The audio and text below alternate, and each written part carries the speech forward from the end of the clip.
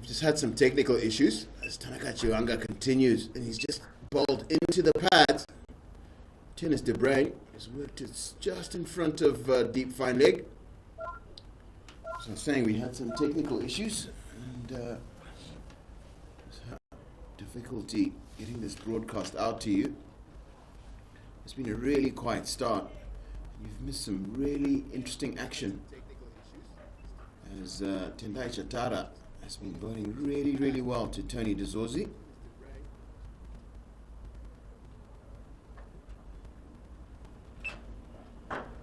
It's an attractive shot and very good bit of fielding by Wellington Masakadza at mid-on. Stops what would have definitely been a boundary. And so far this morning, we've had quite a bit of that really energetic fielding from the Zimbabweans, haven't we? It's been good. We saw a really good bit of fielding on the third man boundary. And then we've just seen that.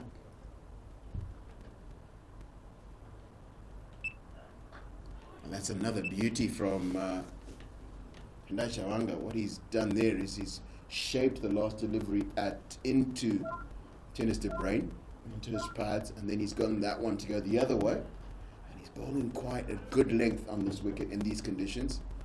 A little bit fuller than he tends to bowl. And I think this is the first time that he's actually going to bowl at Tony Dezorzi, who's done all of his batting facing Tendai Chatara from the city end. This is his first look at Tanaka Chiwanga at the golf course end.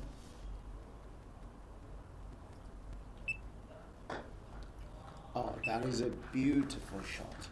Probably struggling a little bit against the left-hander because he was able to bowl it into the right hand, and so he couldn't really put it away. But Tony Dezorzi there with just a beautiful little drive and finds and gets his first boundary of the match.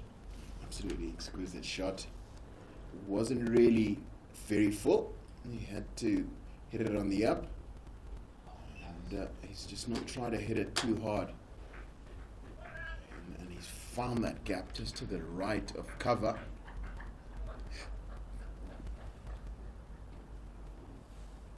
You'd say that's the benefit of sort of. Let's just see this delivery first. Just looking at, Dezorzi's reaction there. He expected that last delivery to bounce a little bit more than he did. You see him walking down and inspecting the pitch and tapping it around. He'd shaped to play a cut shot. He's found the bottom half of his bat. What you're seeing from the South Africans here is respecting the pitch as it is, and not playing a sort of typical innings where, and there you go, another cracking drive. Once you get your eye in, those opportunities will come for you, won't they? South Africa, after 6 overs, are 20 without loss.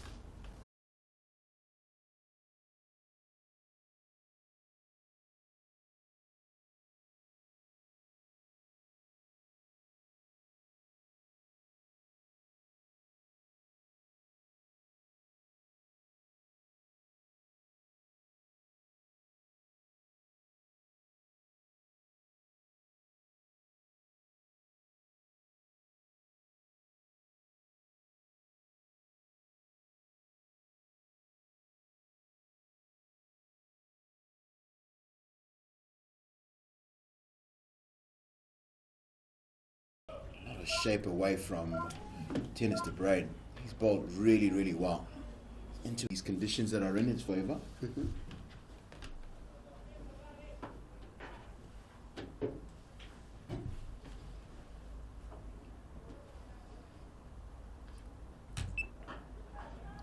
That one's just not carried. Again, it's just continuing pressure. He's creating pressure. Mr. Brent is not going to be happy with himself. Slightly loose shot in the conditions. What I saw there is that slack of pace. Normally you you get that back foot drive just in front of point, and that's gone to straight to cover almost. And as we say that, Tadana Chandara bowls his really bad ball of the morning. Mr. Bray puts it away. That's one of those he'll look at and say, you know what, shouldn't be bowling at his pads. He'll eat that up all day. Any capable batter will eat that up all day. Even I could have hit that. I call myself capable. But it is one of those that takes the pressure off the batter, isn't it? Yes, it is. And I think it's just frustration because he's gone past the outside a few times. And he got some of those and just doing a little bit too much this morning. Normally, you just those deliveries will be hitting the top of the stumps. And then today, they're going over the top of the stumps. South African batsmen actually left them very, very well. They've left on length. They've understood that they can trust the batter at RA Sports Club. And so when it's on a really, really good length, you can get on height. And that last delivery, I think, is just from that frustration that he's not going to get, doesn't feel he's going to get wickets with the ball. He's trying to bowl it a little bit fuller and try and knock it over.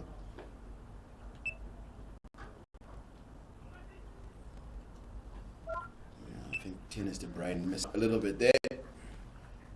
And second really bad ball that Tene Chatara has bowled this morning. And in these conditions, he really should have put that away. Would you say at this point it's time the South African batters looked at the pitch and say, look, we can really have a go now, or is it a bit premature? I think, as I said, I think it's you got to give the first 5, maybe even 8 overs to the Zimbabwean bowlers. Again, if you get stuff like that, you've got to put it away. And yes, it's...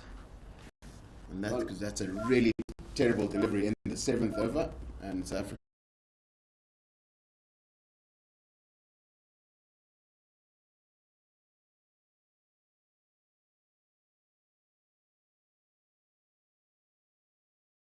maybe 8 overs to the bowlers in these conditions.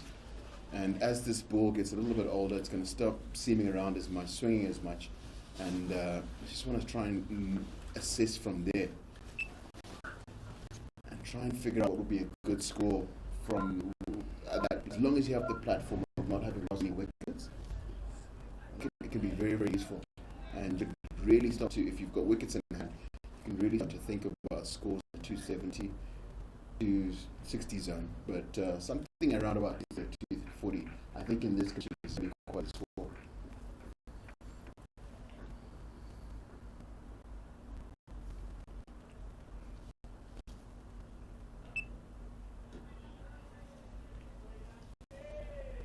Just going to reload that one. That is Tanaka Chivanga, who has bowled very ably this morning by a few ordinary deliveries, but other than that, he will be happy largely with his stock this morning, won't he?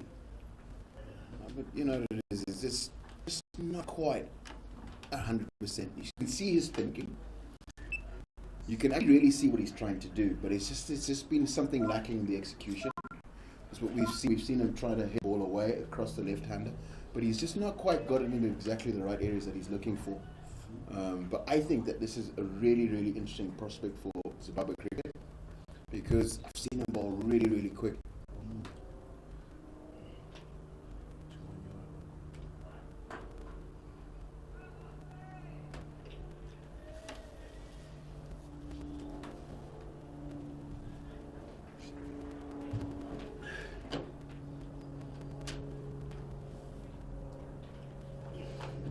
And of course, if it gives us an opportunity to talk about the Zimbabwe cricket app, been following some of the domestic National Premier League matches happening, and this particular match is also available. There's just statistics around it and ball-by-ball commentary. You see that short ball has just sort of died. And Tony Dezozi, he's threw the shot a little bit early.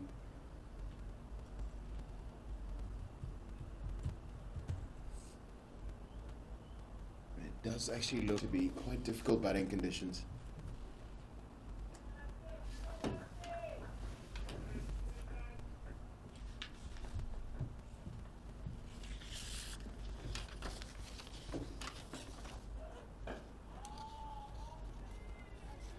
So at this stage, are you looking at maybe changing the bowling just to freshen things up?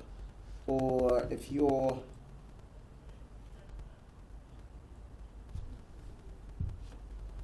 So we'll talk about that during the ninth over, the end of the eighth. South Africa A are 29 for none.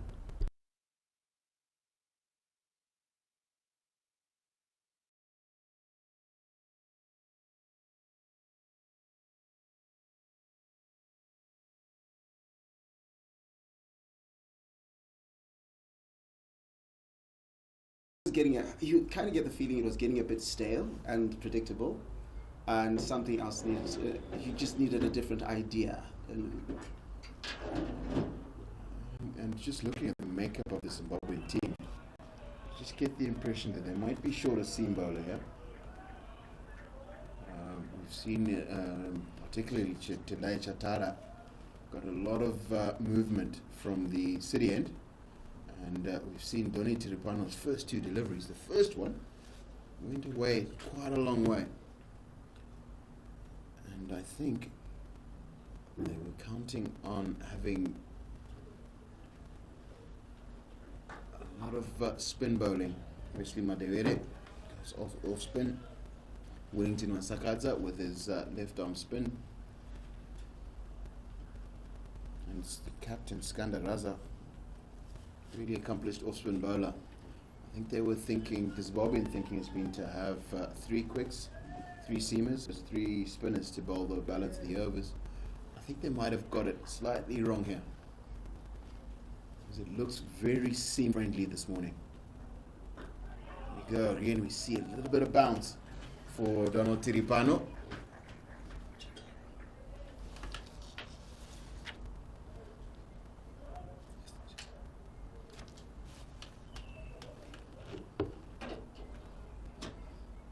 Looks as if I might need to get my glasses on there. It's still Chatara out there. I think we both need to get glasses. Larry, sorry, yes, it is Tendai Chatara. And,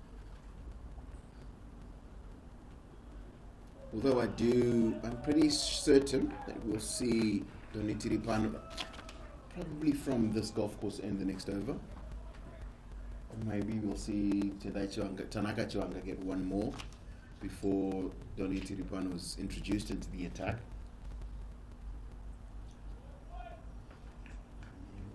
But again, I think on a surface like this, especially as he's bowling so well, Tendai Chatara should bowl maybe six overs, maybe even 7 overs. Try and get one, maybe even 2. A really attractive shot from Tinus de Bruin. It's just one run for it. And at the end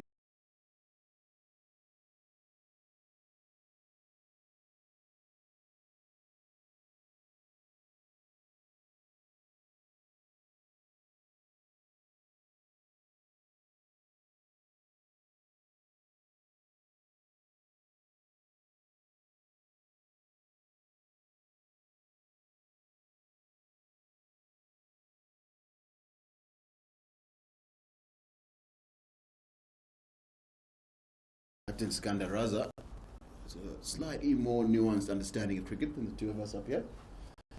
And he's going to continue with Tanaka Chwanga from the golf course end.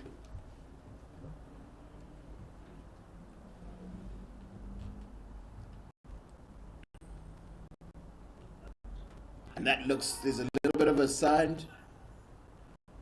So a little bit of excitement from some of the Zimbabwean fielders.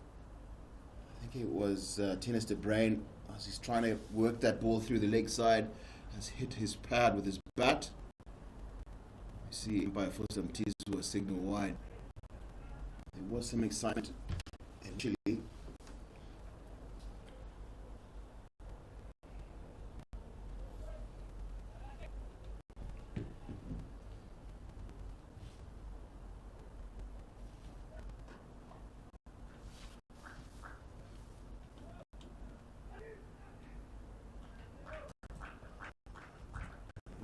aggressive pull shot from tennis to brain.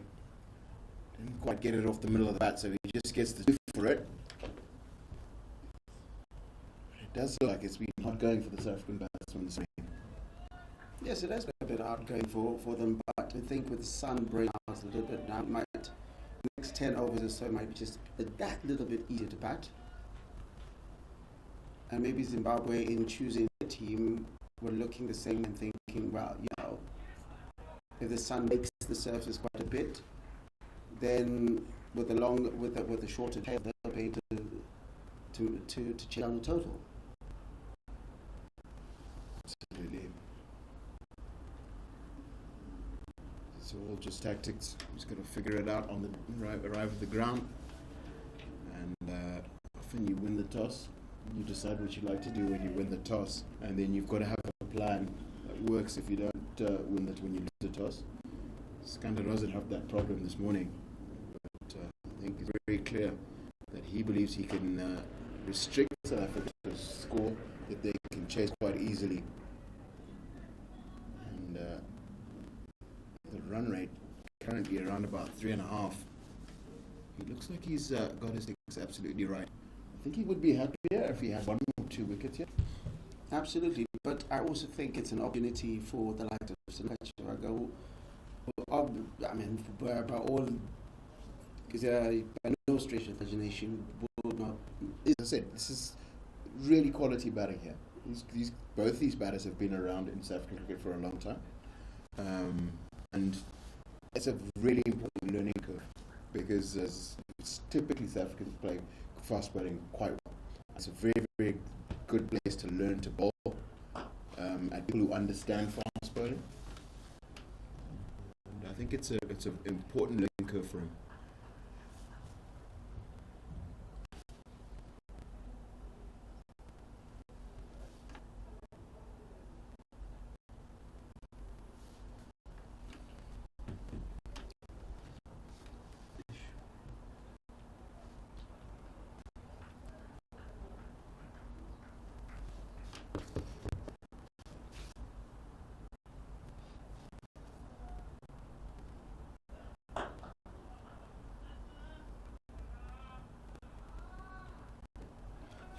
We've seen him go a little bit fuller into Nagachiwanga at the end of the 10th over. South Africa A are 33 for none.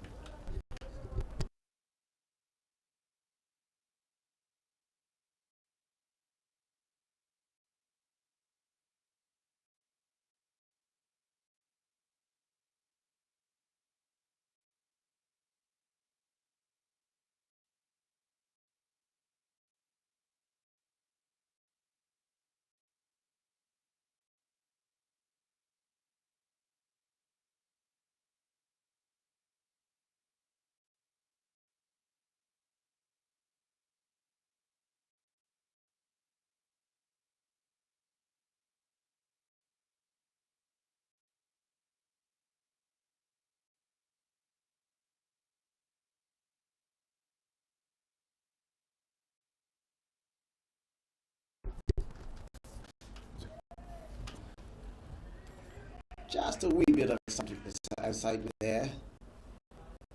Richmond Mbami take a dive, but nothing given because there's nothing to give.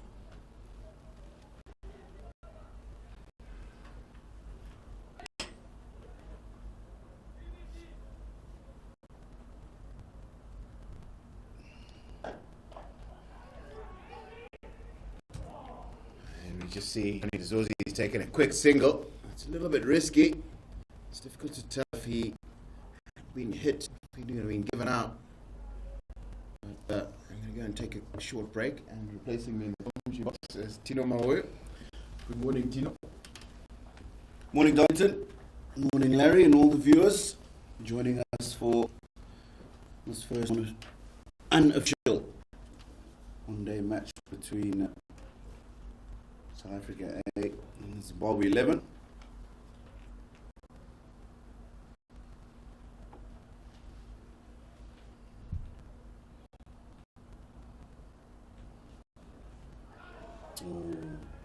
Just a bit of shape away from the right-hander. Looking to force that through the side. A pretty packed offside field.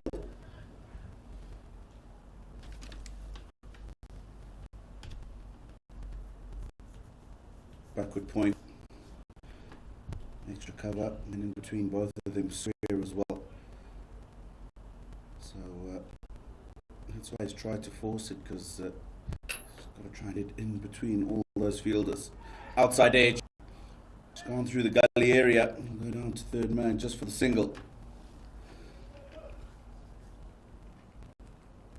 Morning, Tina. Morning, Larry.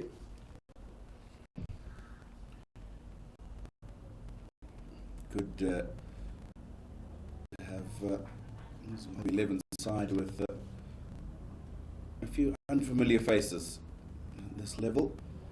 An opportunity for some players to put their hands up, stake a claim in the national side. It's down the leg side. And it'll go for 4. It's gone too fine for Tanai Chivanga to pull up. Tanai Chatara, you can see disappointed, starting that ball a little too straight. His natural shin to the left hander will always take it down the leg side.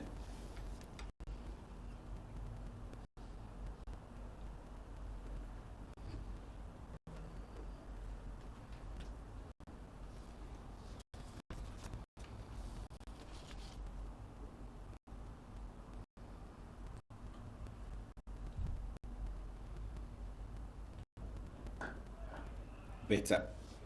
That is a much better area by Chatara. End of the 11th. 39 for no loss.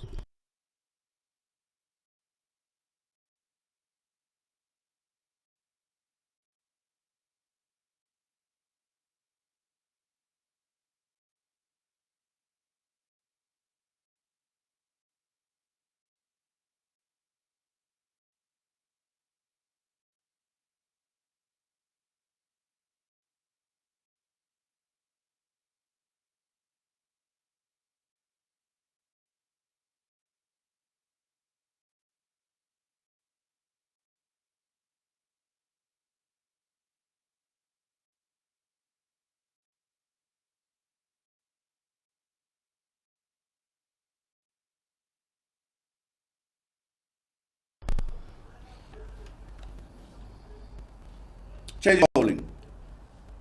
Golf course end. It will be Wellington Masakadza, who will take over from Tanaka Chivanga. And Larry, you were talking a couple of hours ago about maybe the introduction of a different bowler, just to give something different to the batter. I think Speraza, maybe he's got an earpiece and he's listening to you out there. I surely hope not. Don't always give the best advice, but it was just a thought. Oh, and he's nearly hit it straight back to Wellington Masakadza. Tinas de Brain.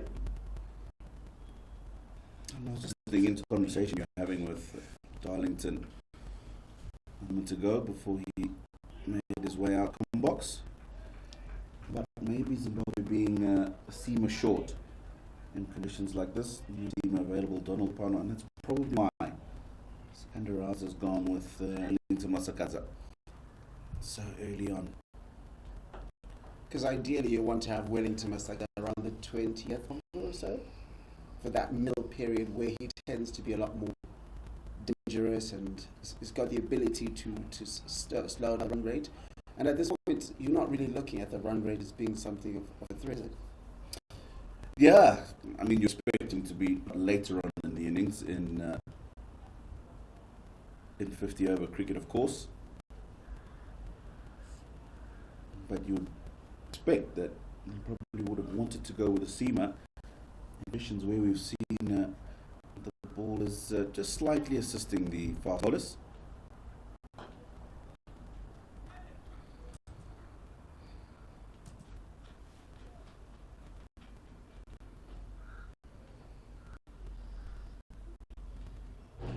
So if you're anywhere in the Harare Sports Hub, the cricket is on. turning out to be quite a fine day. The sun is out. I was worried earlier that might not have that.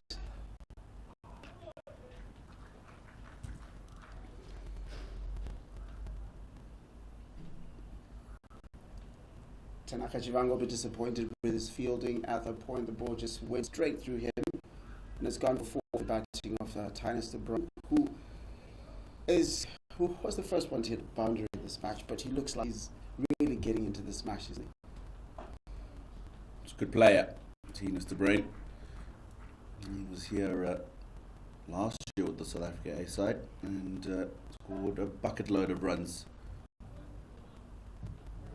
He was batter of the tournament in one of the two formats. One was the one-day internationals. Fortunately, that tour was short for him due to illness. But otherwise, very, very good player. Used traditions here at Royal Sports Club. Played a lot of A-side cricket here at Sports Club for South Africa.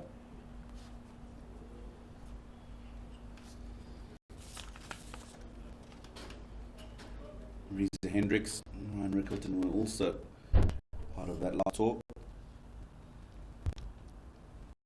As was always not playing today, De Pavion, who was very impressive with his pace bowling. As was Andile Perlube, he was also on that tour. Yeah, household names in South African limited over. Get those. Been around in particular in the A side for a very, very long time.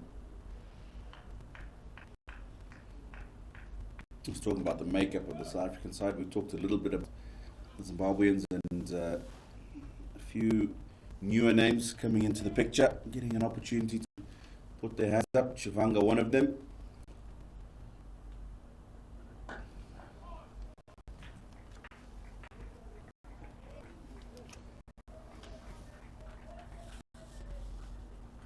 Prince Mashaure, another. He'll be batting number 3 today, in place of Craig Irvin, who's taking part in this game.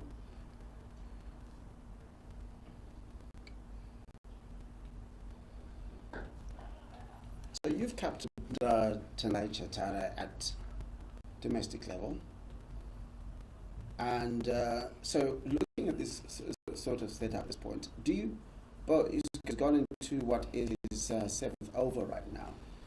Do you bowl him that far in, especially given how good he is at the death, or would you have held back a few overs and then maybe bring him around the 35th over before maybe giving him another 2-3 at the end? I suppose it's situational, isn't it?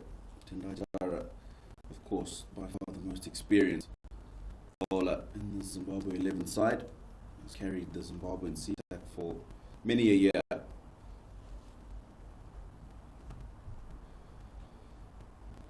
Nicely bowled. I would think the reason why Sekunda has kept him on for so long is because he's bowled quite nicely. He's been economical.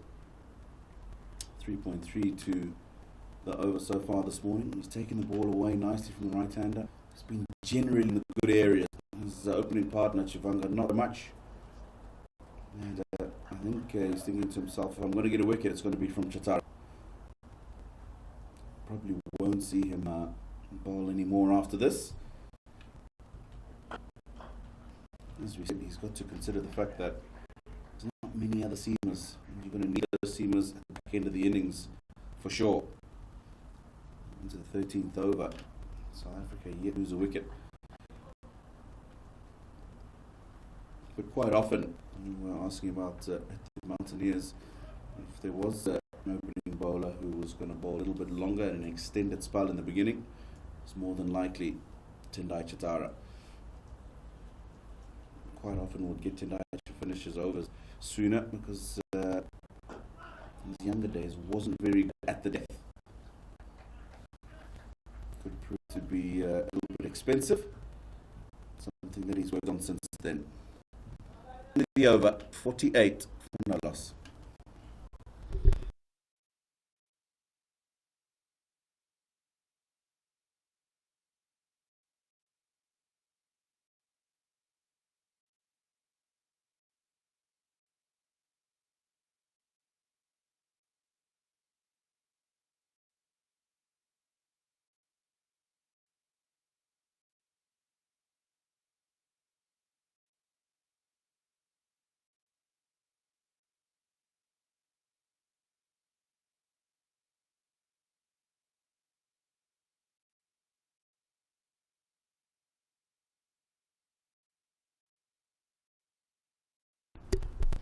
Looking for two.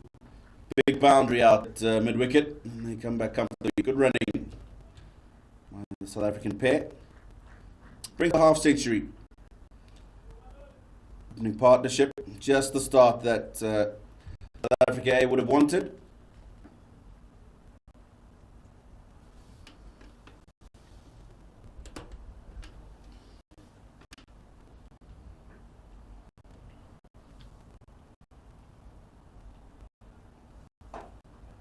Struck to the offside. Slightly overpitched by Wellington Masadza. A couple of times he's done today. Did for a boundary by Mr. Chabray in the previous over. Another loopy delivery that ended up being quite full. Easy to put away. He's generally quite good with his pace on the ball. A length that he lands it in. Mr. Brain trying to force that ball through the off.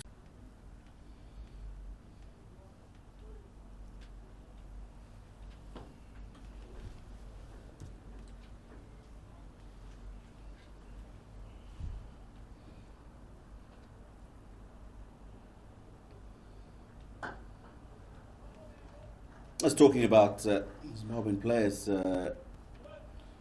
getting an opportunity to put their hands up. Richmond Tumbami is another. Hasn't been in the Zimbabwe national team set up for a while.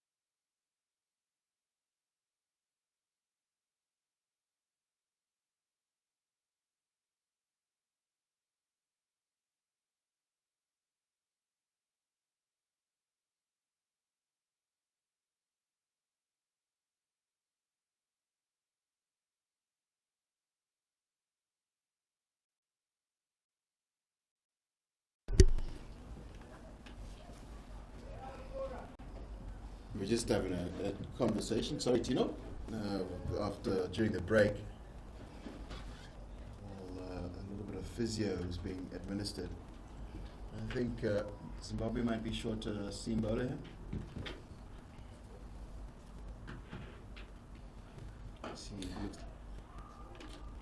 Quick single. Looks like Kasuza got in safely. Because it looked like for at least when Untitled Chapter was bowling, there was a little bit of sea movement out there for him. Passed the outside edge a few times. Passed the inside edge a couple of times as well.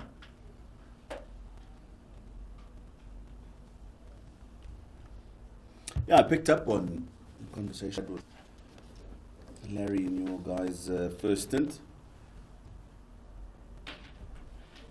And while you were off air, I actually mentioned to Larry the fact that it's probably why Wellington Masakadza was introduced so early into the attack.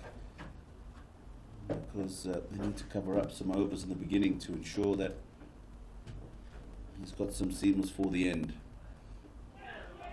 Gone! Donald Tiripano, the change in the attack, gets the wicket. Tinas de Bruin, very lazy outside the off stump, just took the outside edge. And the Zimbabwe 11 have their first wicket.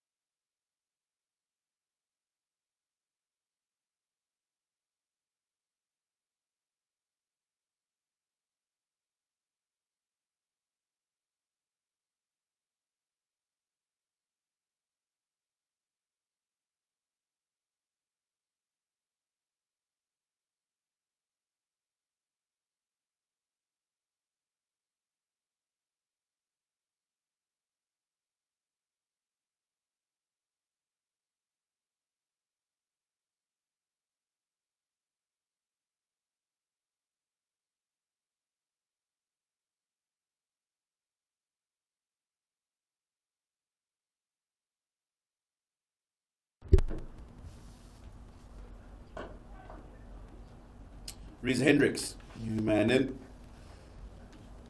First delivery to him over pitched by Tiripano.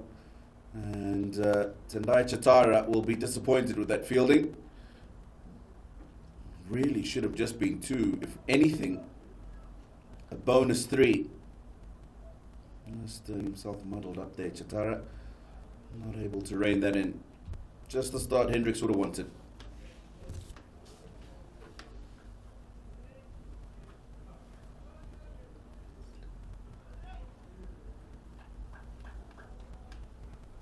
Two slips in.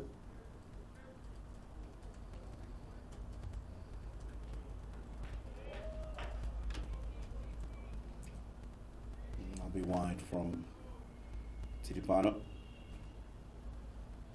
It's been injured in the recent 20 regional matches that were being played.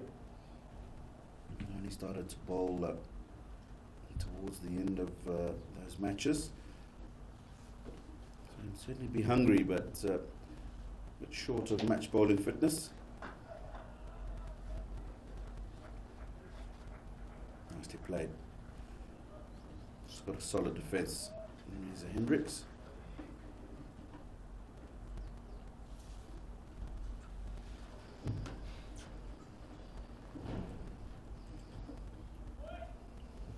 We continue to see just a little bit of nibble for the bowlers this morning. Landed on the seam, just moving around a little bit.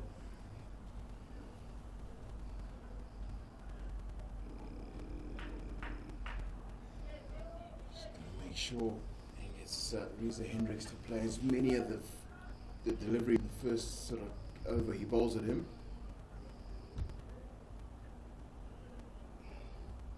See him. To repair those foot marks.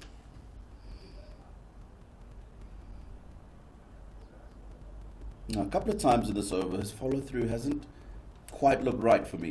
And that last delivery in particular. And for me, it's actually his setup. Sometimes you set up a little too low, with your front arm a little bit too low. It sort of drags you away towards second or third slip, and then you find yourself wides into that area. I think that delivery got his front arm a little higher.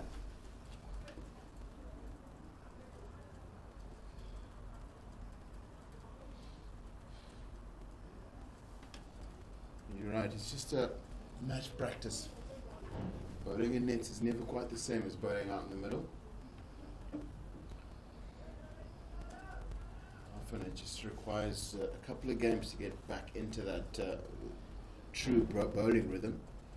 He hasn't quite looked like he's got it this morning.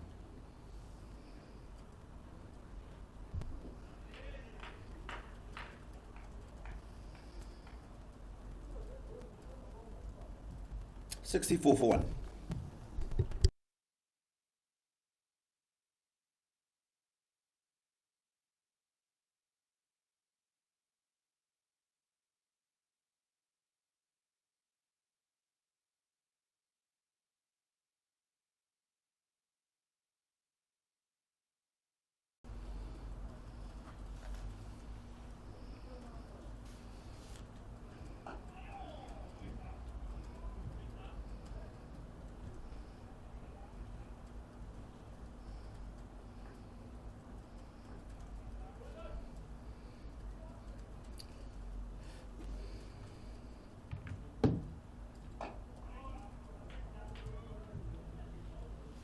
Wellington Masakadza undoubtedly has made the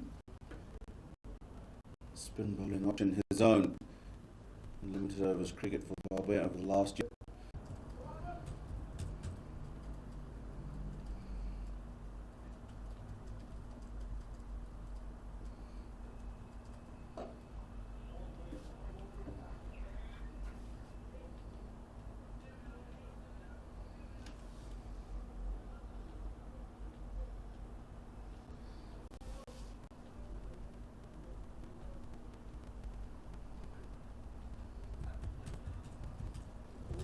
Bounce and turn from Masakadza there.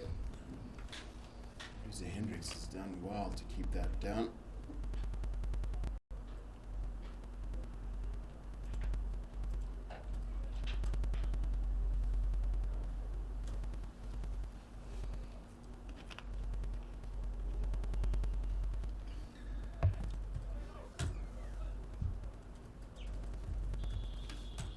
$66 for 1.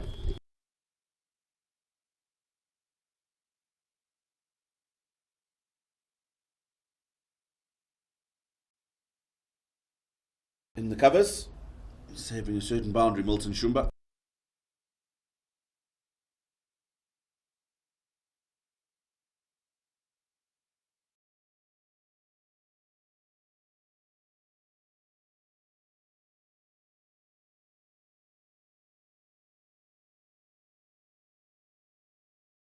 Square and either just in front or behind. Very strong in that area. Yeah, and Prince Mashao Tiripano probably just Very difficult shot to play in these conditions. Just a little bit of seam movement, a little bit more bounce. I think that we're used to seeing it at RA Sports Club. Never quite hits the middle of the bat. A change of pace from Doni to Ripano. One was a little bit quicker through the air. To bounce through for good length to Richmond Tumbami. And when he does, it's markedly quicker than everything else that he bowls.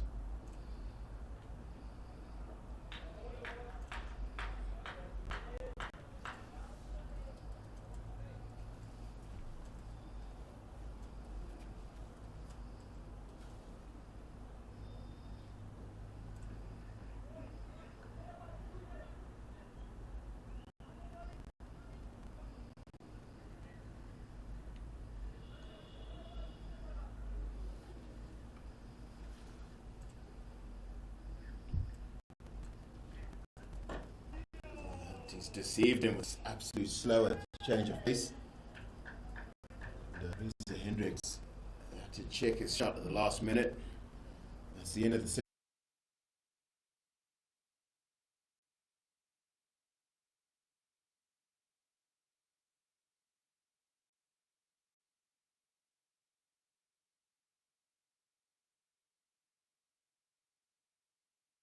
that we know so far today. It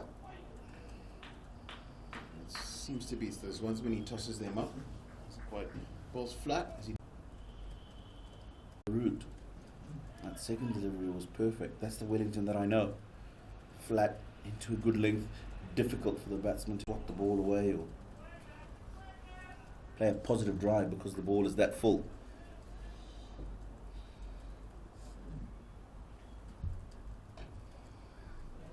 He's just not been able to control the batsman to the extent that we know him to traditionally. He's just been a little bit of looseness, a few loose deliveries.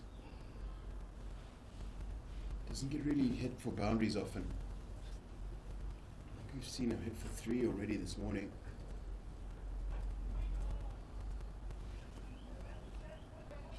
Two there. Really good communication allows Hendricks and Dezorzi to get back comfortably at the end of the 18th.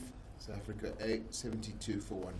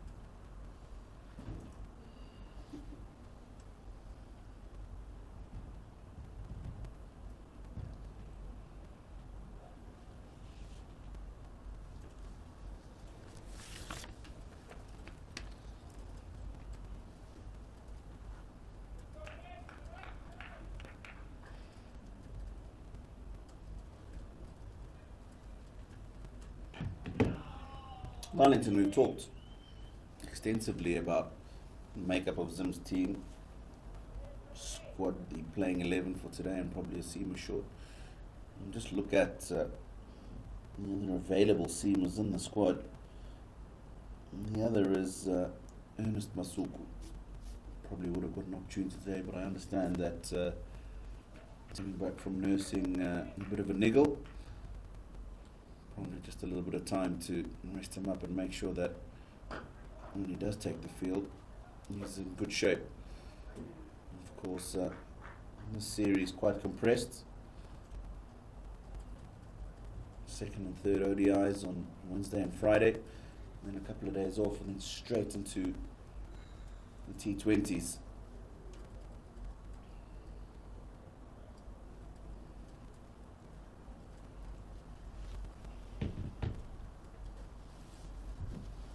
And then there's obviously the selection issue, as the Zimbabwe A side is off to Nepal in a couple of days. Is it? Yeah, they're due out on Wednesday. We'll be going out playing the Nepal national team. 3 ODIs and 3 T20s as well. So whoever's, of course, selected for that squad and available to play in this series, but quite a young side, relatively inexperienced, and that's been picked. Douglas Hondo, Zimbabwe national team former bowling coach, will be in charge of that side. Again, talking about opportunities for players in the Zimbabwe 11 to put their hands up, cement their place in the team for the upcoming tours. Of course, Namibia next month, Afghanistan in June. In the air, it's gone down towards third man, and it's taken. That is a very good catch. It looks like Caetano, who's gone running in, steadied himself very nicely and affects the catch. Tony Dezorzi starting to look good. 46 balls for his 28. South Africa A lose their first wicket, 75 for 1.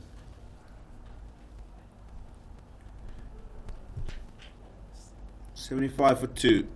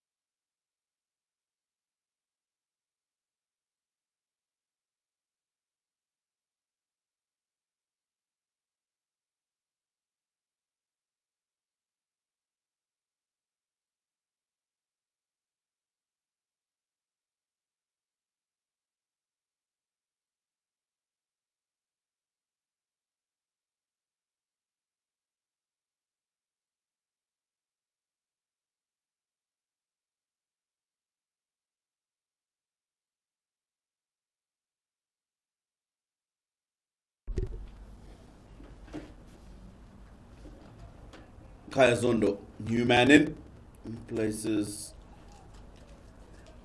Tony Dezorzi, second wicket to fall for South Africa A.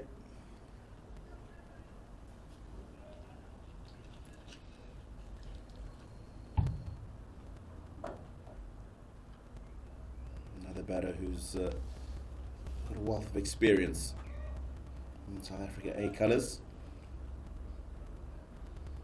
Got some international caps too, of course.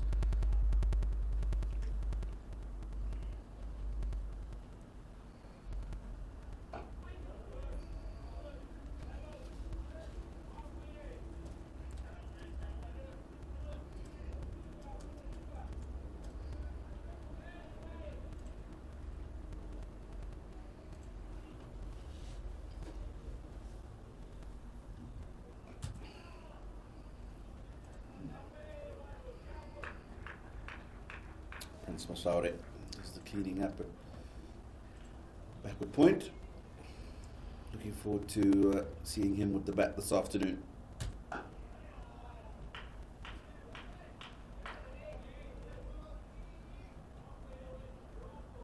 Batsman of the tournament in the recently ended domestic T20 competition. that's what's warranted his selection into the side, of course. More known for his exploits in Test match cricket. It's an opportunity for him here to show what he can do in colours. 77 for 2.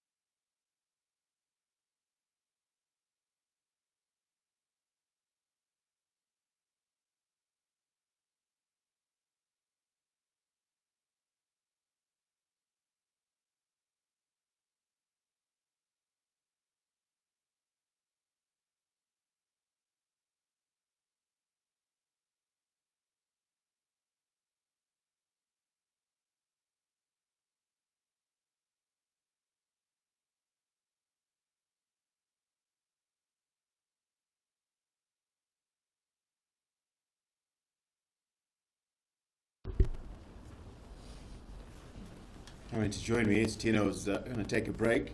Larry?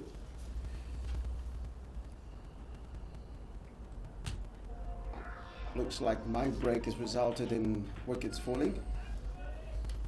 It's 2 since you've been gone, isn't it? It's 2, both of them.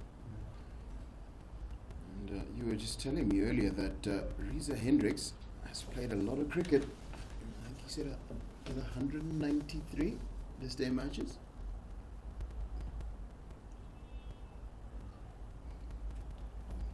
.193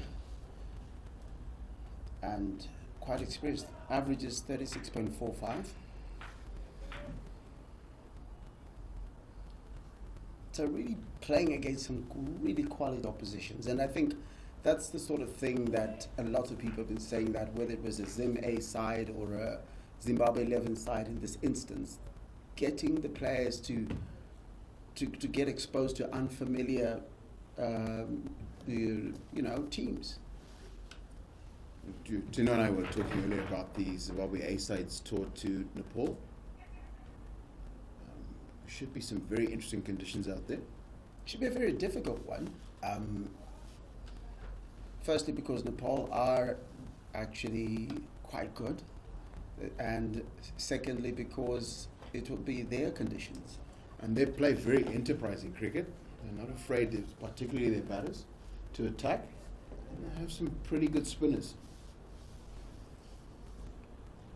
That said, Zimbabwe have chosen a pretty decent side to go and do battle over there. Players who are screaming for international experience, even though it's at below the top level of international cricket. They're screaming for that sort of cricket.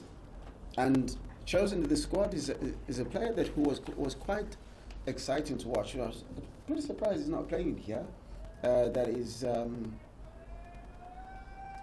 Ernest Masumu, who was one of the top wicket takers this domestic season, but still a couple of more matches to go for the Zimbabwe 11 side, so he should be able to see some action.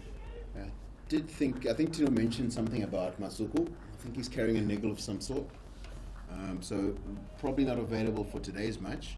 We should see him as this series progresses.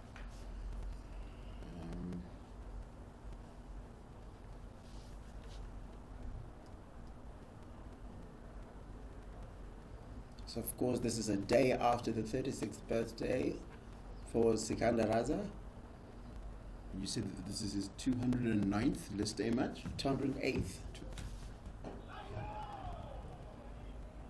So you just see that difference in experience is that we said Reza Hendricks is just about around 193, probably the most experienced player in the South Africa A side. And Sikandar Raza is the most experienced in the Zimbabwean side. Roughly equal, but a difference of 4 years. But that said, Sikandar Raza did not start quite as early, so that might give it a bit of leeway. So at the end of the 21st over, it's 79 for 2 for South Africa A.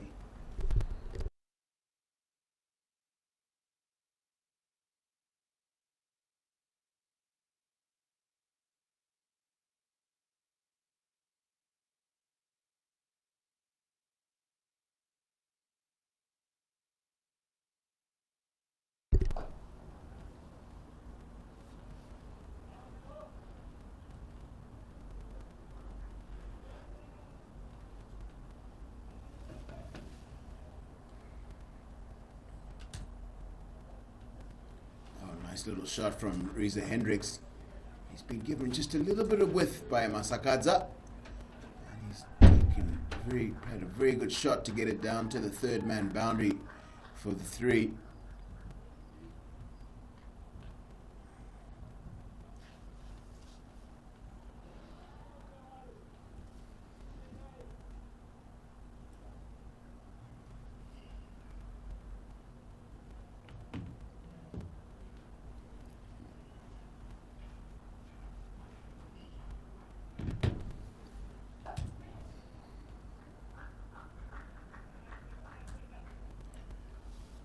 We were just talking earlier about that Zimbabwe A side. A couple of names in there. Jonathan Campbell, Evans, Bradley Evans, Gwandu, Trevor Gwandu, Luke Jombwe, Innocent Kaea and Roy Kaea, Clive Madande, Tadeo Nashimarumani, John Masara, Kudzai Maunze, Brandon Mafuta, Tony Manyunga, Tinotenda Mtombodzi, Victor Nyawutsi, and Tafadzwa Tsiga.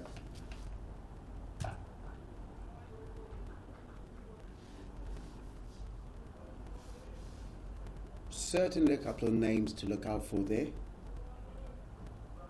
Particularly excited about young Clive Madande because he's turning out to be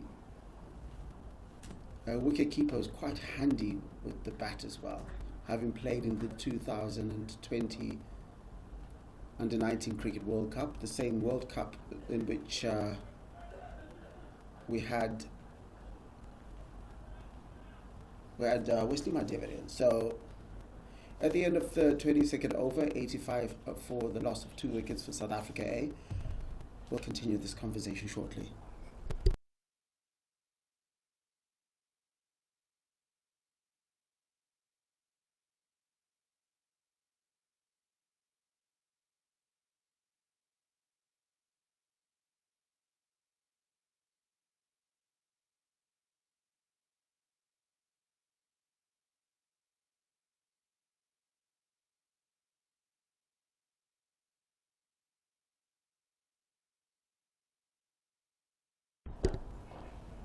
Oh, that's a really good shot from Reza Hendricks. He's just threaded the needle. He's found that gap to Cow. Chris Mashore tidies up.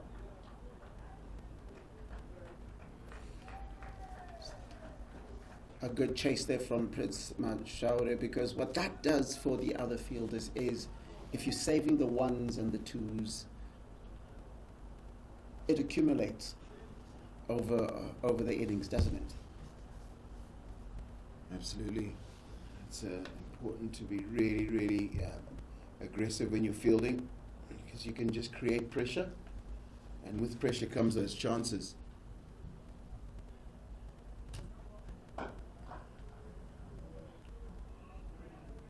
So again, looking at that Zimbabwe A squad to Nepal, a couple of names that also stand out there. Brandon Mafuta, who has been out of the Zimbabwe team setups for quite a bit. So a chance for him to redeem himself and sort of get back into the reckoning. But you also picked up something from the squad, didn't you? I think that John Masara has been included in that squad. Bowled really well for the Mountaineers. And that's a beautiful shot from Reza Hendricks. And he's hit it into the castle lager, into the castle corner. First really big shot we've seen today. And it's been the length. It's been allowed to get underneath it by Doniti Lipano. And that's one of those shots where you say, we show the cameraman the front of your bat, the sponsor's logo, whatever you want to call it.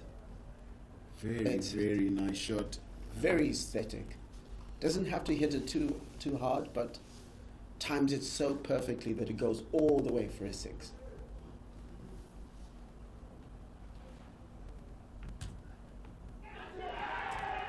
And that's just a strangle down the leg side. A little bit of extra pace, a little bit of an effort ball from Doniti Lipano. And Reza Hendricks gets a little tickle down the leg side and Richmond Mtumbami tidies up. South Africa A now 94 for 3.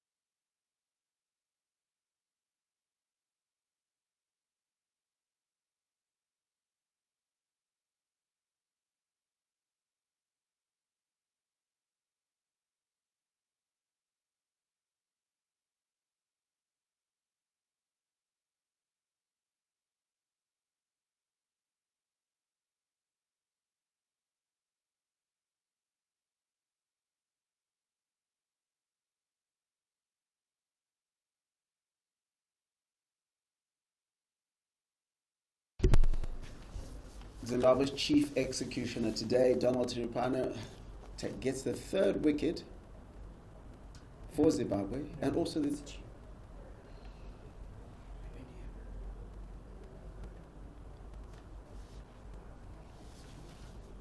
So new man in is South Africa captain Carson. As you're saying, Donnie Tiripano has been that magical bowling change. Zimbabwe went almost 14 overs without taking a wicket. Then he's come in and he's taken 3.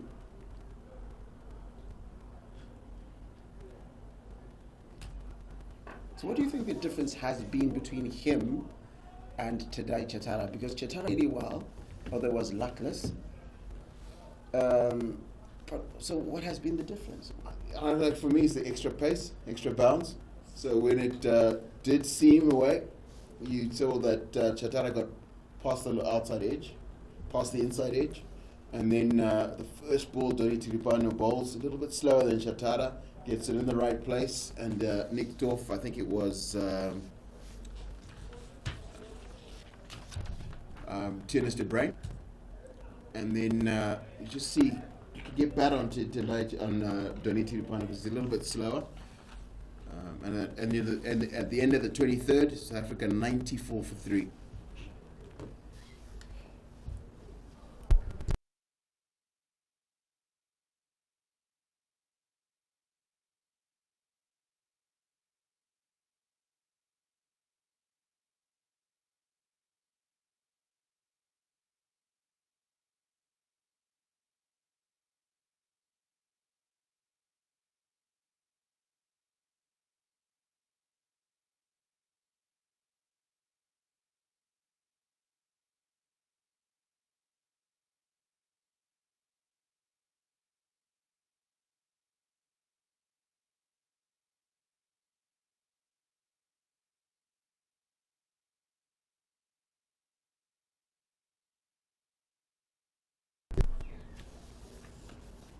So we've just seen a bowling change from the golf course end. Zimbabwe 11 captain Skanda Raza brought himself into the attack. We've not really seen much turn. We've only seen Wellington Masakadza bowl. He's not really known as a big turner of the ball. And that one looks like it's just gone straight on.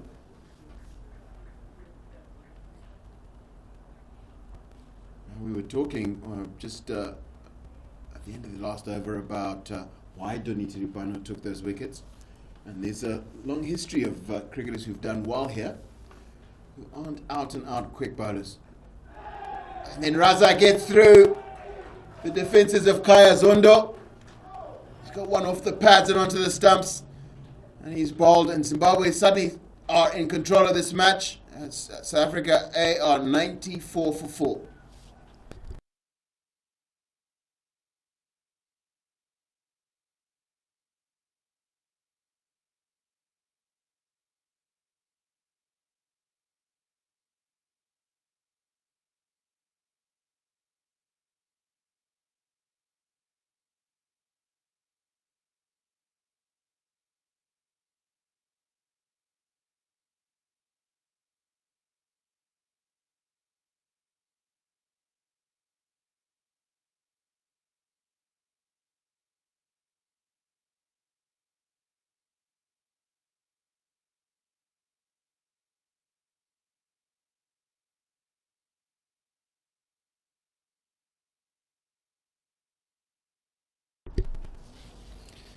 So Zimbabwe making some inroads here. Sikandar Raza said a day after his birthday, maybe get himself a bit of a birthday present there now. And his decision to bowl first suddenly looks like a very, very good decision. We were initially South Africa batted for a long time without giving a chance until the introduction of Donny Tiripano into the attack. And then he's taken 3, and then Sikandar Raza with his second ball in this match gets one off the pads of Kaya Zondo. Suddenly, South Africa are in a bit of trouble here. Because I remember as a junior cricketer, going back to, I suppose when I was about sort of 10 or 12 years old, coach then was a Lawrence Scott. He always used to tell me, that always remember, look after your wicket, take care of your wicket, bat carefully, because you never know. Always add one other wicket to whenever you get out, because the new batsman can be knocked over quite quickly. And that's here. Zondo sent back without really adding much to the score. The new batter being Andile Petluwaya, quite experienced in List A cricket, played 120 matches, averages 26.9.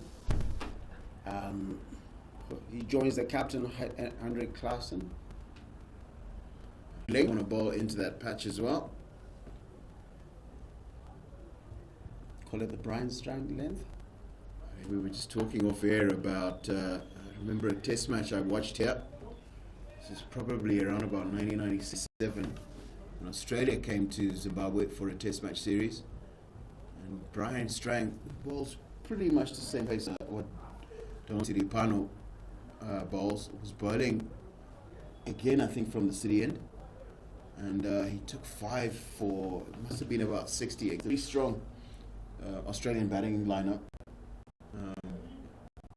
And it was just his control of line and length. It was exemplary control of line and length. That is not exemplary. Just a little too full from Donald Tiripano. And it's allowed Maguire to get going. Just a push from Andile Petluwaya there, just using a bit of the pace off Donald Tiripano. Nice little cover drive, goes all the way for 4, pierces the fielding. None of the fielders could get anywhere close to that ball. So I think it's just about discipline with length. Another former Zimbabwean cricketer who had a lot of success bowling here was Guy Whittle. Again, not the quickest man around. What he did do was landed on the seam and on a good length, persistently through, for most of the time they bowled. Didn't really look to try and bowl wicket-taking deliveries. And I think that full wide delivery that Petluwaya was given was probably an attempt to try something, to try and get the new batter out as quickly as possible. And I think he's just got to be patient. So I think he's bowling on a really good surface for what he does. And he's just got to trust the process and just land as many balls as he can in the right area.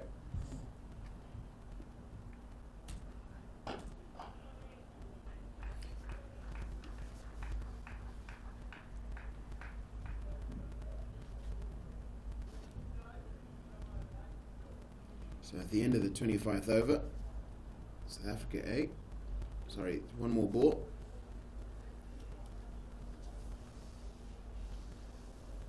One more ball in the over.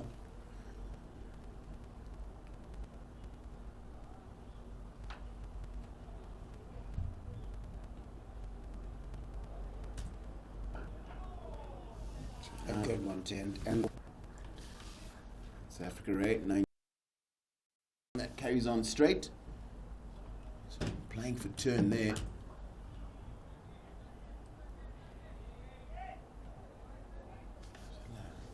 Sorry, that's not Reza Hendricks. That's actually Captain Heinrich Carson. Someone in the last over.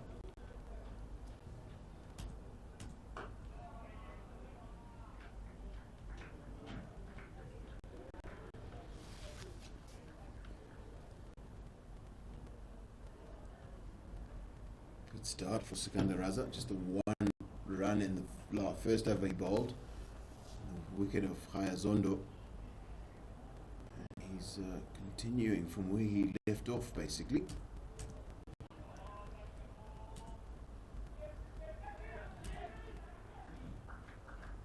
An attempted leg spinner as the South African A side brings up the 100.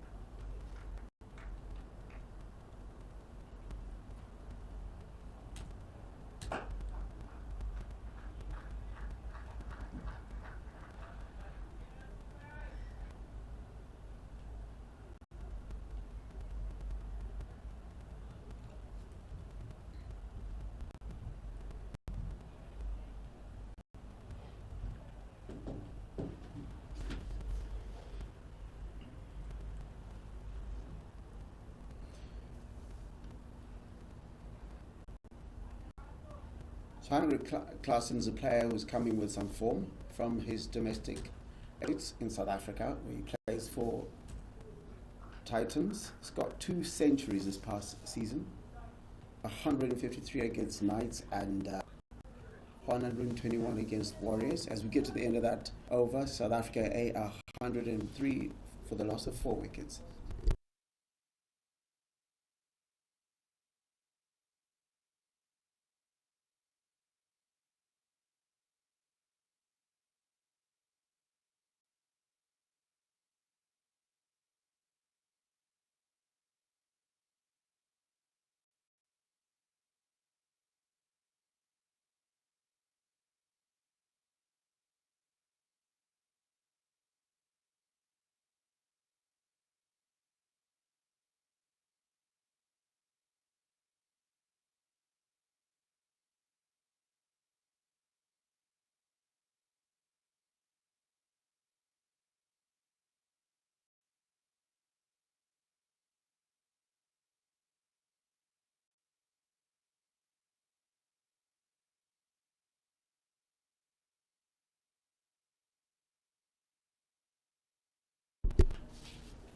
We've seen Donald Chiripano has bowled 6 overs, 3 for 26, and he's replaced from the City end by Tanaka Chivanga.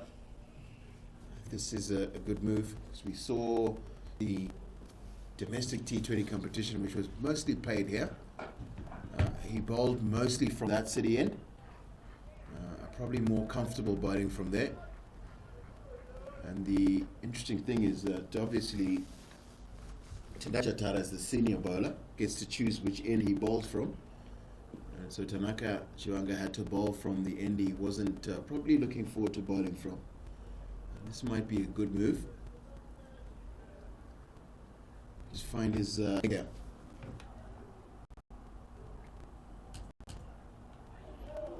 we see him getting through Andile Bethlequaya's shot past the outside edge.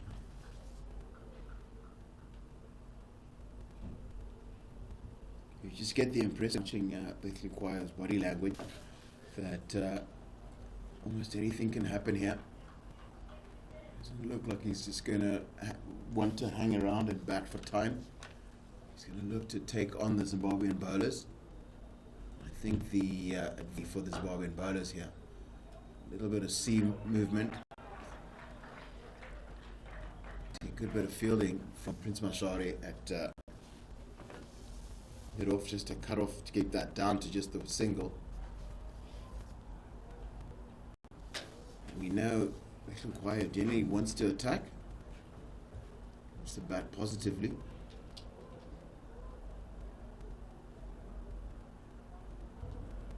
I think a period of just like a set, or maybe 5 or 6 good balls to him, more than 5 or 6, maybe 2 or 3 overs of good bowling.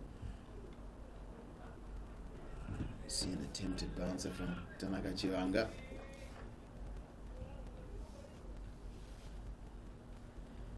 Andre signals that that's the one he's allowed to bowl in this over.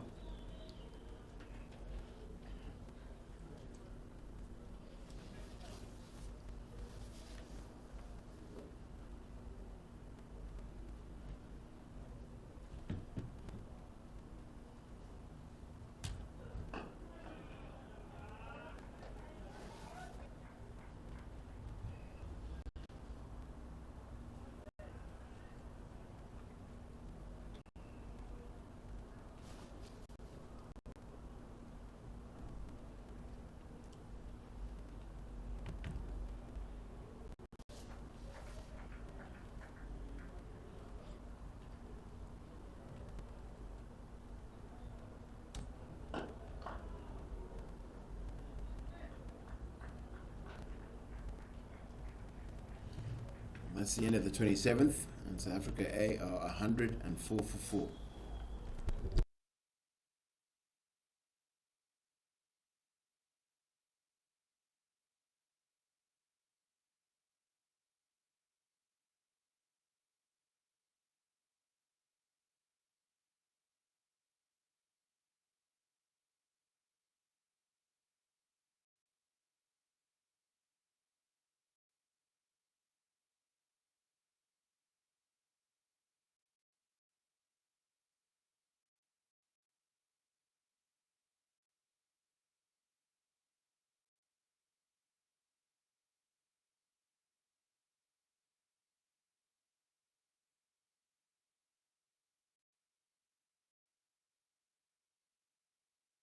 Are you really looking at it?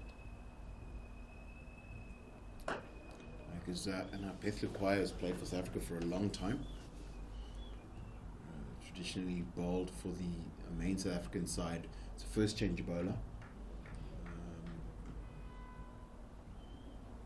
Not the quickest of the South African bowlers here, but he's not. He's probably a little bit quicker than, say, Dono Tiripano. There's a couple of guys like Tupavilion. Looks like real pace.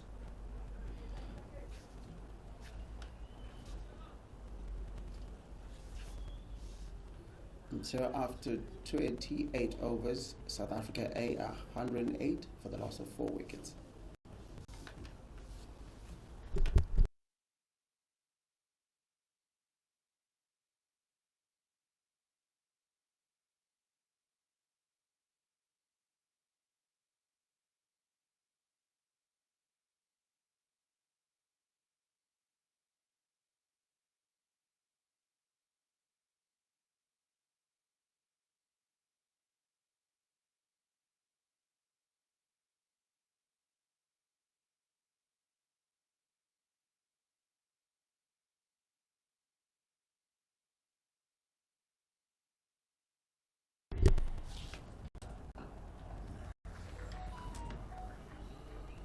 Tidily licked off his hips by Henry Carson, just for the one.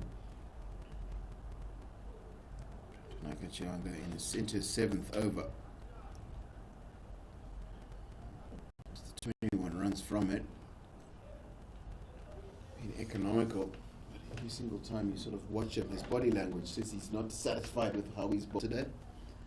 We've seen him kicking the area around the foot marks where his front foot lands a couple of times.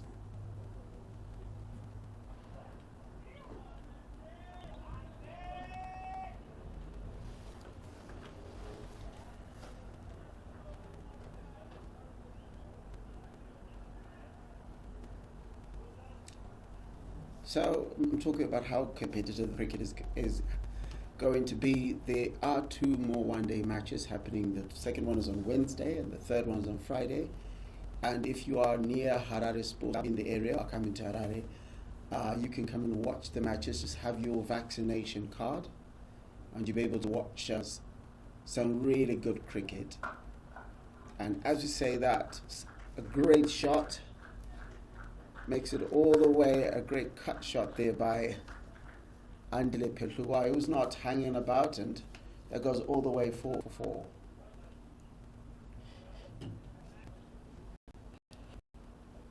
He's always made his intentions very clear here.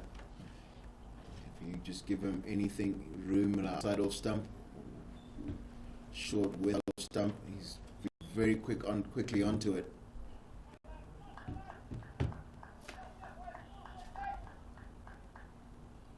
He's 14 of 20, which in the context of this game is actually quite a good strike rate. Angling towards 70. A game with a strike rate of about 60 has been more typical. You see immediately the effect of the change of angle. Tanaka Chiwanga has come around the wicket to Pethler Choir and gotten one past the inside edge. You see Pethler Choir standing that area he's standing, he's been poking and prodding that since he's arrived at the wicket, which suggests he believes tendency to misbehave around there.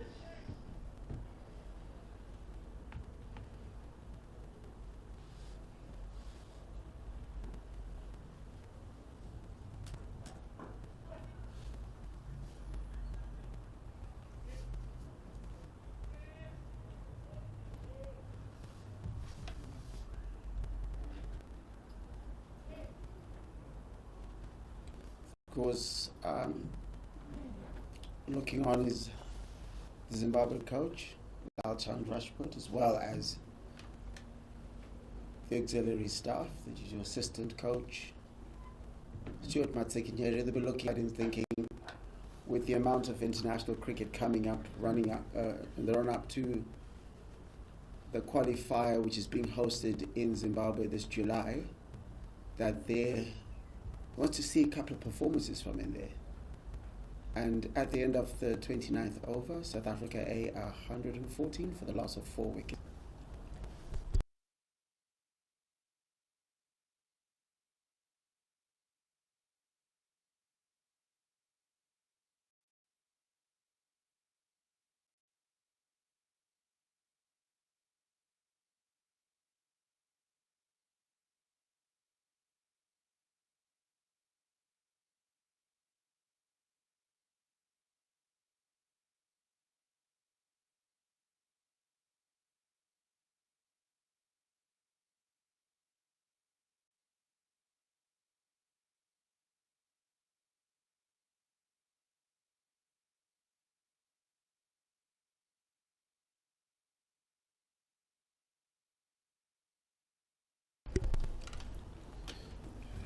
Sikandar Raza into his fourth, and he's bowled well.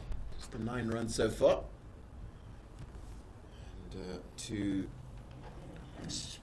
talk you through the next sort of 10 overs or so is Stanley Chauza. Alongside him, Larry Kurirai. Morning, Stanley. Larry, good morning. It's good weather in Harare today. I'll tell you what, it always, it seems to amaze me every time we seem to have a cricket game. The weather somehow finds a way to allow us to play some good cricket, and also get crowds to come in and watch some good cricket without any hindrance. Talking about the weather, we're just coming out of our rainy season, kind of extended, but talking about brilliant cricket, a fantastic drive, the captain, Henry Carson, showing his class, like his name. Cover driver for 4 runs there to the sweeper boundary on the offside.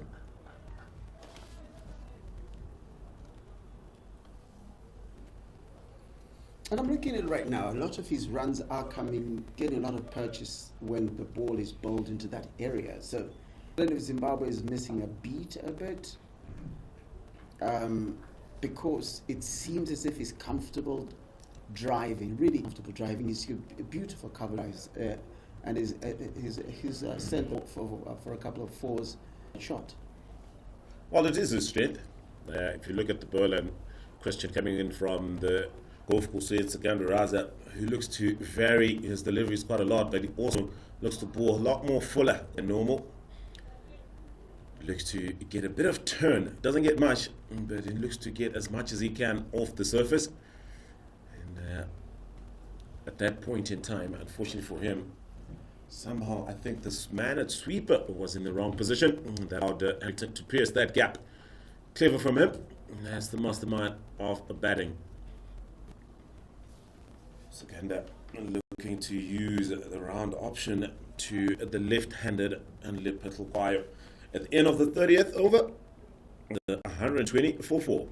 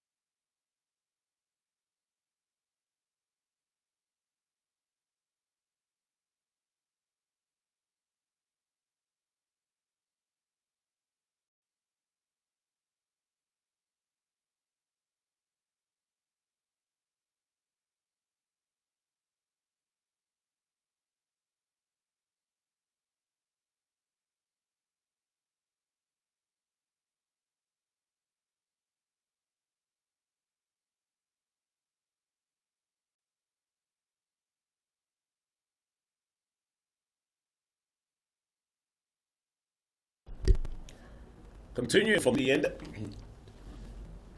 Tanaka Chavanga Strong lad he is. Approaches the wicket with pace. But pulls this one short. Comfortable pull for Henry Carson. But the fielder in the deep, Kasuza, equal to the task. And stopping what could have been a boundary. However, Larry, early on you were talking about Stuart Matsikinyere, who's the assistant head coach to the Zimbabwe national team, and how he'll be looking at some names here who put their hands up. We were talking about how you mentioned that there were qualifiers in Zimbabwe, the T20 qualifiers that is, and one of the individuals that I'm sure the selectors have an eye on is Tanaka Chivanga himself. I'll tell you what, this man leaves everything on the field of play. Attacks the wicket, balls it hard into the wicket, and pretty much exactly does what exactly the bowling coach does ask for.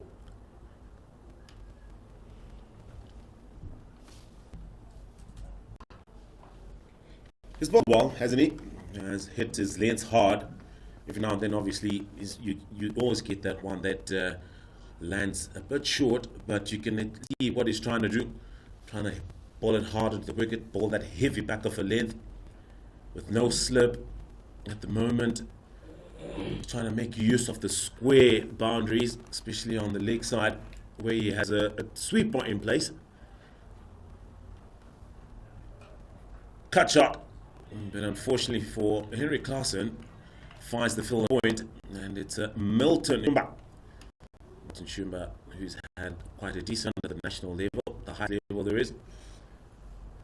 I'll be looking forward to watching him bat later on. Decent, if not very good, and talent left-hand batter is Milton Shumba. Any other names that interest you here, Larry, in this Zim 11 squad? Of course, the emergence of Takuta Nashe Kaitano, always been seen as a bit of a long format player, did well but then came in and did well in Sri Lanka.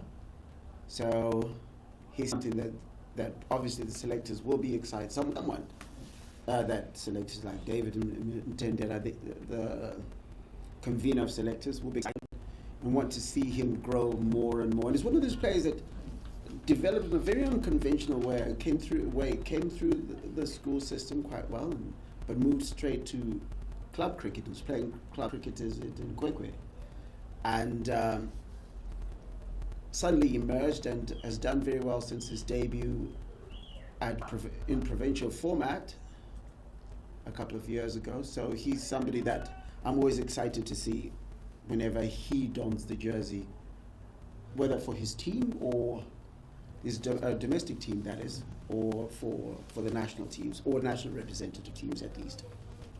Well, talking about Takuzanashi Kaitano, an opening batter. Fun times and good times to be an opening batter at this moment in time in Zimbabwe.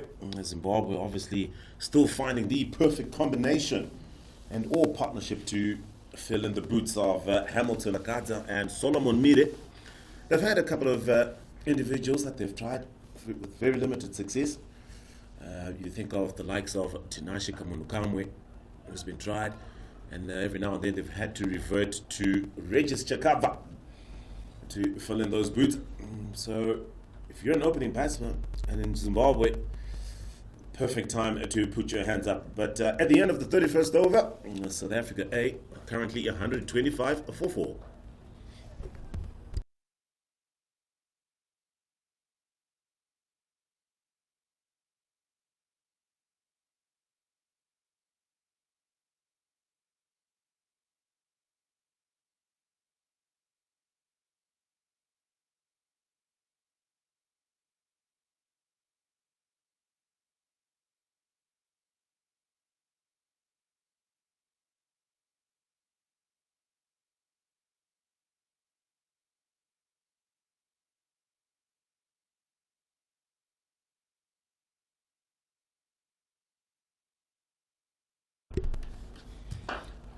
Secunda Rosa, continuing it from the golf course end. Tell you what, he was a genuine off-spin bowler. But obviously now liking the action of Sunil Nareen, who is his teammate at the Knight Riders, the Trinidad Knight Riders rather. Where they won the title, Caribbean Premier League, a couple of seasons ago, wasn't it? And they were also the defending champions, but he was not able to take part this time because he had commitments with Zimbabwe. But picking a few tricks, they say you can't teach an old dog new tricks, but he's defying that. And I was with you at Southern Rock in the domestic setup. Definitely, and I'll tell you what, he is one individual who likes bowling. So every opportunity he gets, always takes it and looks to practice and practice. I mean, it's got so many variations, you're not really sure what ball is going to deliver. But he is growing in stature. I'll tell you one thing that has improved, certainly for me, with regards to Sikandar Raza, is he's more consistent in his length. Okay, every now and then he tries to pull the quicker on the chance of landing short. But he has worked on it, showing his lengths have been good so far. He's bowling to an aggressive Andile Petlukwayo. And for Andile, a very, very different Andile we're seeing today, because they've lost 4 wickets and there's still plenty of overs to be had. So he will look to bat through. Talking about Andile Petlukwayo, he was a prominent for South Africa. And at the end of the 32nd over, South Africa 126 for 4.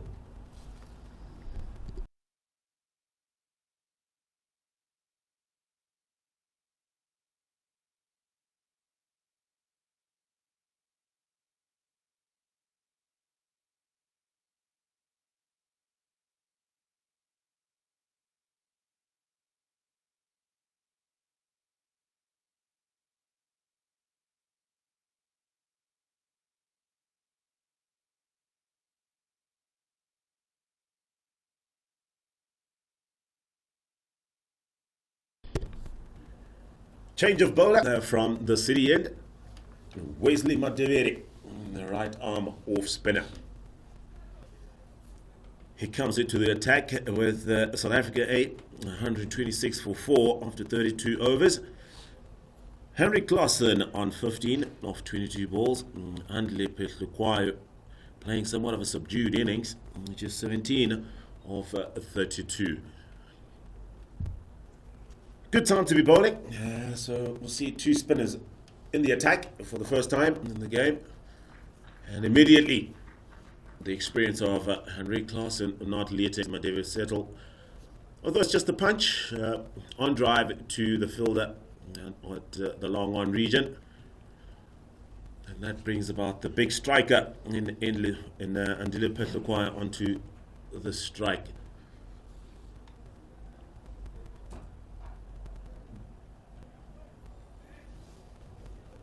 Wesley Madiveri, what a find for Zimbabwe he is. I'll tell you what, he's a genuine all-rounder. He's played international cricket, and the talent is certainly blossoming. He had some fantastic performances for Zimbabwe in Ireland. Him and Milton Shumba, both coming out of the under-19 setup, and former captain for Zimbabwe, who's the head coach in Prosper Utseya. This time, Wesley Madiveri will certainly be disappointed with himself there. Surely he should have stopped that. And then allowed the 3rd single in 3 balls of this overs. Zimbabwe so far have done a decent job with the ball. They will be searching for an extra wicket here. And just look to pile on the pressure on the South African a batting lineup. Now, Larry, coming back to that conversation of players that the selectors will be looking at. I know he's not in the playing 11 today. Is the seamer, Ernest Masuku, who plays for the Maitland Tuskers in our first-class setup. But he is. He gives it all as well, doesn't he? Totally, because what he does as well is he is a good wicket taker. He's not generally around there or thereabouts in as far as first class cricket and the local Pro 50 Championship as well as the T20 tournament. So he's emerged as a genuine taker of wickets, and Zimbabwe generally have found at times difficult to bowl outsides. So I'm happy to see him in the squad. Has a bit of a niggle today, so not picked up, but expected to play other matches coming up. But also another player that we're looking at, we'll talk about openers earlier, Kevin Kasuza, really rebranded himself as an aggressive batter at the top of the inning. We expect him to partner with Kasuza Kaitano today, and then Mashaure coming in number 3. Both of those, Mashaure and Kasuza, being more test oriented batters since they came into the national setup, but on the domestic front have been aggressive hitters of the ball.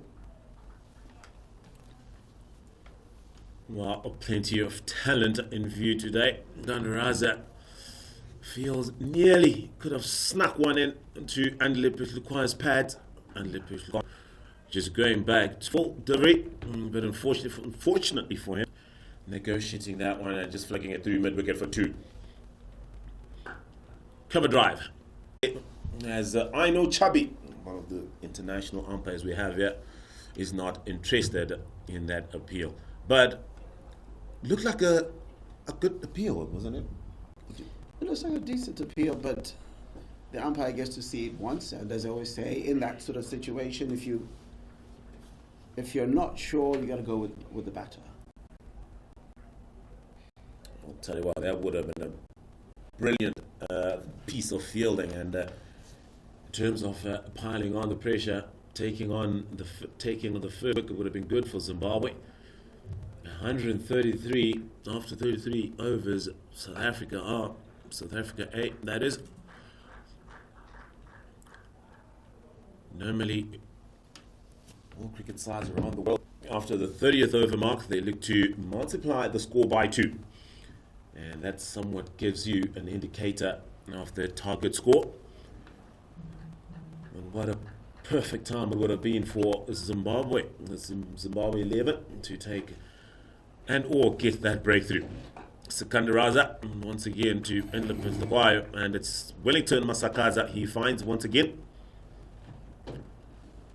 And that's the end of the 4th over.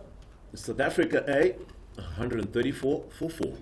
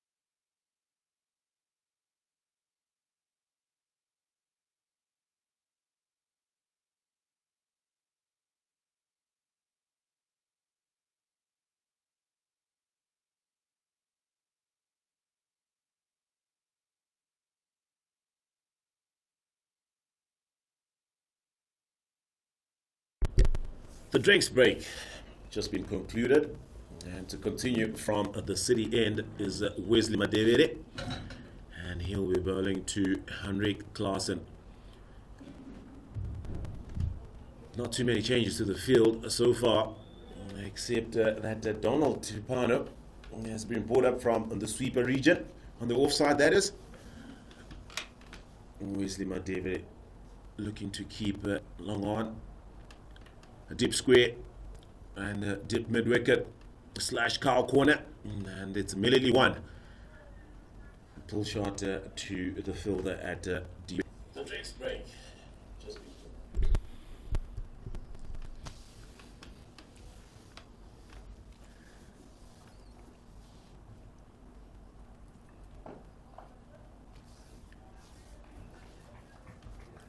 If there's something that Wesley Madevere has worked on and flourished at in the last domestic season, it's in his bowling. He's certainly become more controlled and a lot more dangerous in terms of taking wickets. Of course, even for the Zimbabwe team, that was something that was up his alley.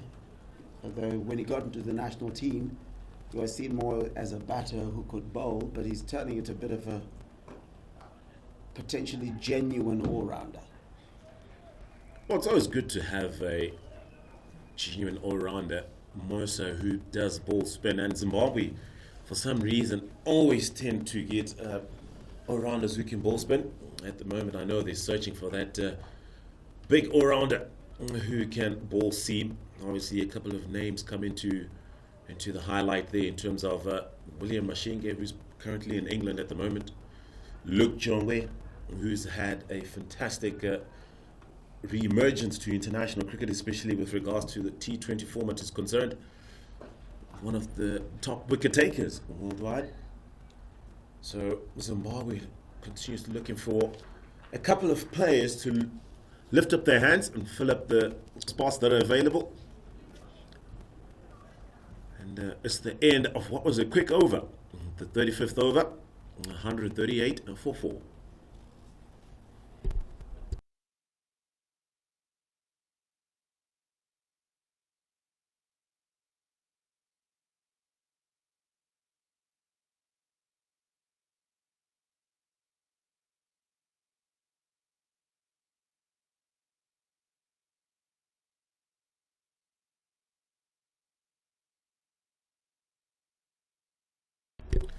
The captain, Sekanda Raza, continuing from the golf course end.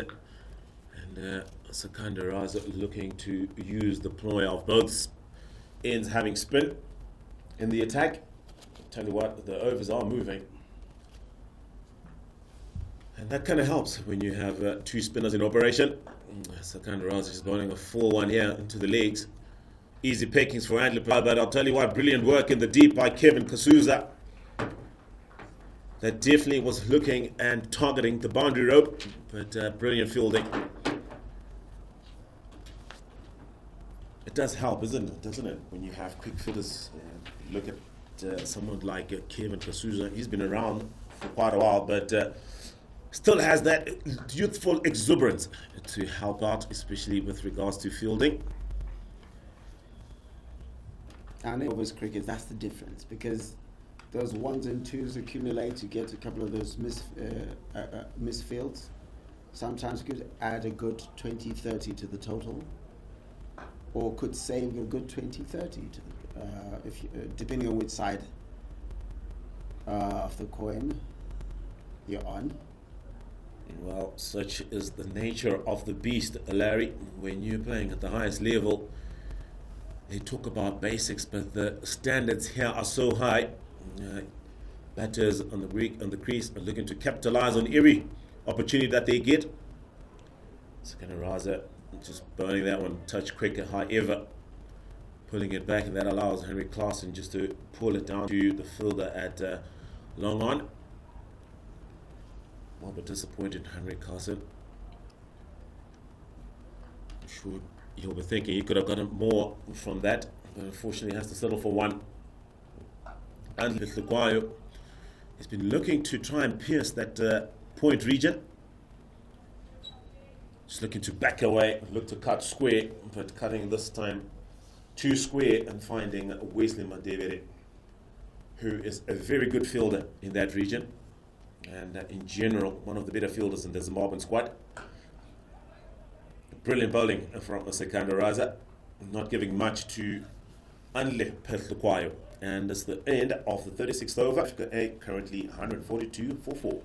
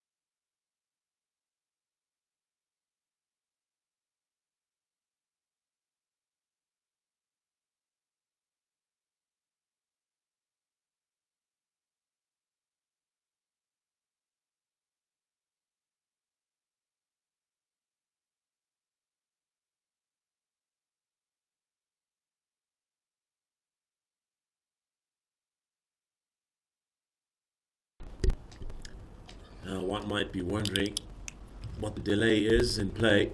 Henry Carson just getting some tape onto his pads. We know how ICC are quite strict in terms of advertisement and logos. So just getting that one sorted, but we are all good to go now. But joining me in the commentary box is a smartly dressed Tinashe Chimbambo. Tinashe, good morning. Morning, Stan. You're looking sharp today. I wonder where you've been. I've been around. A few of the issues we'll speak about off air. But it's been a good day of cricket. Zimbabwe choosing to bat, to bowl rather. And how do you think they've fared so far? Well, looking at the lineup that South Africa A has here, this has been a brilliant bowling performance by the Zimbabwe 11 bowlers. 4 wickets so far in the 37th over. Wesley Madevere, we've just been talking about how brilliant they've been. He will be disappointed with himself there. That should have been stopped. Be that as it may, 30 more overs to go. And Zimbabwe 11 will be looking to put more pressure. Hopefully get another wicket or two.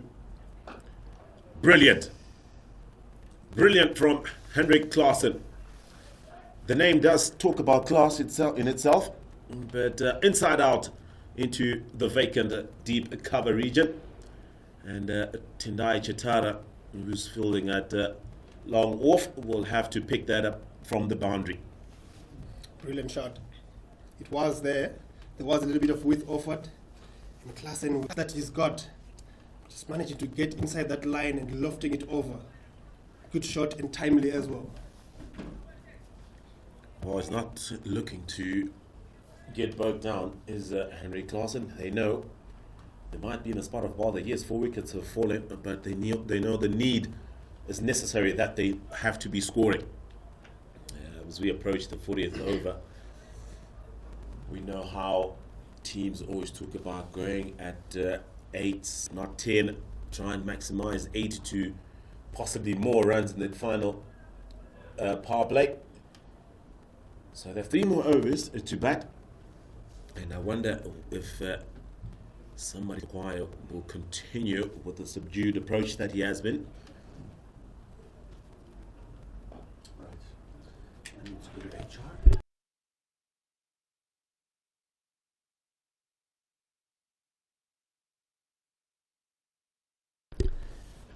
At the completion of the 38th over, South Africa 149 for 4.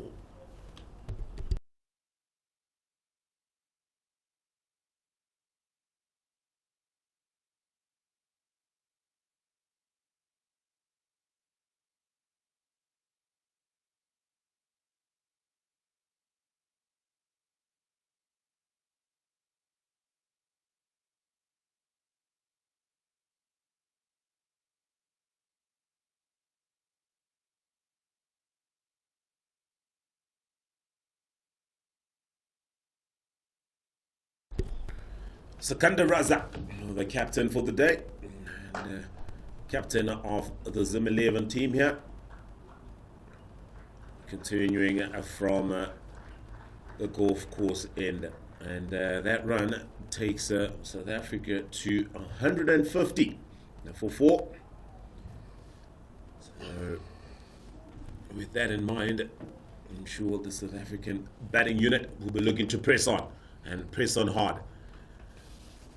Absolutely, Stan. I think these two have done very well in rebuilding what could have been a moment for Zimbabwe to, knock them over. 1 wicket here, we've got all-rounders and the slightly lesser batters for South Africa. And these two have shown their experience and are in a good position to try and press on.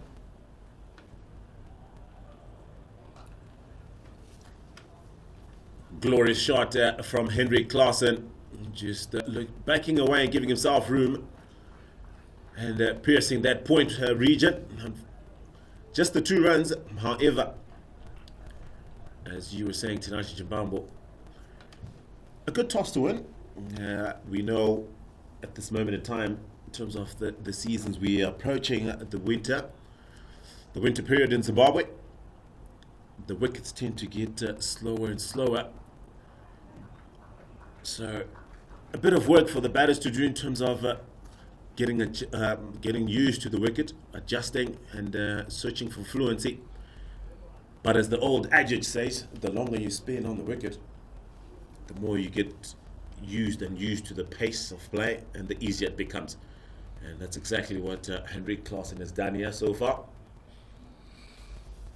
And Petlukwayo in particular, actually, because he's on 28 of just 52 deliveries, but like you see with that shot, he's a natural striker of the ball and he likes to get on with things, and today he's had to take the back seat a little bit, allow the bowlers to bowl at him, and he's just starting to feel a little bit like he wants to play his shots. Ball fielded. Brilliant from Sekanda Raza to deny Andile Petlukwayo. What about an easy single down to the fielder at long off. At the end of the 38th over, it's 154 for 4.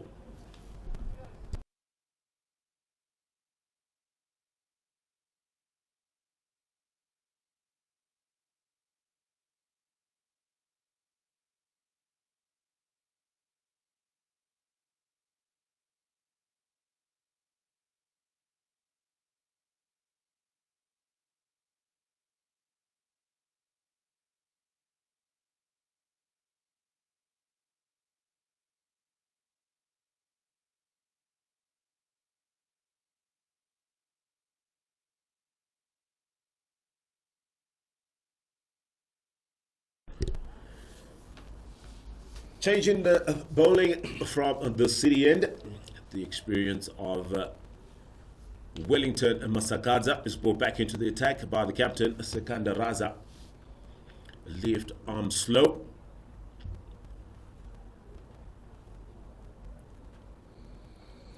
Wellington coming back for his second spell. Earlier on, bowled 6 overs for 31 runs. And he's bowling at a point or in a scenario where he's very, very accustomed to. He's bowled in this kind of scenarios many a time for the national squad. Slight change to the field. Sekanda Raza, the captain, was at mid-wicket and moves on to just beef up that offside. And straight away, Carson manipulates that, and good running. Kevin Kasuza at cow corner cannot stop that second run. Nicely played, Stanley. Nicely played indeed. I mean, it was full, but Henrik Claassen showing that batting temperament and realizing there's no mid-wicket in place. So just a punch in that large vacant area rather, allows you to push for 2 runs, because the bowler himself have to go after it, and if it goes deep, it has to be the man in the cow corner region, but none of them able to get to that delivery and that ball quick enough. 2 runs is the result. Once again, but this time Henrik Claassen just bunting it a little harder, and also a change in personnel in that deep mid-wicket region. A much quicker fielder has now been placed there in Moulton Shumba. But key is the length. He's bowling a touch fuller, isn't he? He has. I think he has about a little bit fuller than he usually does. And we were speaking earlier off air about how he could have actually used these conditions better. Is Wellington Masakadza.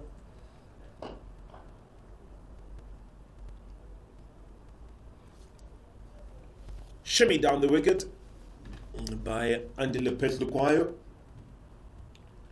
I can sense Andile Petlukwayo there, knowing that he has to play a lot more reserved, because knowing Andile Petlukwayo, that could have been going over the media centre, but sensing the need to try and bat long is Andile, just driving that along ground too long off.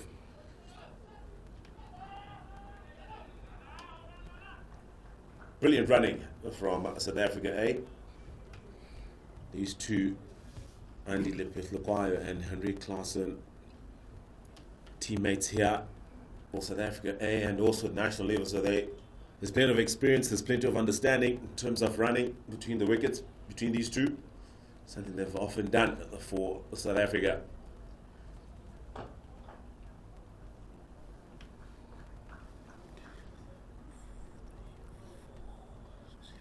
Seven runs in the last 4 balls. So once again, the batters sensing the need to not allow Wekata to settle. And that's experience he's talking about, Stanley, the way that they've gone about in those first 5 balls. Very low risk, but very efficient. End of the 39th, South Africa are 161 for 4.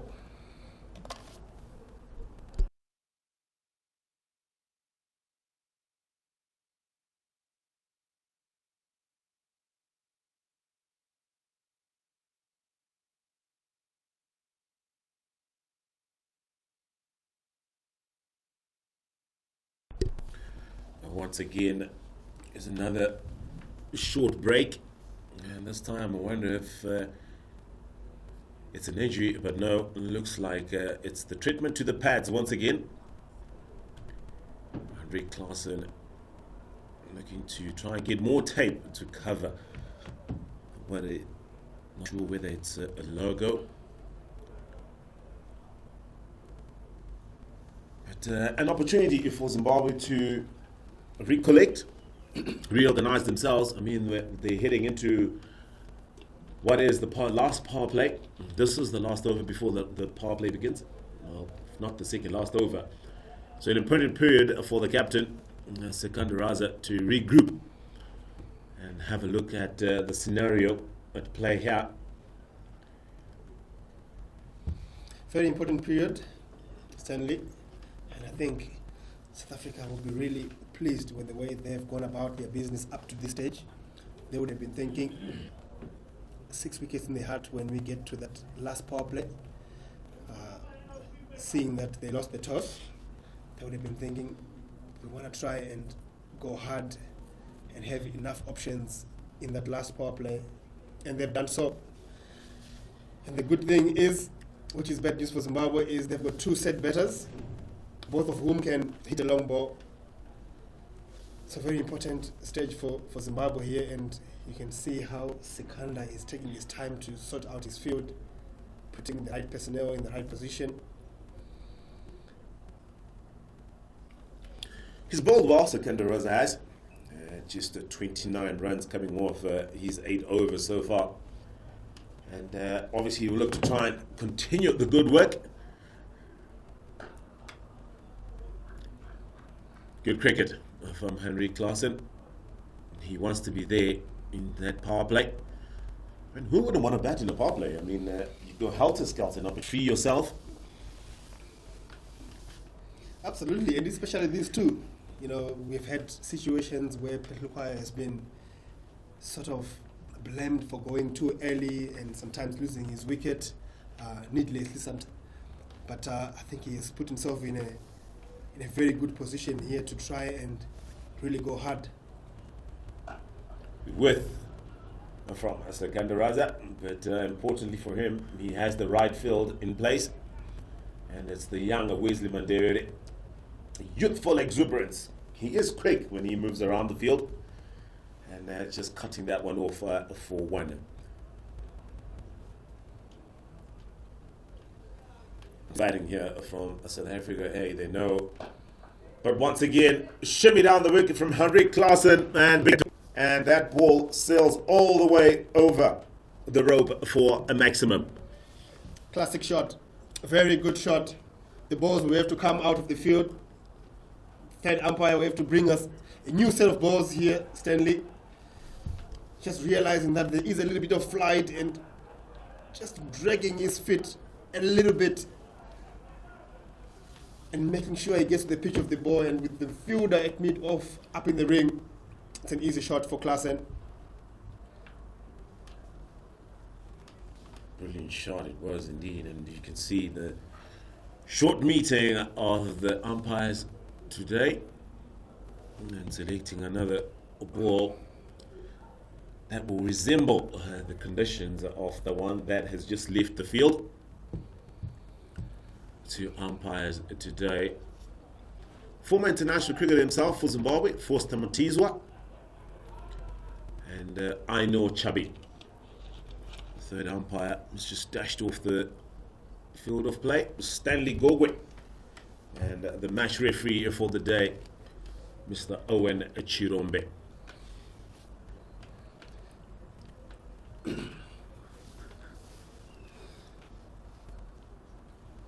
Talking about Foster, I mean, I'm sure if you played with him at first class level for Mountaineers, how's he found the transition from being a first class player and a former international player into umpiring? I think he has taken it well. Him being a wicket keeper for most of his career and being in and around the stumps all the time has made it quite easier for him, even on a fitness level wise. I think he has done well in his very short career in terms of his decision making, his calmness. He's already a very calm and collected character. So yes, there's new challenges in his umpiring role, but he has always had been in those situations before, being a wicket keeper and being directly involved in LBW shouts and things around that. And it seems in this case he is not entirely happy with the change ball, so there will be another meeting. Stanley Gokwe will have to do a couple of shuttles here today. I think that change in ball necessitated by Sikanda Raza, immediately when he got it, went back straight to the umpire, Forster Mutizwa, to obviously echo his sentiments, and the right decision being made. Stanley Gogwe, I hope he's got enough balls in that briefcase of his, because we're approaching the last power play, and if the shot that was last played by Henry Claassen is an example of things to come, we'll definitely need a lot more balls. Absolutely. And the 12th man for South Africa A today, Lesiba Ngwepe. he's going to have a busy day, especially with balls going missing. But I'll tell you what, I am looking forward to watching this power play. It's the likes of Tanaka Chivanga, the experience of Tendai Chitara. These guys pretty much make the core of the Zimbabwe bowling lineup. And talking about experience with Tendai Chitara and the youthful exuberance of Tanaka Chivanga, which I'd like to believe he's in this team a lot more for his effort and a good bowling effort in the T20 competition.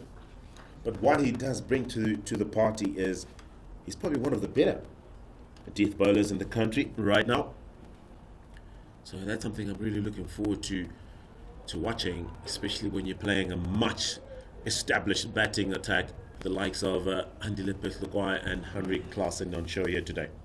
Absolutely. I think Tanaka has done very well in his very short stint back in Zimbabwe.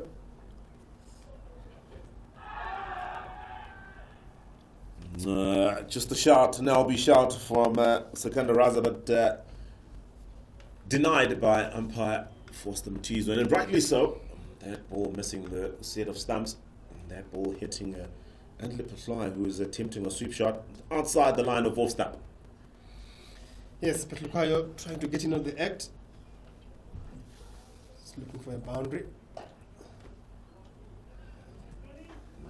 Donald, an individual who sets such high standards for himself, will be disappointed there. A bit sloppy. That should have been stopped. But at the end of the 40th over, South Africa A sitting comfortably at 171 for 4.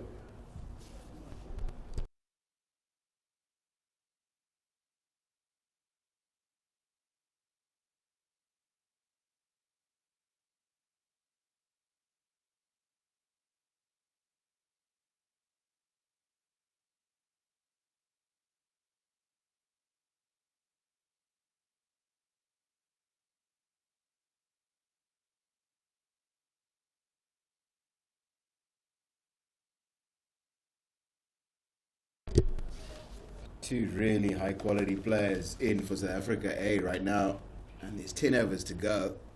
171 for 4. I think another 70 or 80 runs must be the target here. Maybe more. With 6 wickets in hand, Darlington. Welcome back. Where would you be looking to? Because I think you from here you're looking to get at least one boundary and over, and then a 2. That's a first boundary already from Andile Petlukwai. Wasn't actually a bad delivery from Masakadza, but Petlukwai has cleared the right foot to make that angle to get wide of long off. And I think from here you want to try and get another boundary, run well, maybe turn a couple of singles into 2s. You can find 3, then you've got 8, 9, 10 and an over. But I think if you use the boundary of the first ball, you've really got to look to accelerate.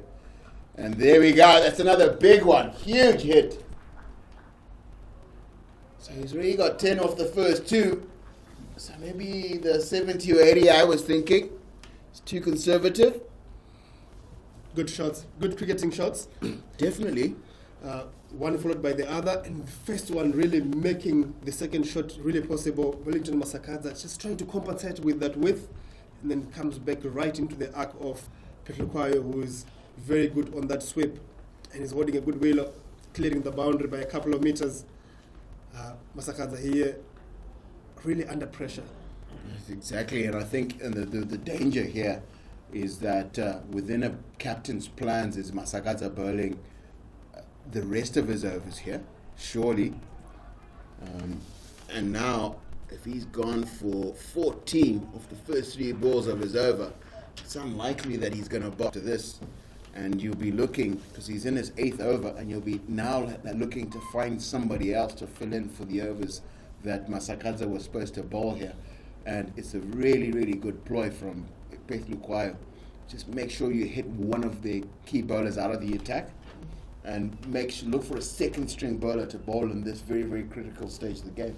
Absolutely, and we've been speaking about how Masakadze could have bowled better, could have hit his length better, and we've just seen him going very full for the first two deliveries and slightly short on the other one that was cut away by Petlukwayo. So for me, the short was actually quite a good idea because we've seen a lot of spinners now get it in there, particularly when they're being attacked, trying to bowl it into the wicket quite flat. But it was the width. He's just not really gotten it right today. You've seen his ideas are correct, but he's just not. He's been a little bit short in the execution. But that's probably the right length to try and bowl at Petlu with that angle from around the wicket. But I think the thing was that he just gave him a little bit of space outside off stump so he could free his arms and get that ball away square of the wicket for 4. So he's gone for 15 off just the first 4 deliveries of this over. And Heinrich Carson has played some classy shots. We'll see how this over ends. That's another good ball from Masakadze. Just quite flat into the pads, and at the end of the 41st over, South Africa are 186 for 4.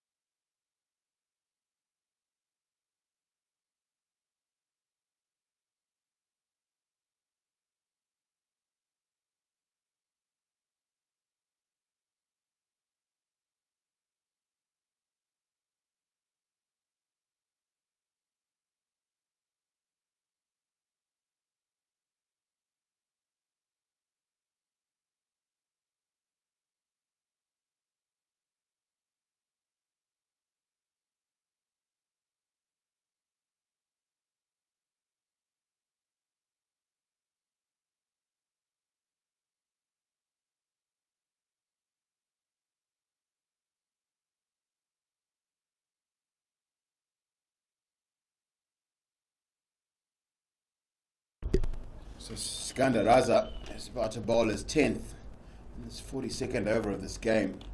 You saw Petlukwayo really get after Masakadze last over, and he's facing the first ball. Anything similar to you suspect? That's really clever bowling from Sikandar Raza. He's bowled it flat and wide. Really difficult to get underneath and hit like that out of the ground for 4 or 6.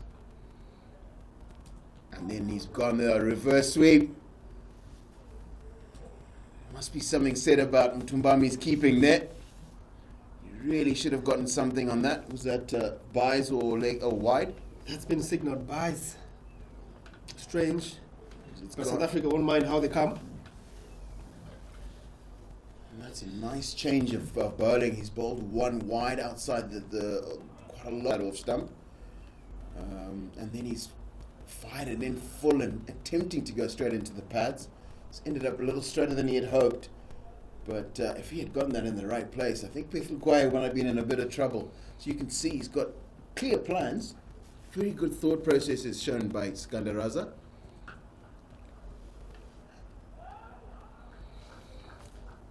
Dot ball,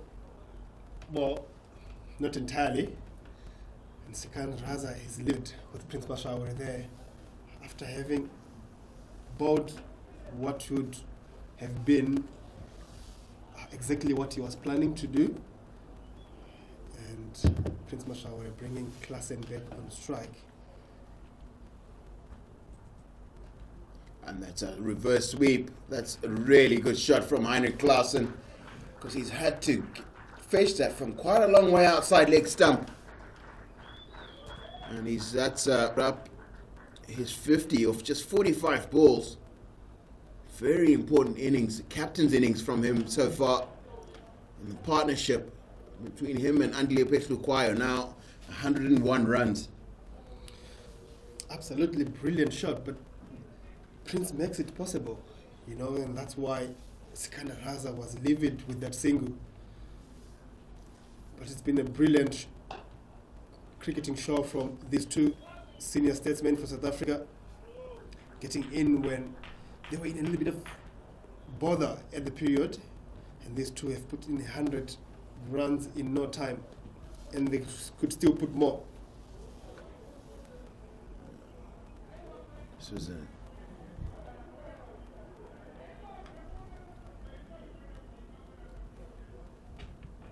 10 so far from this Sikandar Raza over. And then he's bowled well. And from Andile Petlu Kwayo. He's gotten it a long way to the right of deep square boundary. That's 12 off the 42nd over, and South Africa 198 for 4.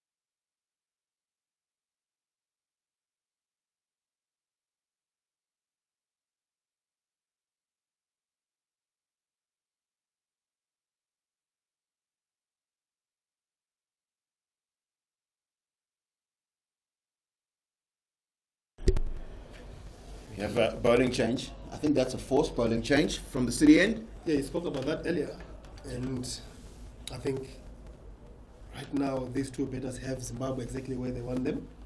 We see Tendai Chatara. I would have expected him to bowl at the absolute death in the few overs of the game. I think he's been brought into the attack, and Raza's been forced to bring him into the attack early after Masakadza got for about 15 runs in his in the last over he bowled from the City end. And Darlington, this will satisfy you. I think you always speak about 2 or 3 overs or 15 plus in an innings or in a partnership. That literally is the look of the partnership. I think Lukwaya was scoring at 50% at one stage, and the partnership was scoring at around 60% at one stage. And with 2 good overs, they are back to close to a 100 strike rate. Yeah, and interesting because if you, as a batsman, understand that you're capable of that, okay, it allows you to be patient in very, very difficult stages during the game. So you know that, well, listen, I'm capable of a 15 or 20 run over, so I don't need to panic right now. I can bat quite well because the opposition is bowling well at me. The conditions are in their favour. So if I just allow myself to bat a little bit, get myself in, I can find that 15 run over, and I get my strike rates up to that point where it's really useful for my team. And this is exactly what Petlu Kwaya has done, shown a lot of experience.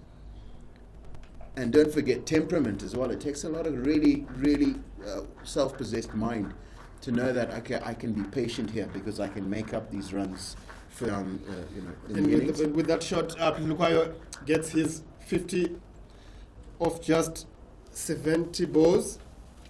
He's batted very well and out of character because we know Petlu Kwaya likes to get on with things. He likes to bring out his reverse sweeps quite early, as he does with the ball. He wants to, bring out his variation quite early in his innings. See, that's the benefit of having a lot of experience. He's played a lot of cricket, and he's played a lot of cricket in situations when South Africa have been in trouble. And so he understands the value of experience, that you understand how to play this type of situation. When you come into it, you know that if I'm a little bit patient, there's a lot of time in the game. And honestly, just another 20 run over from here, and he can actually start to imagine, or 15 run over, he can start to imagine himself getting 100 in this match, when the situation when he first came didn't look like South Africa getting much past 220.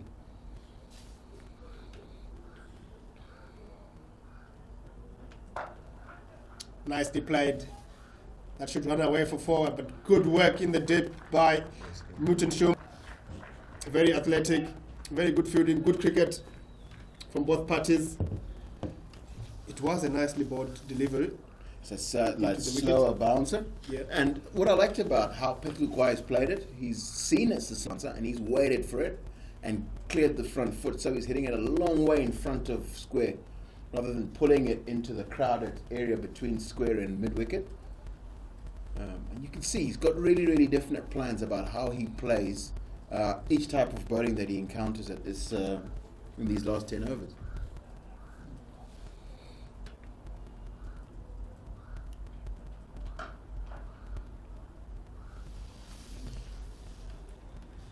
I think Chatara got away with that one, just the one from it.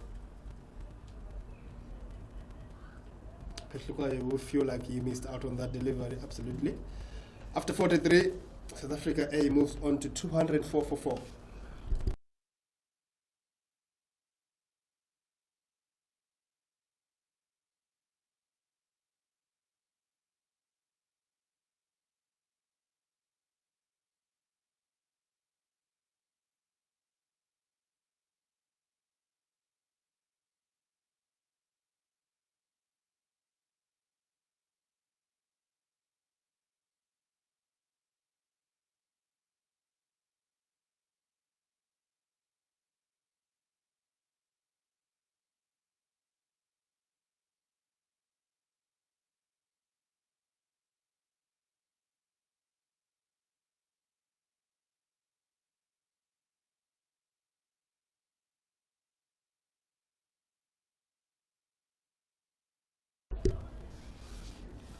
Well, Tinashe, we've had another bowling change.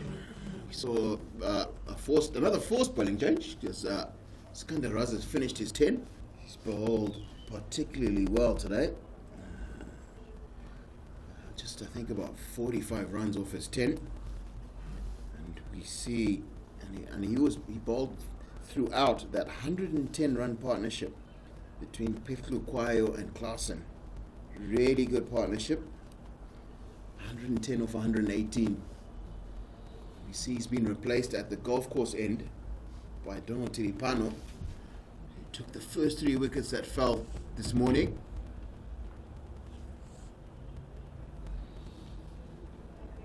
And again, he starts with a slower one to Petlukwayo. He's bowling with fielder in at mid-off. Andile Petlukwayo was looking into that area, aiming that shot over Tanaka Chiwanga, who is at mid-off.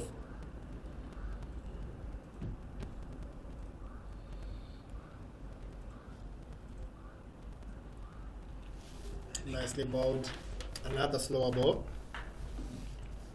And Donald Tiripano has those balls in his armory and will come in very handy for Sikandar Raza in these last couple of overs, especially with Petlukwayo trying to access that deep square cow corner boundary as he was in that particular shot.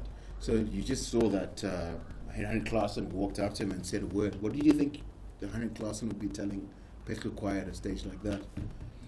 Well, I think in the beginning of the over, they would have been looking at, and that has been hit out of the ground.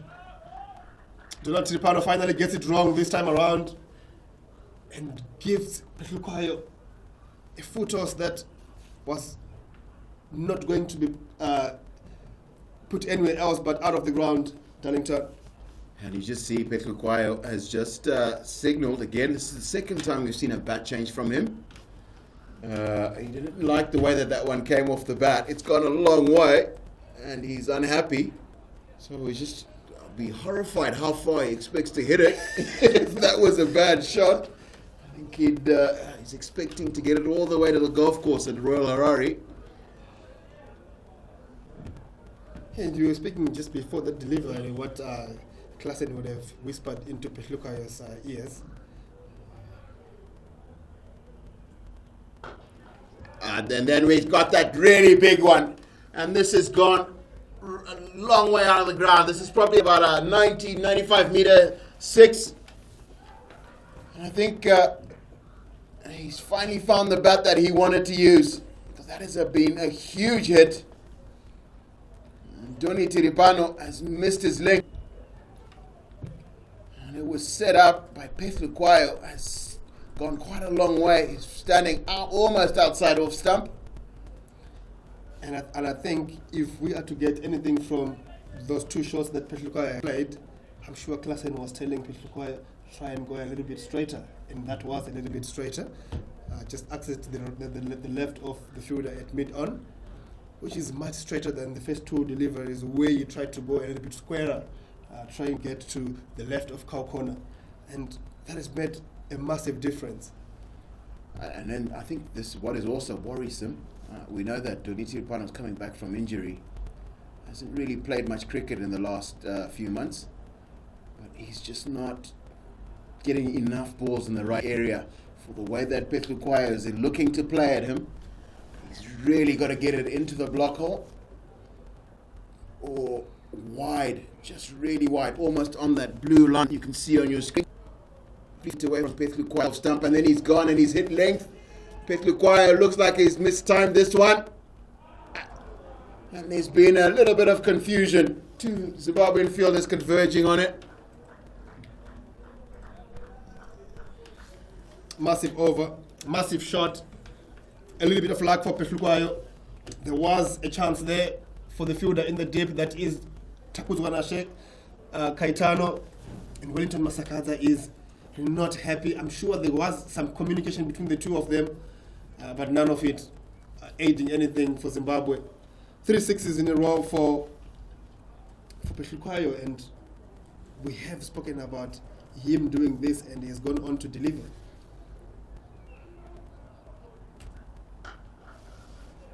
And then another and a half chance, perhaps.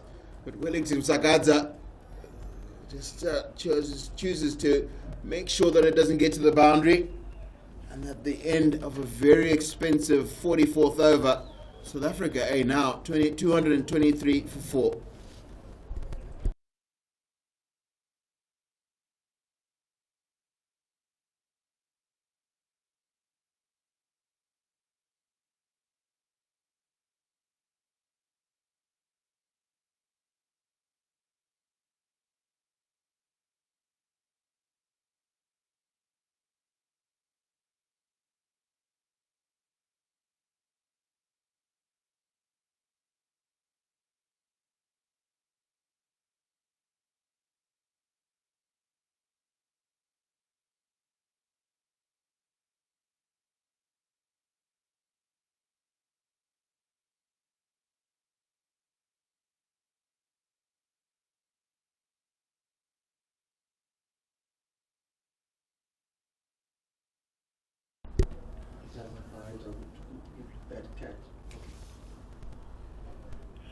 Tendai Chatara to continue from the city end into his 9th. That's a good shot from Andile Petlukwaya for very good ball from Tendai Chatara.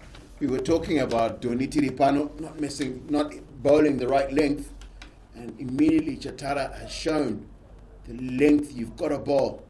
I'm going to try and minimize the amount of damage that an in-batter can do. Just bowl a length that allows him to only get one run. He's got to play an extraordinary shot to hit that for a boundary. And that's a really good delivery.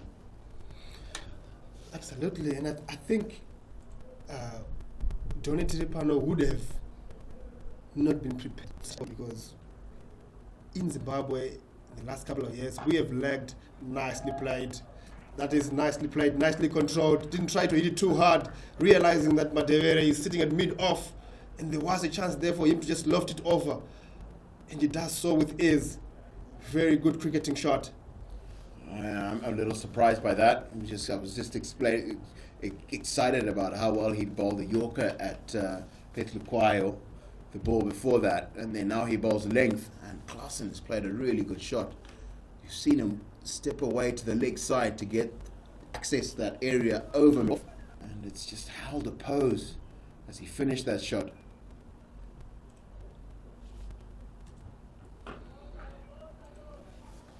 And we're speaking about the preparation for such type of hitting. You know, obviously we've got Sifas Joao who can hit a long ball, but back in the day we would have, Coventry who hits a long ball, we would have Shkumbura who hits a long ball in these periods of time, and bowlers would have been prepared. They would have, bowled to bowlers, to batters like that who can clear the ropes quite easily. Yeah, and what it is you get hit once or twice for 20 or 30 runs.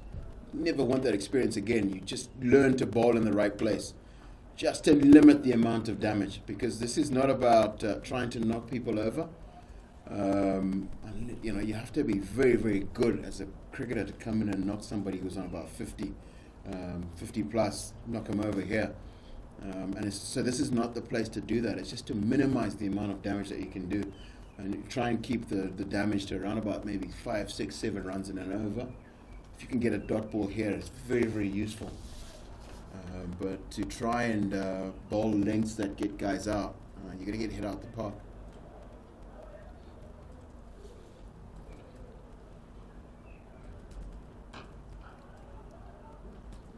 Again, nicely bowled by Chatara. And you can see Chatara's understanding of this period of play. Before each and every delivery, he sorts out his field, he gets his men exactly where he wants them, and then he goes on to execute the right type of delivery. And have you noticed that he's bowled really full and outside off stump to Petrukoya? Because he's just trying to make sure he doesn't let him access that leg side area, that straightish cow and long on area. He's been very, very strong. And that's a wicket taking opportunity, and it's a good catch. I think that's Takuzwa Nashe Kaitano. And the end of Henrik Carson. Nicely bowled by Chatara, and we've been singing praises about how much he knows about what to do in this period, and this time around he's been rewarded by a very, very good wicket for Chatara, removing the captain Carson out of massive rebuilding period and good innings.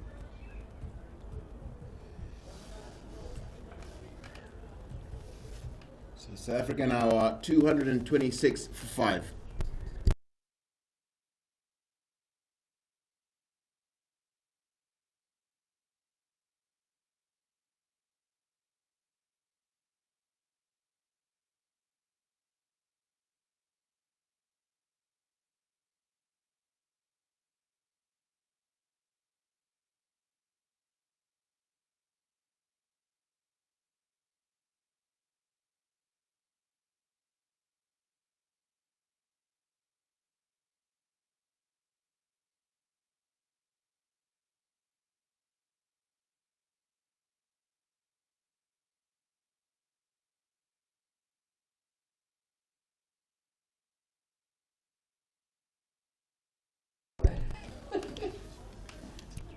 New bat I read is Vian Mulder. Sorry, Vian Luba. And he's on strike at looks like Tendai Chivanga is going to be bowling at him from the golf course end. You are used to seeing South Africa bringing in Vian. There is a Vian Mulder who Vian plays Mulder for South Africa. this period of time. Yes. But this is Vian Lub. He's going to have to deal with the seamers of Tanaka Chivanga. And if he can replicate what Chatara did in that previous over, and having that understanding of where you want the batter to hit you, I think Zimbabwe will be served well. But aware of how Andile Pehlukayo has just grown into this innings, the clarity of his thought and execution of his plans have been brilliant. And he looks, to me, 5 overs to go, needing 25 runs, 26 runs to get to 100. He looks like a safe bet for 100 innings.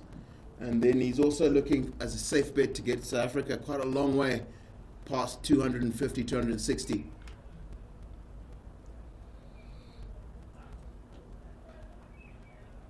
Wide to start off. And again, you've been speaking about how you don't want to be running in and trying to knock over the batters in this period of time. And at this moment in time, I think Sikanda and his team needs to understand that they need to keep Vian on strike and make sure that Peshukwayo, in the 30 balls that remain in this innings, doesn't face half of that.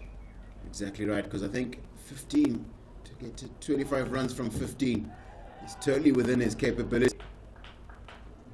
That's the length that you want to bowl at Vian Luba.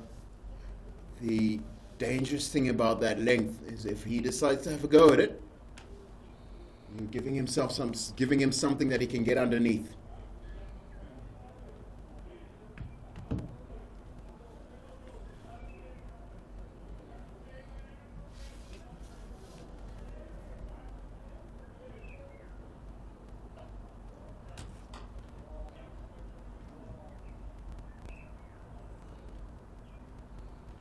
See, Vian Luba is not really a puller of the ball. We've seen the 2 shots he's played, 2 shortest length deliveries. He's looked to access the offside area behind point. You see there's huge gaps on the leg side in the cow corner area, where a puller of the ball would have been looking to get those 2 deliveries. The most interesting thing is that this brings Andile Petlukwayo on strike.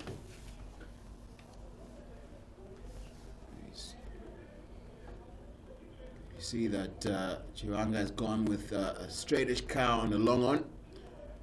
Mid-off is in the circle, and then his 3 other boundary fielders are at square cover, deep point, and a 3rd man on the boundary. I think he's going short.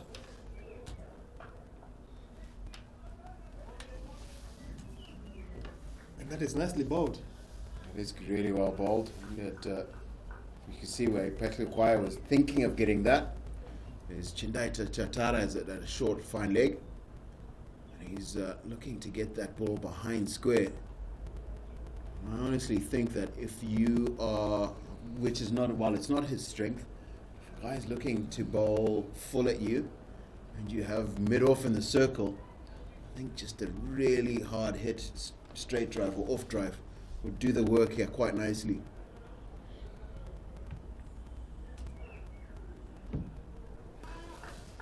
See the second extra from this Tanaka Chivanga over. And there could be more bad news for Zimbabwe. Is Tanaka Chivanga just easing through his stretches there? The hope is that he has not put something.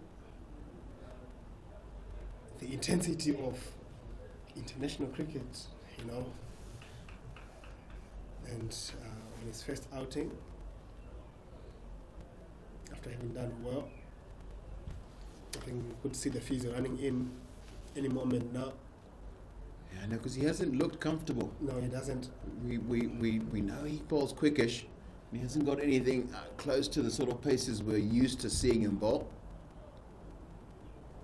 And that's the shot I was talking about. You don't need to play anything really special.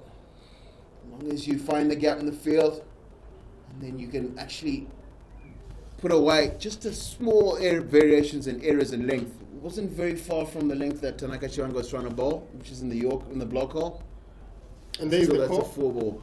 There's the call by Tanaka.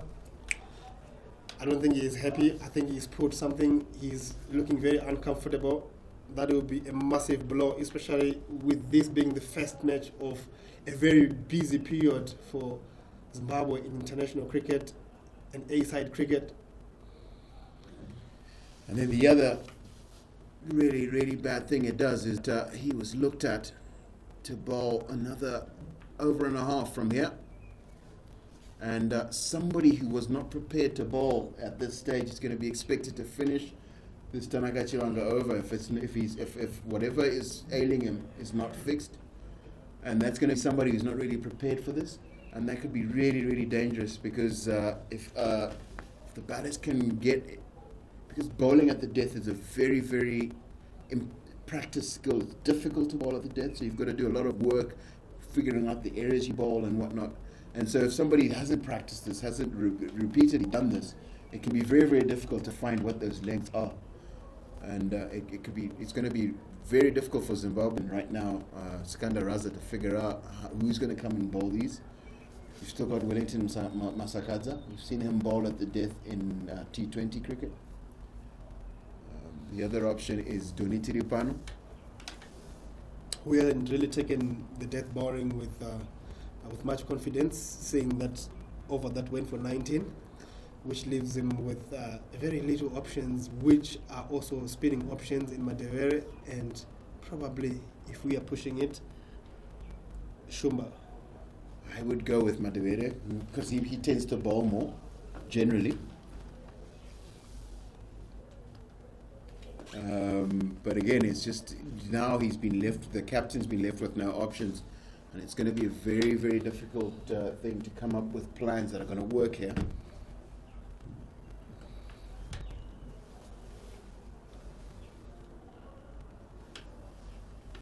You see already.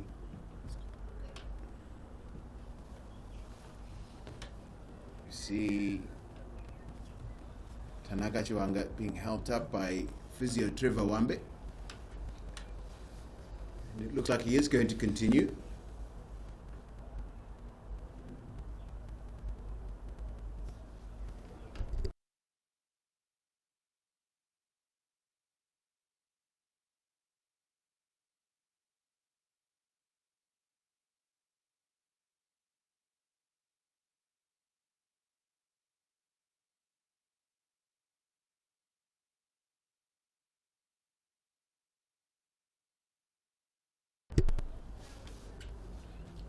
Well, that's good news for Zimbabwe. It looks like Tanaka Chiwanga is going to be well enough to bowl. There's just 2 balls left in this over.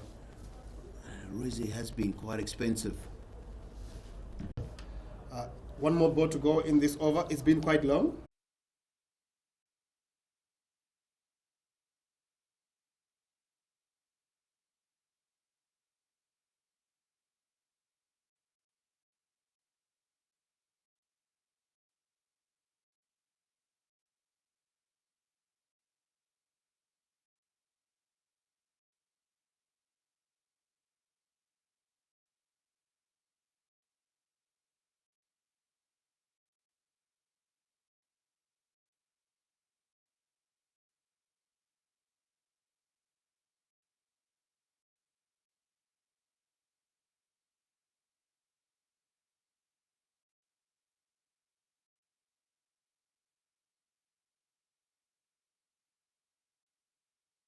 He knows exactly where you want. When he does make any errors, they're just going for 1 run.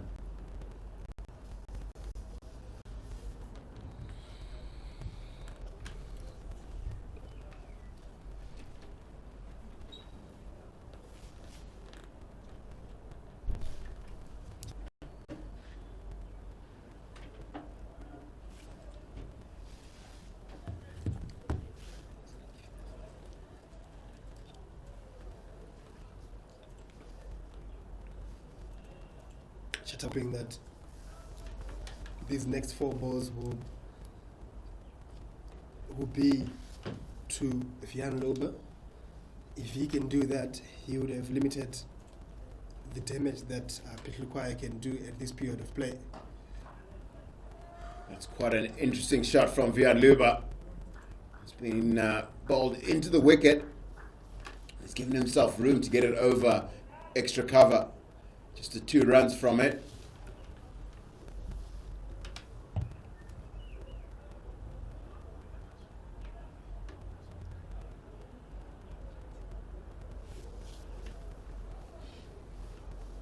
So he's forced a fielding change. And brought the 3rd man into the circle and moved the man back onto the boundary at long off. Going to go a little bit fuller, I suspect. And that's a very good shot again from Fiandlo. Is it? No, it isn't. And that's the wicket. It's he's looked to scoop it over Kasuza at short fine leg. And Tendai Chatara has given him no pace to do that. South Africa are now 145 for 6.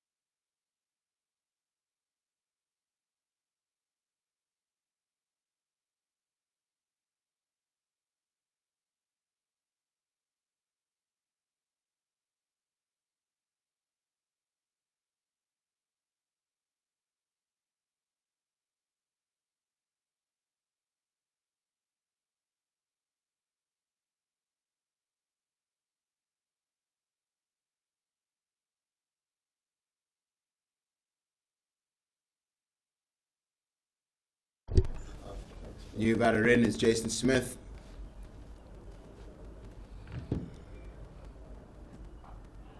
And he started quite smartly, just getting that and dabbing it down to third man, which is quite clever because it brings the in-form batter Andile Pehlukwayo on strike. Just the one ball left in this over. It's been a good one. Just 4 runs from it and a wicket. It's been a very good advertisement of death bowling from Chatara. He's been very good about how he's mixed up his pace and also his lengths. It's not just bowled one length, not just try to bowl at just Yorkers or just good length or just short balls. He's mixed them in and he's understood when to bowl them, which has been the key thing. Is he's really understood what the batters are trying to do as he bowls to them. So at the end of the 47th, South Africa A are 246 for 6.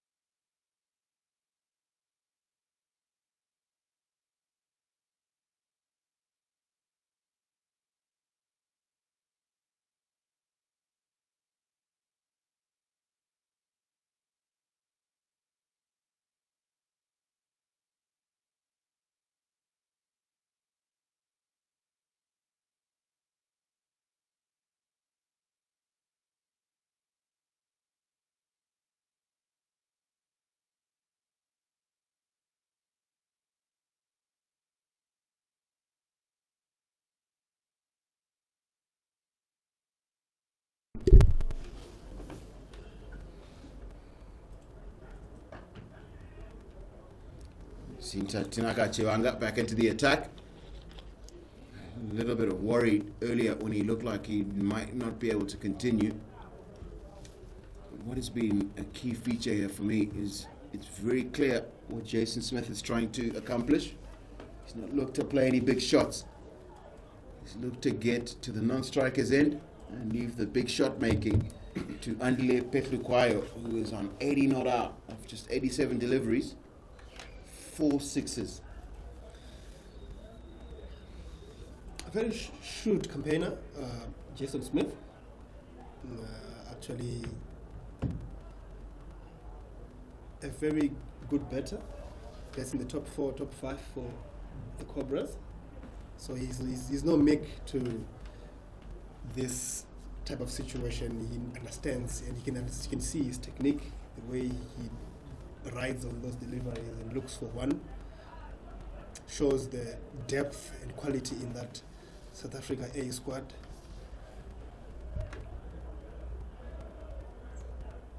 And he's done the important bit here for South Africa, bringing back Andile Pehlukwayo on strike.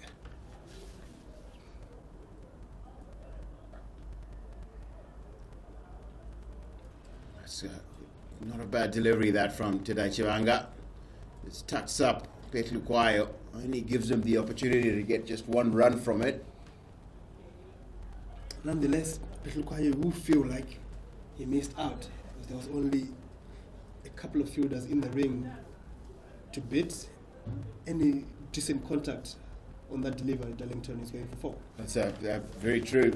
But the thing is, I think he's setting himself up for deliveries that are a little bit on the full side. Not really looking to play many of the short ones. That's another good quick single from Jason Smith. And he called Pehlukwayo immediately as he hit it. He knew where it was going.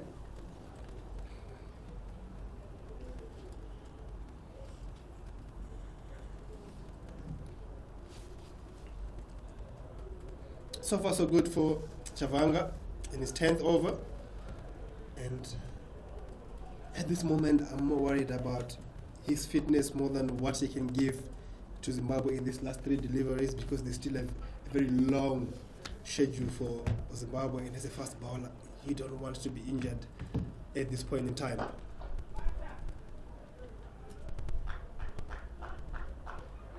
Again, the key thing there, Chiwanga's done well, is the length has been good, and it's been outside off.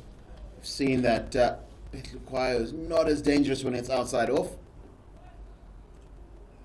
Just a one run. This has been a good set. And that single brings up the 250 for South Africa, and they do so in 47.4 overs, 6 wickets down. They will be looking to push a little bit further than that 260 mark, Darlington. And again, Jason Smith, very simple cricket. He knows that the fielder at mid-off on the edge of the 30-yard circle, if you hit it straight at him, you won't be able to prevent the single. I think the key here is both these guys understand that two main bowlers have not bowled, have finished their 10. So somebody, Doni Tiripano, is probably going to have to bowl one of these, the two remaining overs. Who's going to bowl the other one? Again, really good delivery from Chiwanga in that area that Betluquayo has not been as dangerous. At the end of the 48th over, South Africa 8, 252 for 6.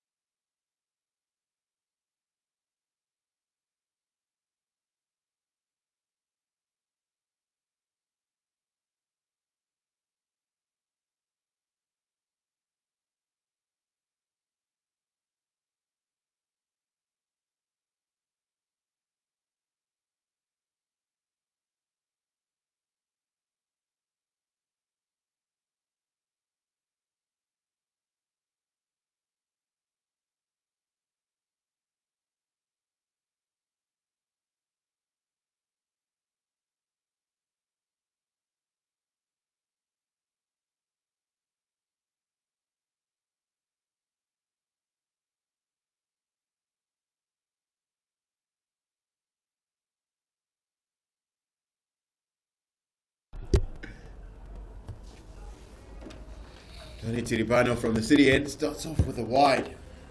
But again, we see now a plan against Andile Betluquayo. The plan is going to be wide outside off stump. Stay away from his pads, stay away from the stumps. And hopefully you stay away from that area over cow corner. He's been brutal in that area, Darlington.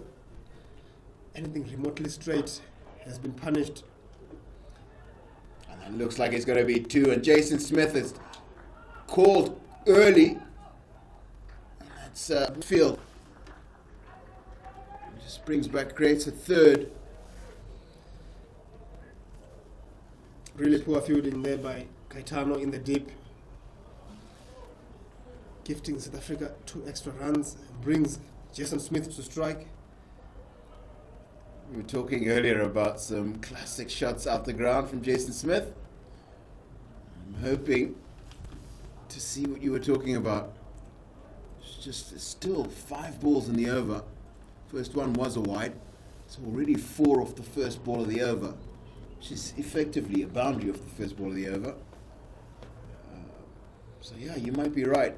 He should be thinking to try and get as many as he can from this Doni Tiripano over.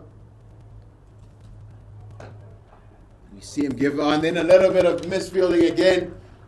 Tendai Chatara, I think it was that time. And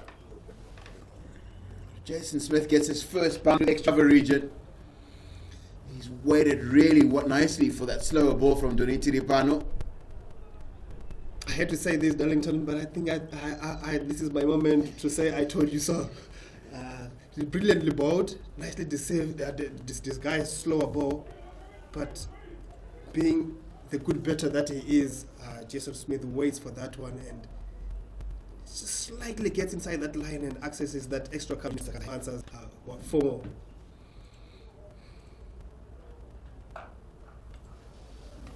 Slower bouncer from Teripano. Good idea. Just the one from it. Way down to Kasuza at deep square boundary. Sorry, that's Caetano. And then again, it's just 9 of the first 3 deliveries, 2 deliveries of the over.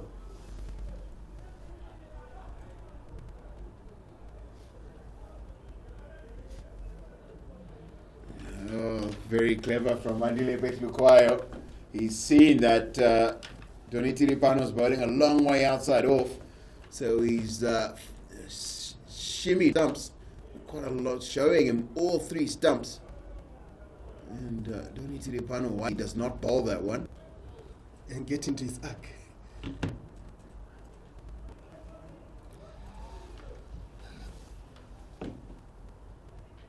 Wide.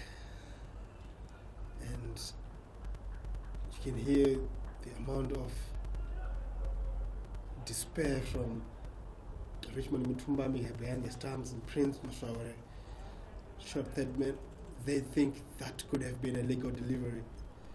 And that adds more pain because this moves to 10 runs off the first 3 balls.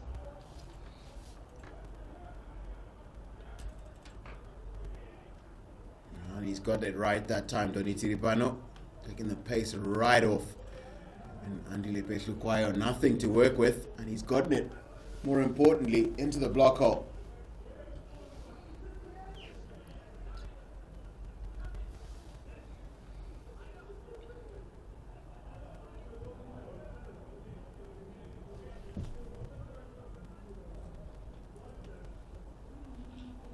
Two balls to go in this over. Jason Smith, 9 off 6 deliveries, would want to probably double that strike rate. And he's got Teripano to deal with. Nicely bowled. Right in the block hole. Jason Smith just manages to keep it out. Picks up 1 more. And most importantly, brings back Betlukwayo to strike.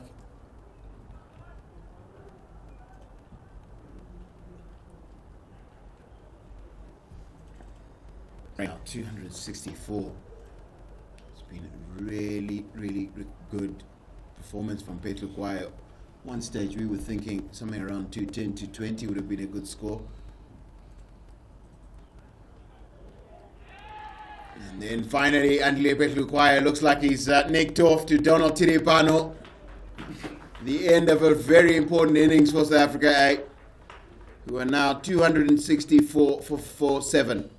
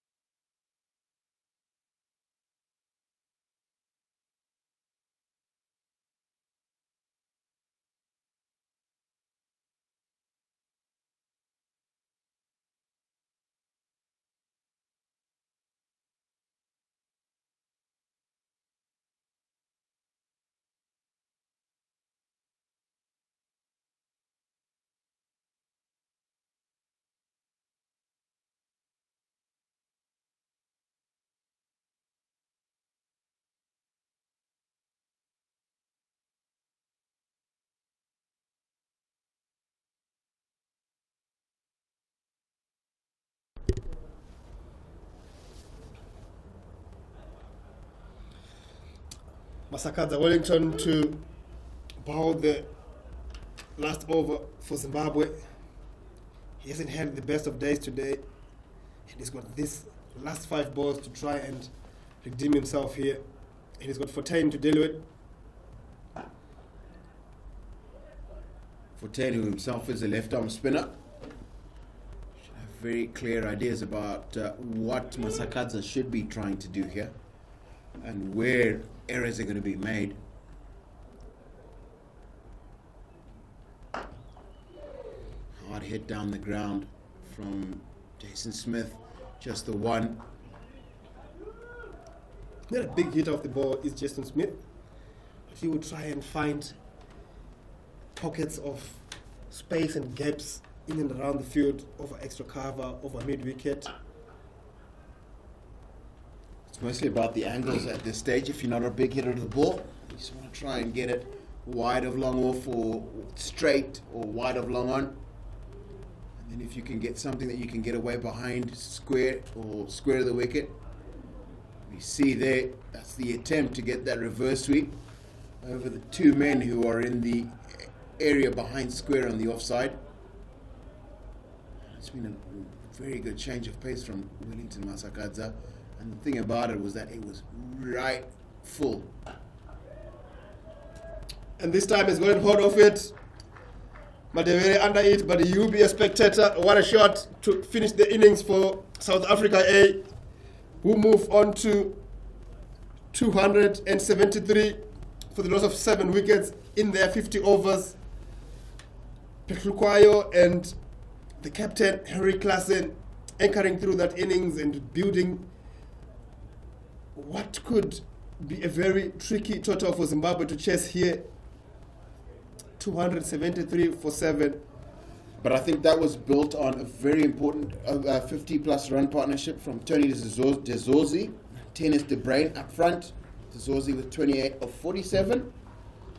Batted quite slowly, as did Tennis De Bruin with 32 of 51. A bit of seam movement for the Zimbabwean bowlers this morning. And Reza Hendrick contributed with 22 of 26 and an enterprising 12 from just 9 balls from Jason Smith at the end. Pick of the bowlers for me, Tendai Chatara, 10 overs, 2 wickets for 39 runs. Tanaka Chivanga was okay, no wickets today, but just the 49 runs from his bowling.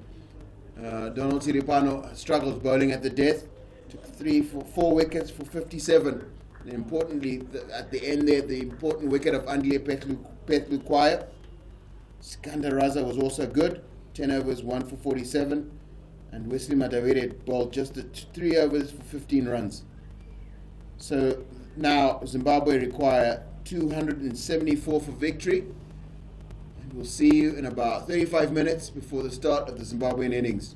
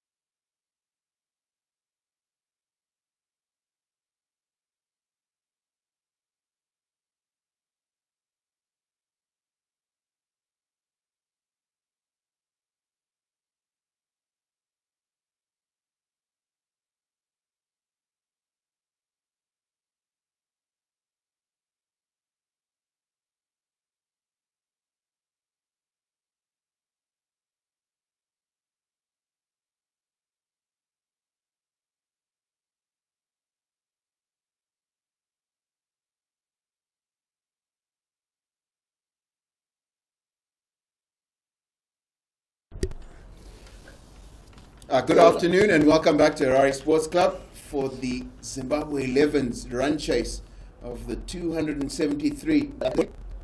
Some really good performances, particularly Andile Pethukwayo got 81. And it was start for South Africa, very slow in the morning when the ball was new. And so Zimbabwe need 274 from their 50 overs. And opening the batting for is Kasuza and Kasuza Shikaitano. Had good seasons in both Pro 50 and T20 competitions. Yes, indeed. Good afternoon. Cloud cover at the moment, which means that it might just be a little bit difficult for the Zimbabwe batters, especially against the genuine pace that comes from South Africa. And we see from the golf course end is Lazard Williams.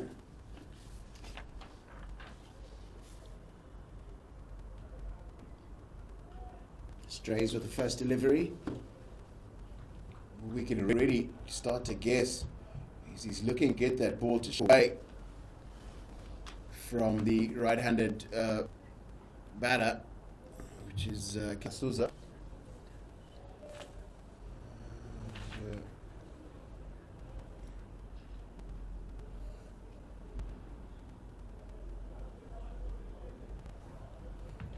And strays again. You can see what Kasuza Kaitano is trying to do. Just play it off his pads, but just get the feeling if one just sort of moves back in, he might get the timing wrong just a bit there, but he's got to back himself at this moment. He's been called up to play against some really genuine pace at the moment, as opposed to some of the stuff he gets to face against in the domestic league, isn't it? And he's been castled. First ball that Lazard Williams gets in the right place, and Takuzwa Nashikaitano is bowled without scoring. And Zimbabwe's troubles 2 for 1 in the first over.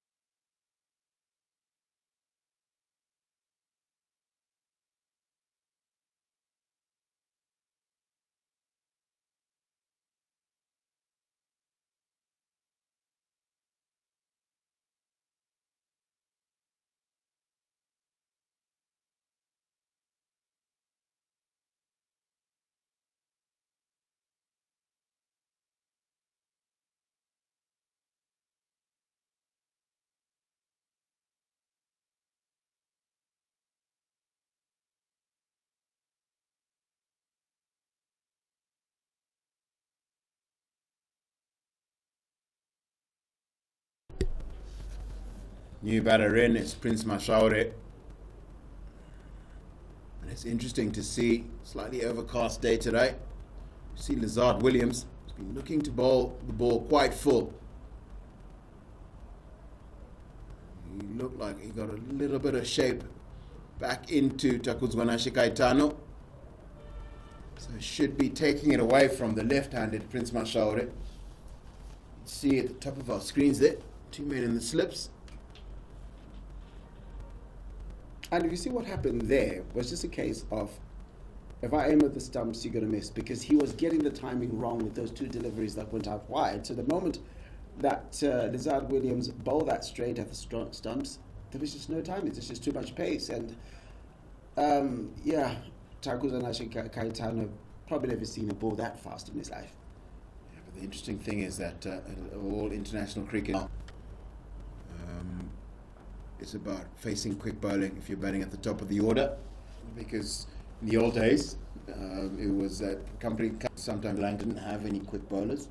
It was usually South Africa and just South Africa and Australia and England and the West Indies But like now you start to find that India has Bumrah, Shami, and a whole plethora of fast bowlers. Pakistan has always had fast bowlers. South Africa has had fast bowlers. So if you're going to be playing at a level, at the next level up from essentially this South Africa A side, as an opening batter, you have to be able to play your quicks.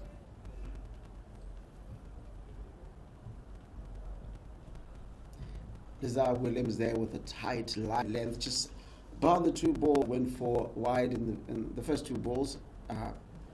He's just really hit the right mark and given the Zimbabwe batters very little room. Of course, the first one has already gone to Kasuza Kaitano, but Prisma Shower is also seeing it like a pin.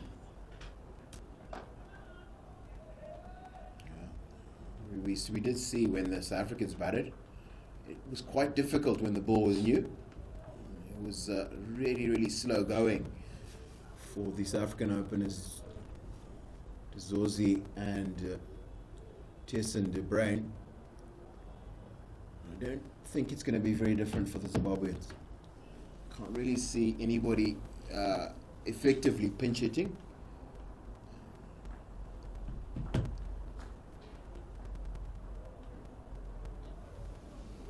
Watches that like the test player normally is.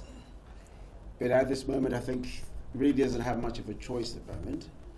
Trying not to lose another wicket in this over. Because if you lose another wicket in this over, you put a lot more pressure on some of the batters coming next who are not used to playing the new ball.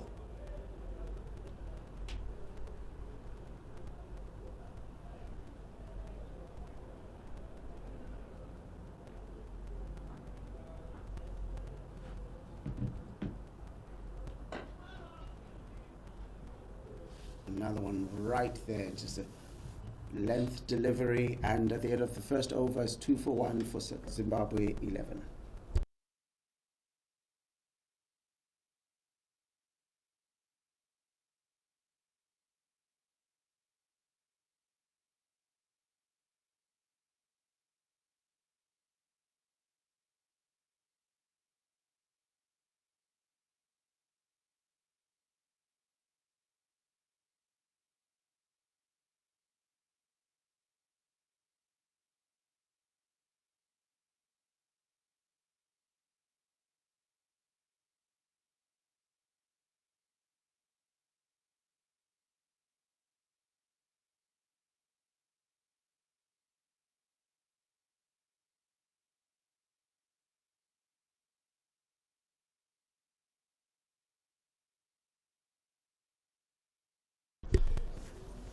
Bowler from the city end is Gerald Kasuza.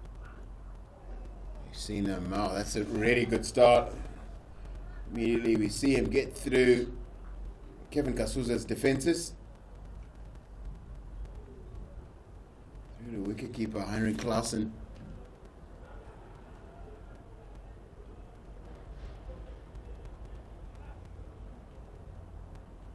I think immediately he's found what I think is the length to bowl here.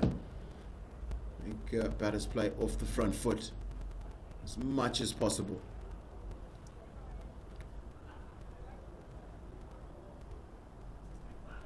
I see a shot for LBW. My first instinct says it was going down leg.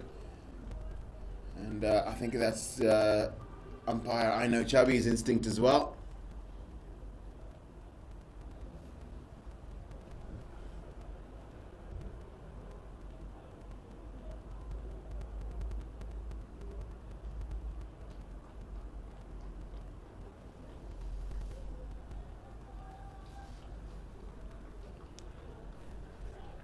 So 21-year-old Harold Kazia has played for the under-19s and had represented the Free State under-13s. So player with a lot of promise, and so that just as I give him a bit of praise, is the commentator's curse? Is that what they call it?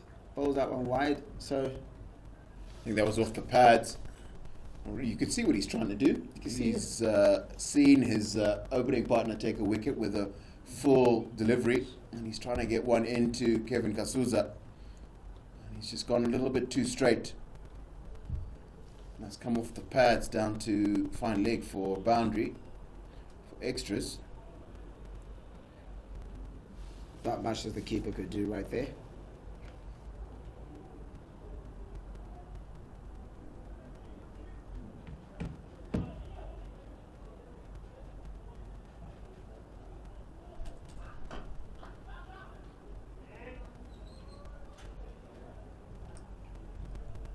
So as it stands, after like 9 balls, still no run off the bat at the moment.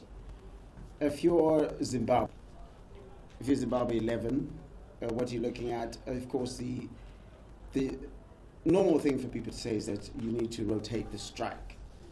But in this instance, the ball is so straight, it's just difficult to get the ball out, isn't it?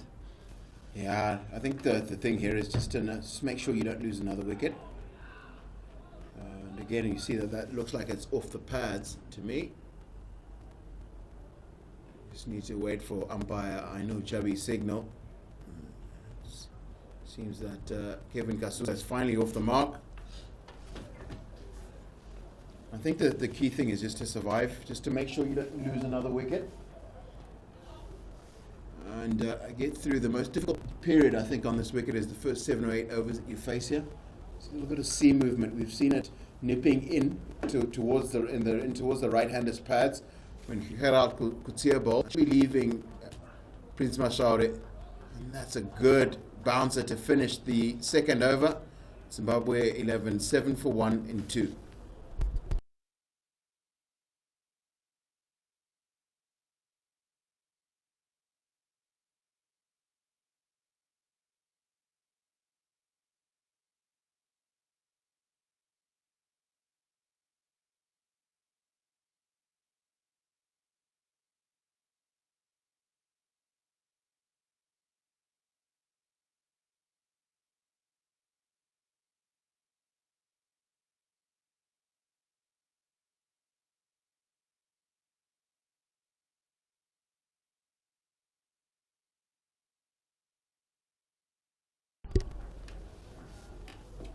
Quiet for the Zimbabweans.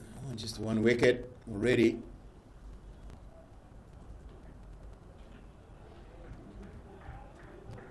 It's a good length from Lazard Williams. And for me, it's the perfect Harare Sports Club length. You get him to play off the front foot, aiming to hit the top of the off stump. A little bit of nibble is the word we use. Just a little bit of seam movement. Landed on the seam consistently here. You can be very effective.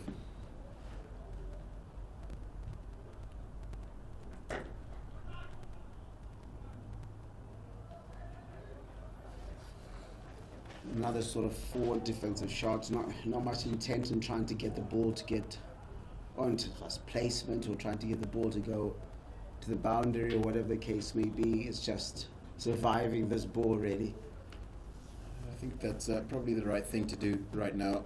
It's just to make sure you don't lose another one unnecessarily.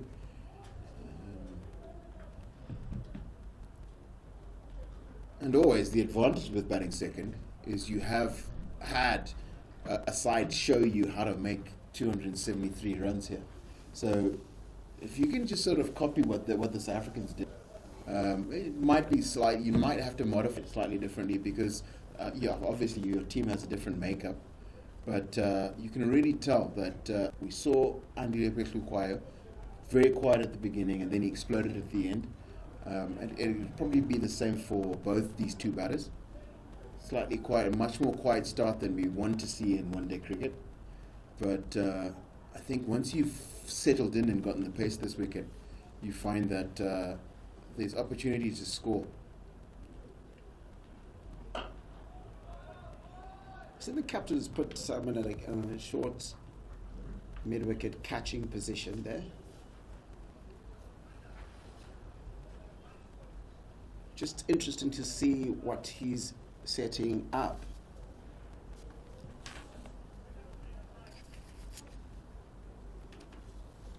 So he's got Rize Hendricks in that position just to see what could he be setting up for. And to me, it's just a sign that he's. We're not going to see. I don't think we're going to see much short bowling from Lazard Williams. And I think it's just a thing of just trying to make sure that he bowls straight at the stumps, try to get it to nibble, seam around from around the area around about middle and off stump. And so you put that man, Reza, at short catching cover, just to make sure that if you're a little too straight, it's at least you've got some measure of protection. And also, if there's an error in there, you have a catcher to take advantage of those errors. And we see where that shot was aimed. That's roughly the area that if Kasuza hits it well, it's going to go towards Reza. But at the end of the third over, Zimbabwe 11, 7 for 1.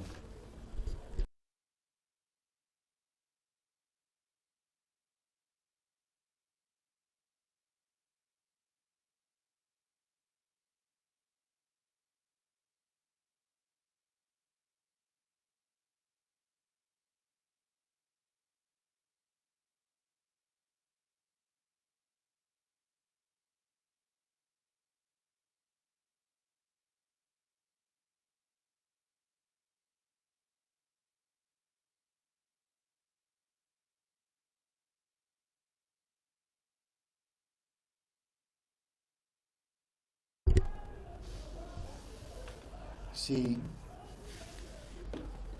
Gerald Kutsia's another nice low. This is typical of most fast bowlers. Got a really nice smooth run up.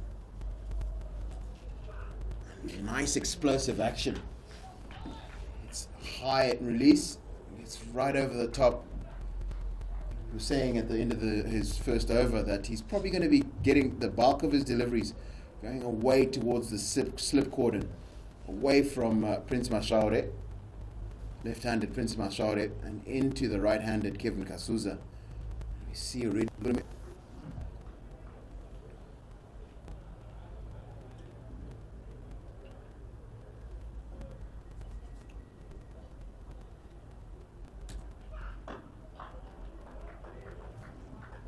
You kind of worry at the moment that Zimbabwe may be getting themselves into a bit of a rut or bog themselves down, because as it stands, I think they play now for pace. They're worried about getting beaten by the pace. Prince Mashaura has been beaten a couple of times by the pace, and lucky not to have nicked it. So you sort of kind of get the feeling that it's just being in there at the moment, and yet you're chasing it 273, which is quite a big score, because don't have that many big hitters. Yeah, but as I said, I think the way that South Africa played it, to my mind, is they were really, really tight up front. We didn't see any big shots. What they did do was waited for the Zimbabwean bowlers to make errors, and then they pounced on the errors that the Zimbabwean bowlers made. We've seen the South African bowlers so far. We've seen nothing that's a glaring error. You know what I mean? And I think they've bowled a little bit better than, particularly for me, Tendai Chatara was exemplary. Tanaka Chivanga didn't quite get his control perfected in the first spell he bowled here in the morning. But both these guys have hit very, very good areas. And so there's not really many shots you can safely play to that kind of bowling, besides sort of defending well and leaving well.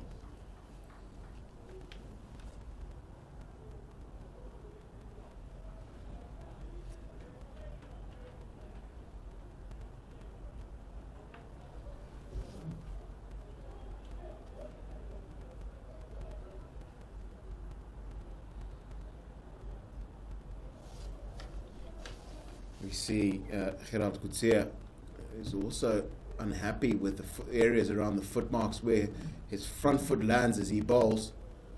We saw Tanaka Chivanga having the same sort of issues in the South African innings.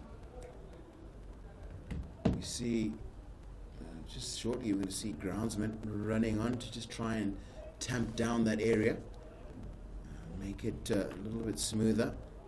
There's been a lot of moisture in the air and around Harare for the last 2 weeks. We've had unseasonably heavy rains for this time of the year. And so there is a bit of softness even though the wicket is covered, that moisture seems to seep in under the covers because there's so much moisture everywhere else. So the wicket is as we've seen today, is a little bit on the soft side, a little bit on the slow side. And so what you find is those footmarks, when you stand in them, they usually go a little bit deeper than is traditional of a hard and dry Harare Sports Club wicket. Absolutely. And we even had rains last night, so it's not even talking about a couple of days ago we'd had a chance to dry down a bit. But we carry on again. It's a nice short ball there into his chest. It's the sort of come at me type of delivery. Absolutely right. And if you don't really pull, those deliveries can be very difficult to actually manage. He's bowling it into your armpits at close, probably around about 130, 135 clicks is at a guess what he's bowling. But again, it's just been a very disciplined bowling performance by the South Africans so far.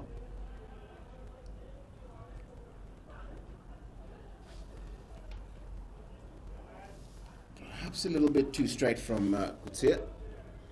He wants to start that outside off stump into the stumps as opposed to off stump, and then into where it ends up around about leg stump.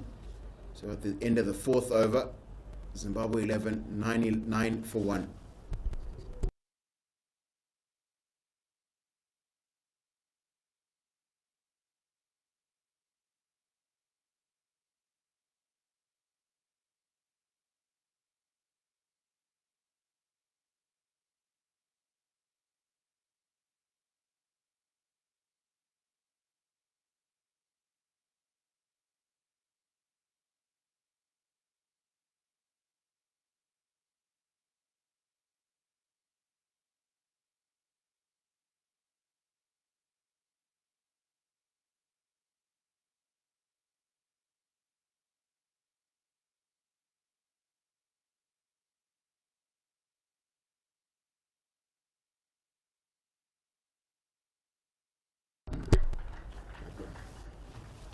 Very, very attractive shot from Kevin Kasuza, only to find the fielder. Looks like he might be trying to free his hands just a little bit more, and that ball was there to be hit, but not much to come from it. Lizard Williams is doing a lot more than he's done, save for, of course, the first two balls that went for extras. Was done very well, just cut that off. Had to go around 5-6 meters to his left and dive, which allowed Prince Mashaure to get up to face to the striker's end.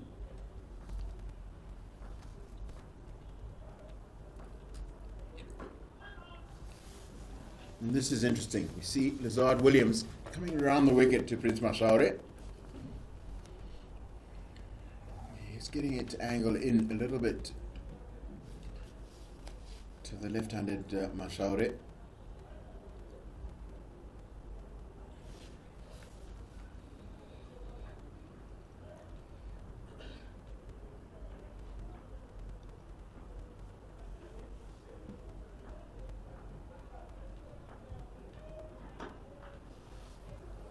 And of course, it's great for both countries to get this sort of action at this level. South Africa having paid a visit to Zimbabwe around the same period last year. So what it does is that guys get to play a lot of cricket. That's a start. If it's always welcome.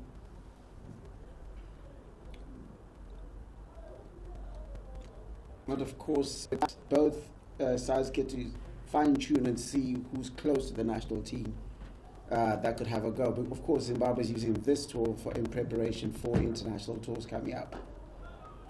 As that delivery is just one of those is just impossible to get away. Lizard Williams has bowled absolutely brilliantly in this innings so far. It's been good. It's been simple. Not the best plans in life and in cricket. They're usually very, very simple.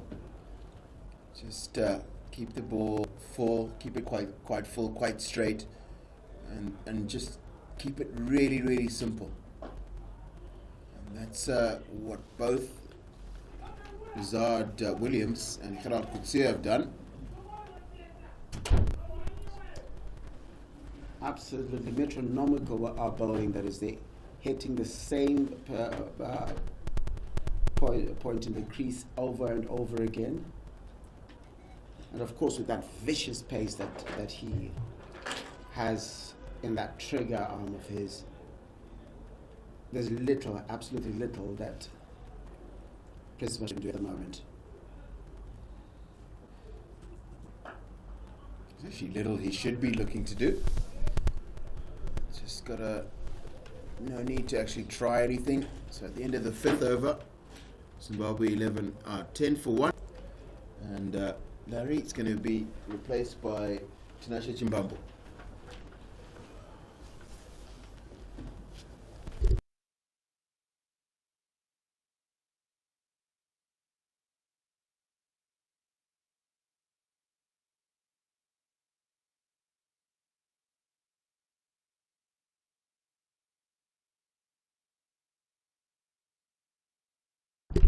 Quiet start, Tinashe, for the Zimbabwe 11. Yes, very quiet start. Too quiet for marking. How about that 1 wicket? Usually, wickets always tend to slow scoring down. Absolutely, but apart from a few very strategic deliveries, we haven't seen much intent from the two Zimbabwean batters at the crease at the moment, Prince Mashauri and Kevin Kasuza, who, in the domestic scene, we have seen how they go after bowlers. Obviously, not big hitters of the ball, but very competent stroke players. But I think the other thing, I've watched Prince Mashauri in domestic cricket, he generally tends to just let the bowlers bowl a couple of overs at him before he really starts to try anything. I was just saying to Larry that I think Kutsia needs to be starting outside at off stump, and I think that's the line right there. I think he was bowling a little bit too straight. He's getting it to nip in to the right-hander. He's just got to get it outside off stump. There is, just watching the way Kevin Kasuza is playing those, he's just really can't handle that angle in, off, and it seems to be off the wicket. Through the air, we haven't seen much swing.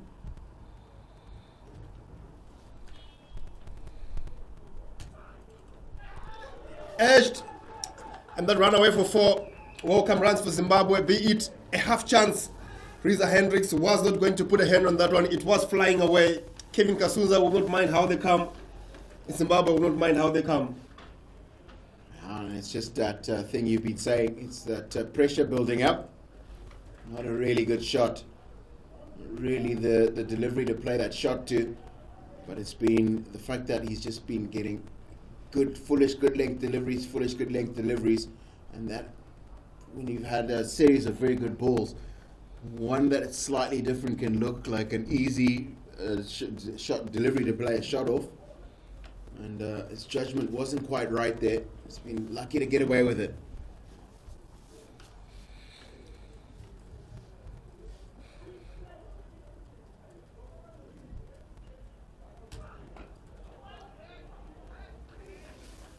Good comeback. Though the ball that actually went for runs wasn't much bad from that. But that's the way you've been speaking about.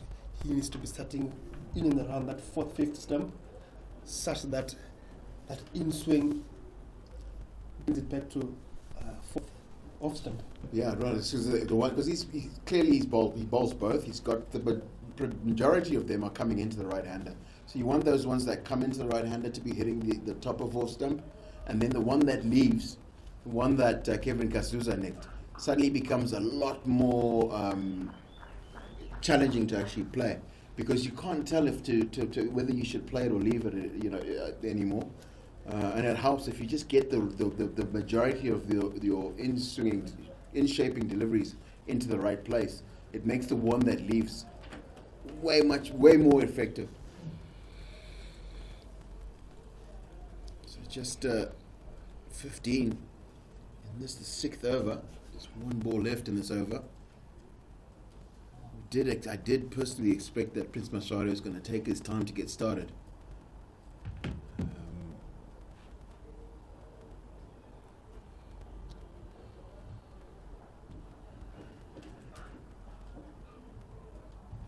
Good one to finish from Gerald Kutsia. And at the end of the 6th over, Zimbabwe 11, 15 for 1.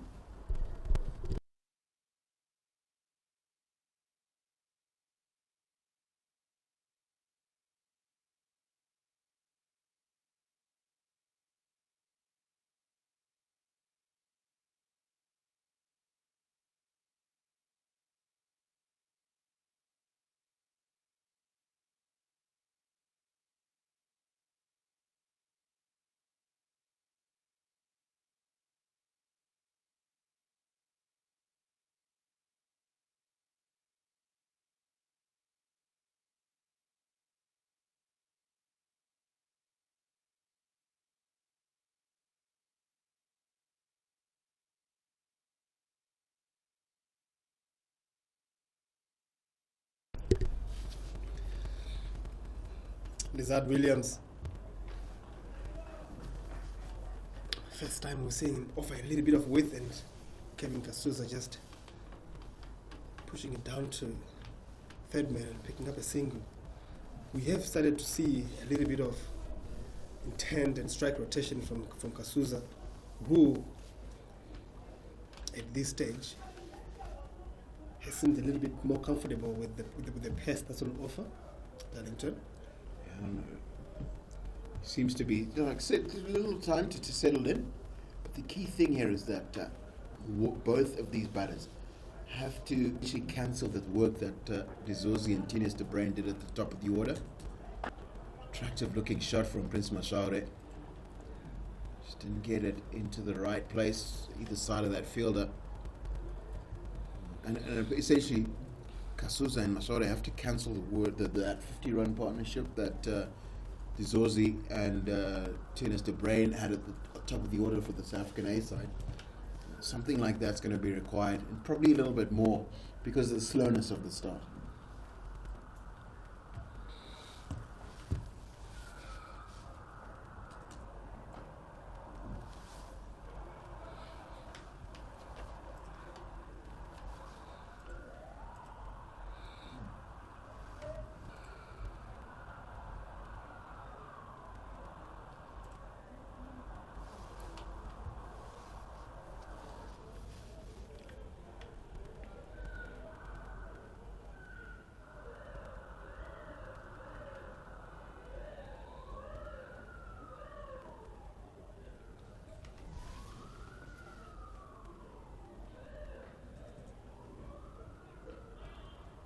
Down leg side, that should be wide.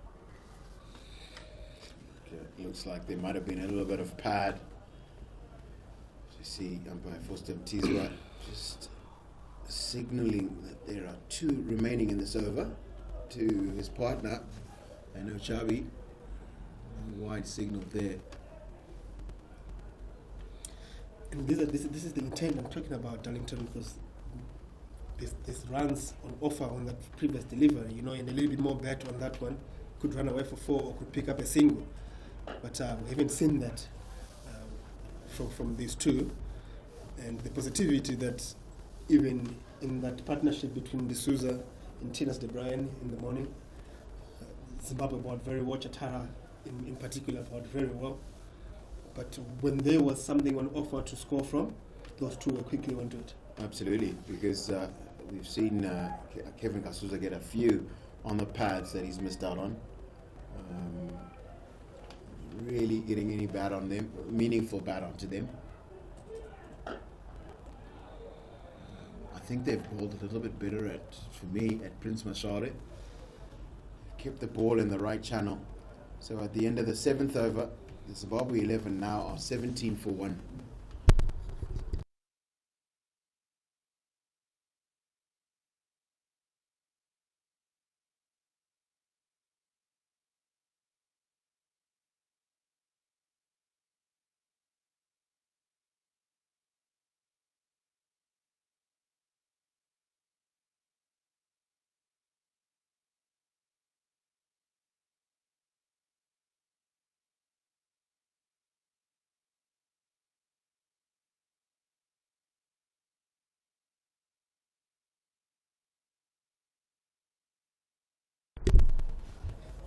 For the first time, we're seeing a change of angle from Gerald Kutsia from the city end. He's coming around the wicket to Prince Mashaure.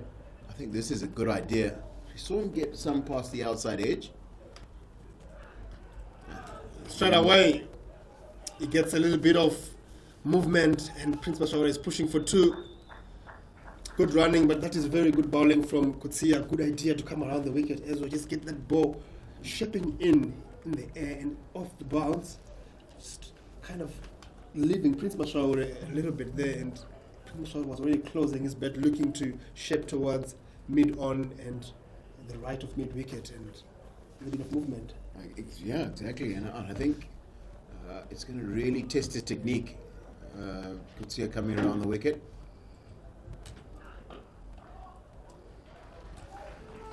Got it slightly wrong, did Kutsia. Prince Mashaure was up to that one. It's an inside edge. Looked like he was looking to go through the mid-wicket area. He's gone quite a long way behind square. Positive intent from Mashaure in that particular delivery, and you can see the intent that he's got.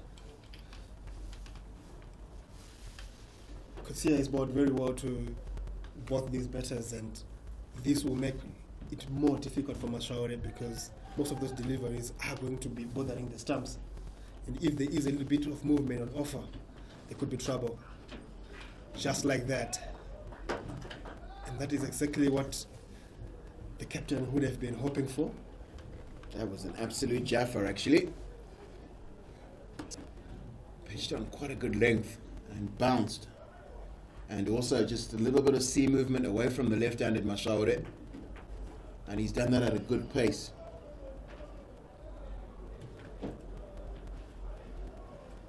He saw a little bit more bounce in the morning from bowlers bowling from the city end into the end that Prince Mashaure is batting from at this moment. It's the attempted short ball. Mashaure has played it very, very well. He's controlled that pull shot. Just a little paddle pull, just to make sure to keep it on the ground. You do see his game starting to expand, and that's something as we expected. We expected he's going to have a slow start, and once he's sort of gotten to a level of comfort, we start to see a few more shots from Mashaure. And then the longer he gets there, he starts to be really enterprising, because he's the kind of batter who likes to work balls wide of long on and off. I think Kasuza should be unhappy with himself there. Really did miss out. That's the first genuine half volley that Kutsia's bowled today. He will be very disappointed, Kasuza. He just looked a little bit like he wanted to try and push that wide off mid-on, and he just seemed to be falling over a little bit. That's right, and that's why we've seen him struggling with the ones that are directed in at his pads. Something for him to just work on. And then that's a dot to end the 8th over, and the Zimbabwe 11 now 22 for 1.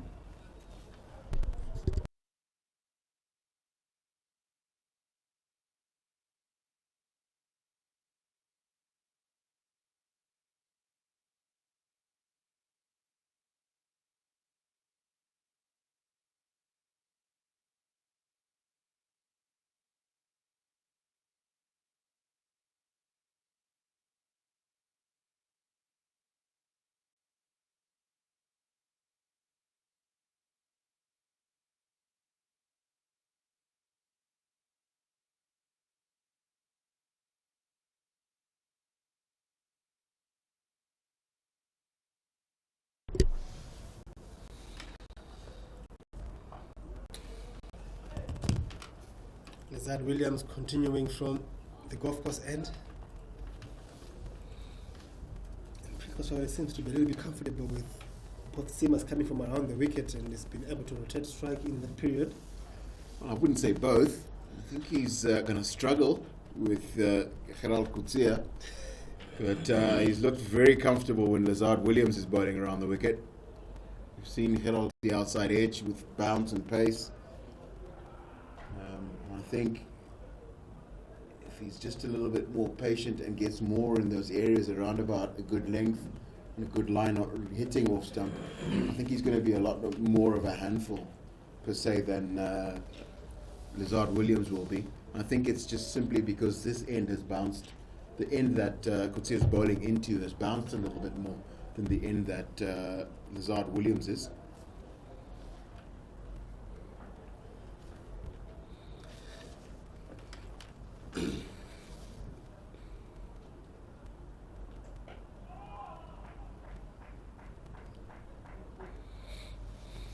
Nicely played. Lazard Williams doesn't think so. The way Kevin Kasuza lets that ball come to him and plays it really late to access that backward of square on the leg side gap, pick up a single.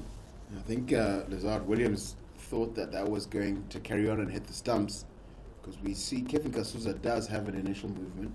Sometimes takes him outside off stump as opposed to towards off stump. And I think that's perhaps why Lazard Williams was so excited, because he thought that Kasuza was playing that from in front of the stumps. The ball that was going to carry on and hit the stumps.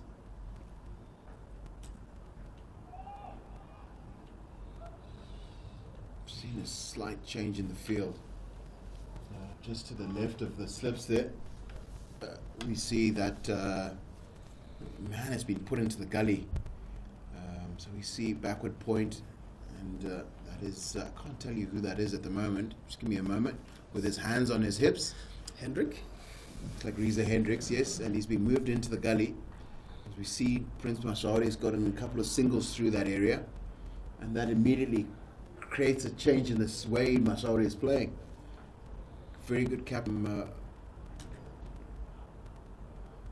South Africa captain here.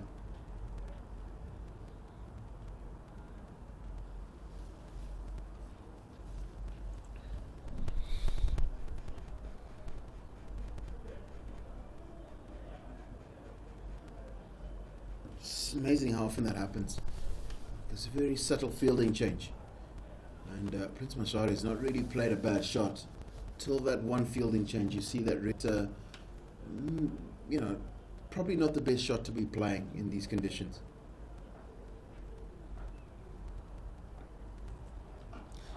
Pulled away. Couple of bounces that should run away for 4. Brilliant shot from Mashaure. Lazard Williams digging it short this time around, but not getting the type of patches that he was looking for in Mashaure Profits. It's a very good shot, and he's in total control of this one. Just knows the two fielders are in on the onside, and he's made no effort to keep this down. We see his game start to expand really, really nicely, is Mashaure.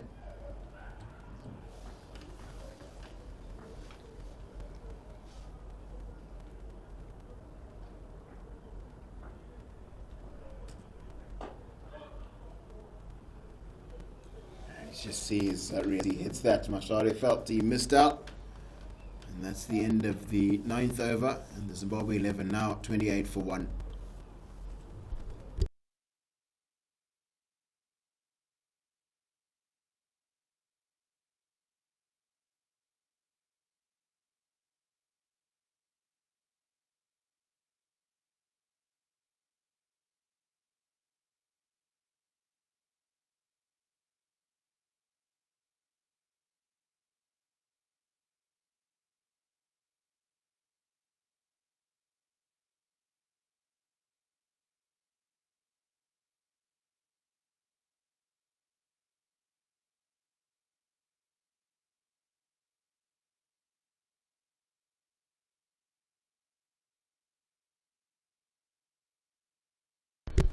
So we're seeing the first bowling change. It's Bjorn Fortuin, slow left arm spinner,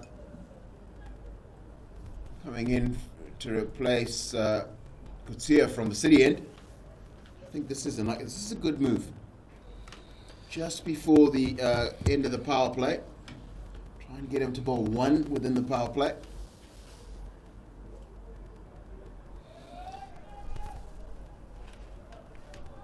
It could be a good move. So you see his two boundary fielders. There's one in the direction of what we call Castle Corner here at Rari Sports Club, and then another one at towards Cow Corner. He started well. That's 14. Totally gets his line and length immediately.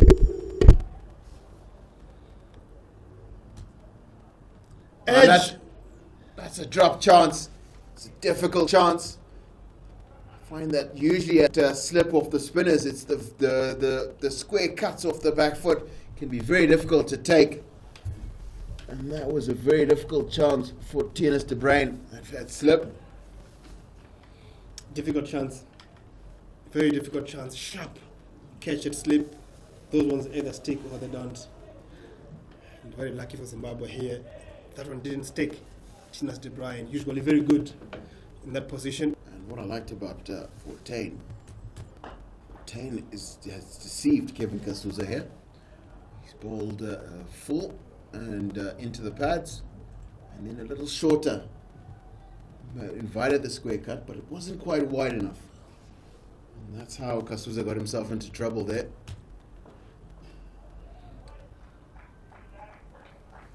And a good single from Prince Mashaure. That's well worked. We have two fielders. He has two fielders fielding for him behind square on the leg side. He's known he's far enough in front of square to get to that single quite easily.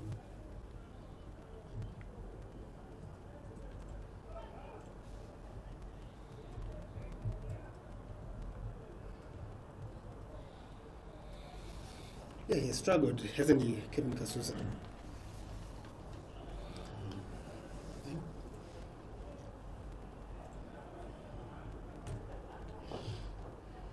Quick. Direct hit, but safely in. It looks like Andile Betlukwayo. He's done well there. But Kevin Kasuza was safe. And that brings an end to the power play in the 10th over. And the Zimbabwe 11 are 31 for 1.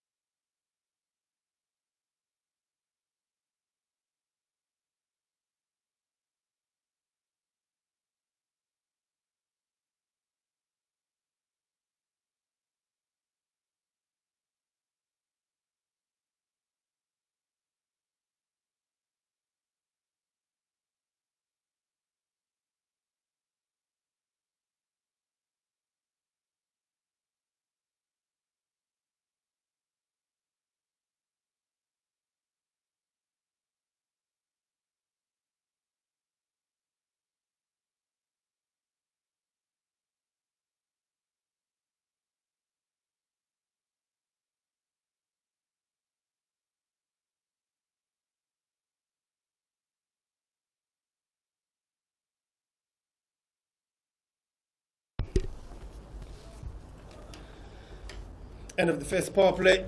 Zimbabwe currently at 31 for 1. At the same stage, South Africa were 33 for no loss. The run rate not any different. But Zimbabwe losing 1 wicket. Change of bowling from the golf course end. Andile Betlukwayo starts with a shout. Immediately, the umpire saying it's going down leg side. With that change from the golf course end, they either change in the commentary. Tino Mawoyo. Tino, good afternoon. Good afternoon, tonight. Been tough going for the Zimbabwean batsmen so far this afternoon. 10 overs in, 31 for 1. Really, they found it tough to get boundaries early on at the start of their innings. 274, of course, the winning target. You'll feel that the time spent at the crease by these two, they're going to have to convert that into runs. Absolutely. And I think this is the most important bit. They have done the hard work. They have gotten themselves a little bit settled, and we can say they are both in, and they need to get the runs now. I like the field. They've got fucking Kasuza here. Backward point. A man in front of the stumps at extra cover. No slips to Peshluquayo. Obviously, not quite got the same pace as the two opening bowlers. We haven't seen much movement this afternoon. And then there's a man on the onside as well, catching in front. And that just puts a little bit of doubt in the batsman's mind as to lunging onto that front foot and play strokes in front of the stumps. Man back at Deepak with square leg as well on the boundary.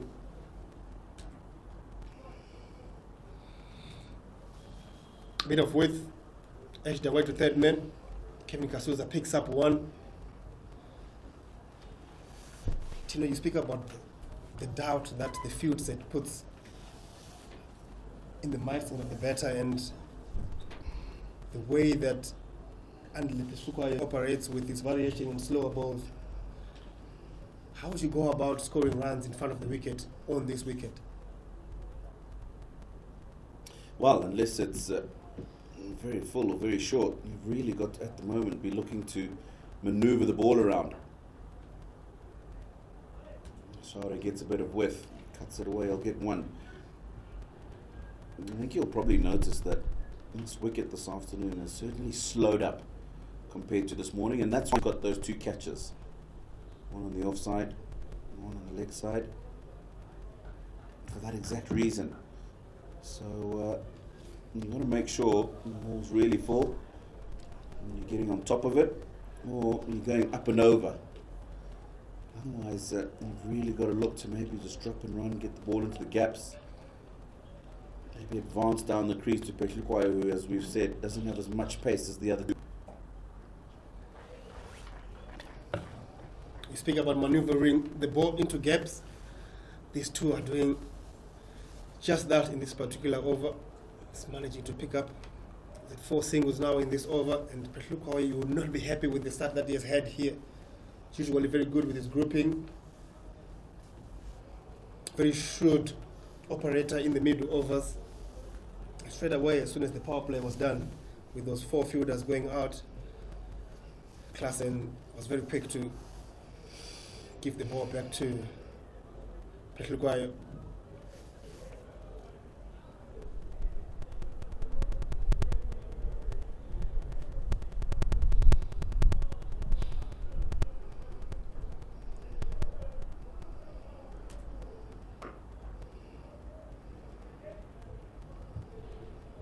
Well bowled. Good length from Peshluquayo to end the over. 11 gone. Zimbabwe 35 for 1.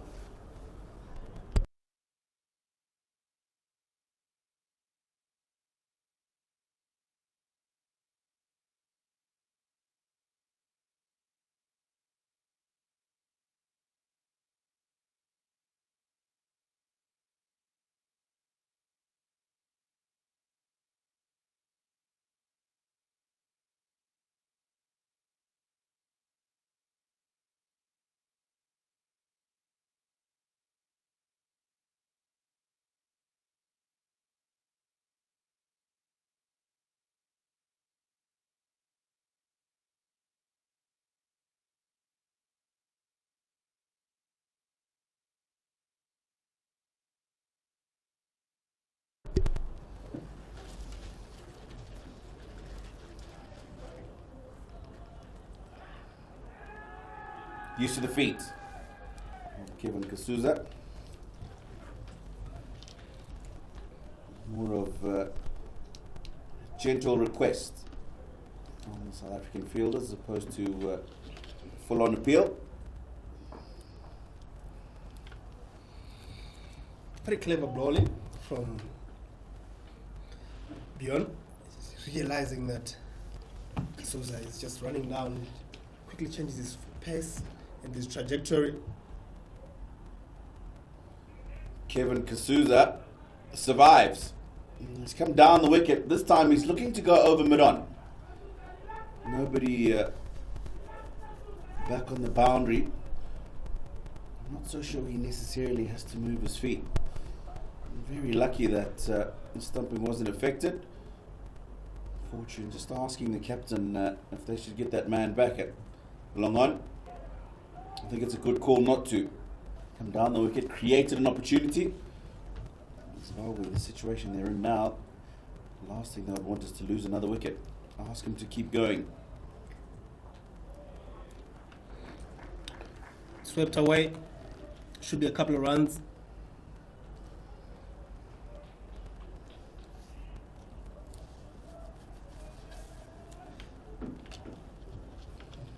The pressure that for 10 is, built in these 2 overs is about, it's unsettled Kasuza into some force shots. That's the thing. You'll be thinking it's been a little bit tight. This is an opportunity against the spinner to try and get some runs on the board and catch up. It's a good over, that one. 12 gone, 37 for 1.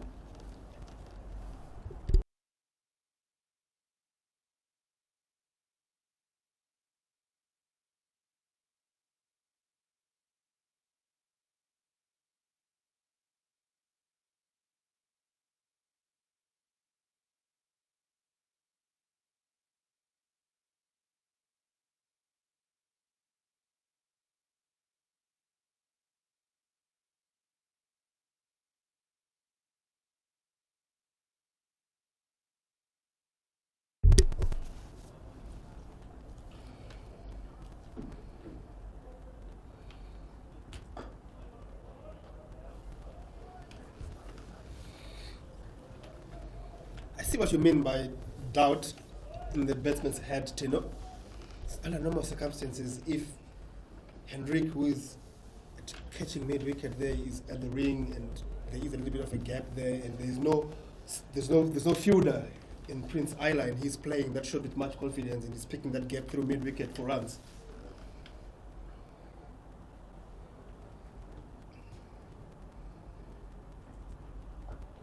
That's well bowled. Down the wicket, Prince Masaure.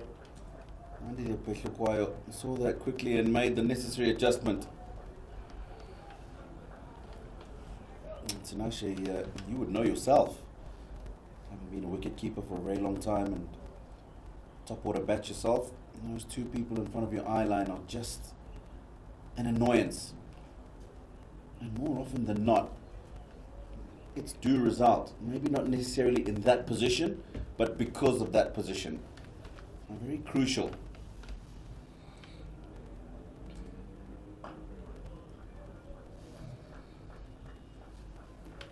Absolutely, Tino. And it's resulting from trying to avoid those 2 fielders, and you end up trying to maybe play inside out or maybe close your bat too early, and you find trouble.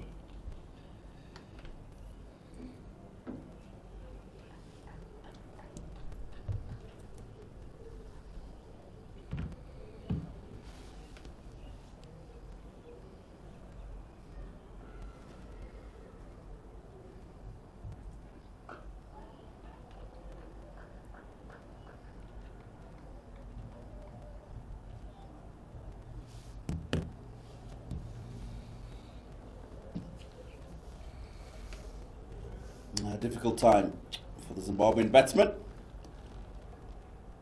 couple of balls to go in the 13th over. 38 on the board. Katano back in the hut. I think the good thing for them is these 2 do take their time to get going, but once they do, they're rather fluent. That's a good shot. Short from Peshukwayo, dealt with by Kasuza. Really nicely played. Peshukwayo not as quick as the rest of the bowlers we have seen here today from the South Africans, and he will probably realize that's a mistake and it's not an intended short ball. And Kasuza was very quick onto it, put it away. Important runs for Zimbabwe.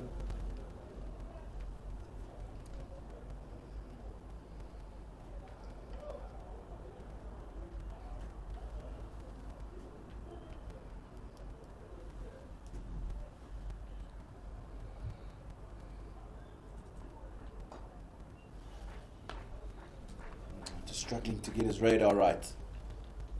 That one sliding down the leg side. 43 for 1.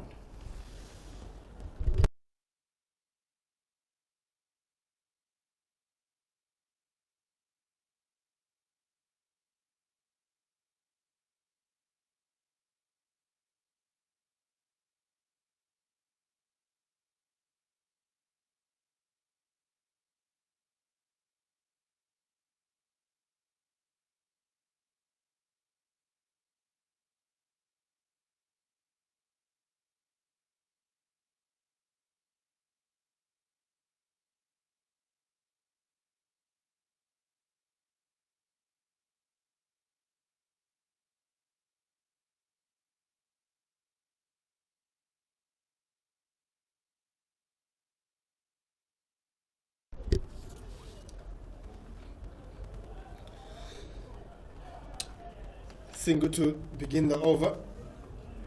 Bjorn Fontaine just wary of that willow from Kevin Kasuza, just tucking him into not having much room to probably access that long on boundary that is tried to access a couple of times today. Changing the field for Prince Mashaure. Deep square goes to the boundary. Cow corner was very square. Edge. Tricky runs, important runs. Patrick Wire gives chase.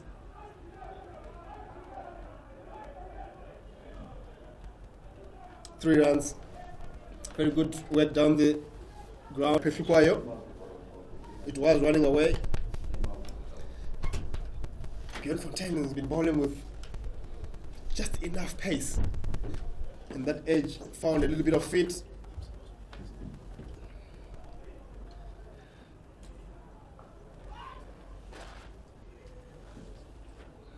Zimbabwe starting to get a little bit fluent.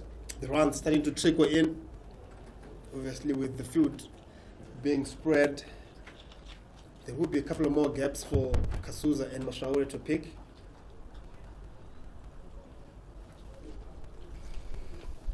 Both of them would want those strikers to probably double if Zimbabwe's cause is to have a positive end.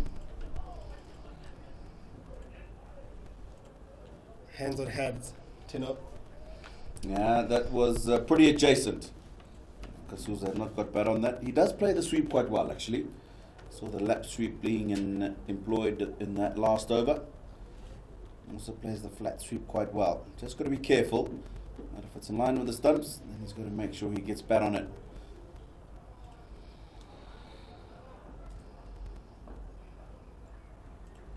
It's a good over once again. 14 gone, 47 for 1.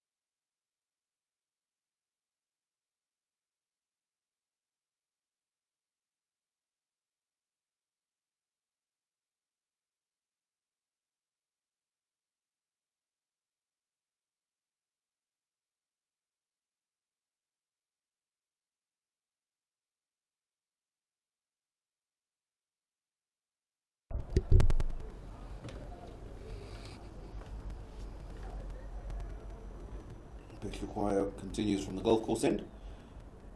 Oh, bit of extra bounce. It's actually been two-paced throughout the majority of the day. On the surface, obviously the inclement weather that's been around, covers haven't been on the pitch for the better part of the last week. This morning would have been really fresh.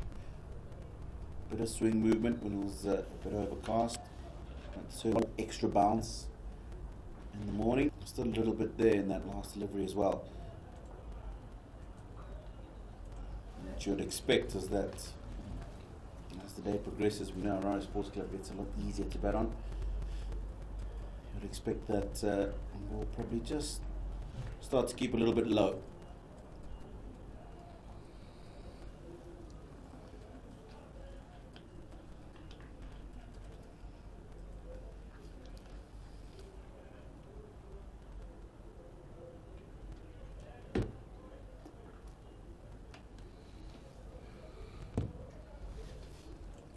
Got a feeling that something might give here from Kasuza. Being kept rather quiet for some time by the South African bowlers.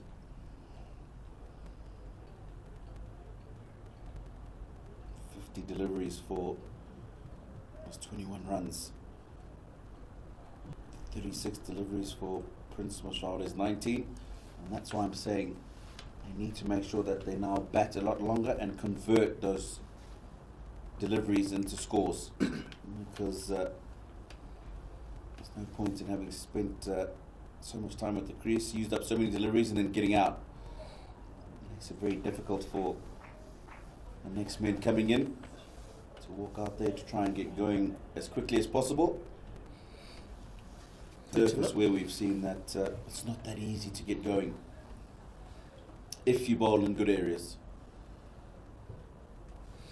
Absolutely, and you expect the next couple of changes to continue in this fashion. Obviously, Peshlukwaya hasn't bowled the way that he wants to be bowling.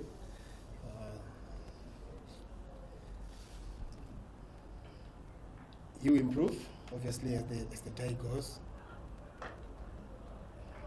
But you're on the next batters who come in who find it harder. With that single, that brings up the 50 for Zimbabwe.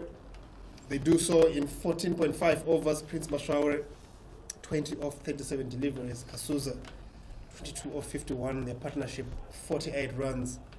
Moving along nicely.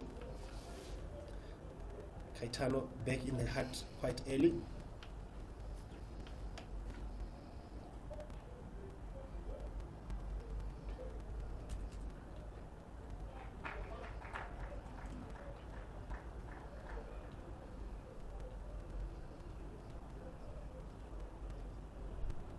$51 for 1.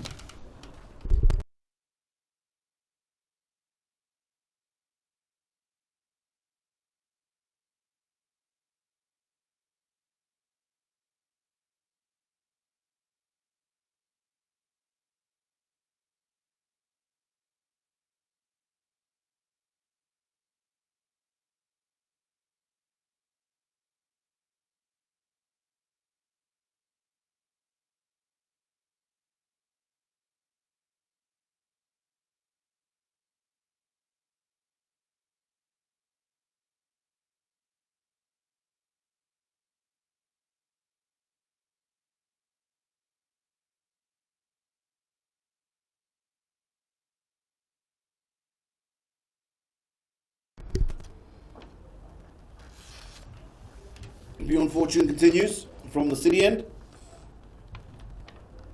He's done a more than handy job for his captain Heinrich Carson today. That's 9 runs from his 3.2 overs so far. And joined in the combox at the exit of Tinashe Chimbambo by Larry Kurai. Larry, good afternoon. Good afternoon, Tina Mawea. Nice to see a bit of a crowd here. It's always the reason we play cricket. The reason we play cricket is for the crowds to come in and cheer on their team. As you follow the cricket here, if you're close to Harare Sports Club, just make your way to Harare Sports Club and catch some really exciting cricket. Good hit. That is a very good hit from Kevin Kasuza. Tried it a couple of overs ago, coming down the wicket. This time, stood in his crease and hit it high and handsome back over the bowler's head. And with that comes up the 50 partnership. The partnership is now on 53 between these two batters, with Kevin Kasuza on 27 and Prisma Shaure on 20. So they've really rebuilt this innings quite nicely, haven't they, Tino? After that early scare. Bowled him. And as we say that, Kevin Kasuza, this time looking like he wanted to go inside out. And it looked like he just got an inside edge back onto the stumps. And Fortune gets his first wicket. And Kasuza has to go. He just felt in the last couple of overs that Kevin Kasuza was wanting to get on with things. And that one just going straight through the gate. He's gone for 27 and 55. Took a long time, those runs. Zimbabwe 11, now 55 for 2.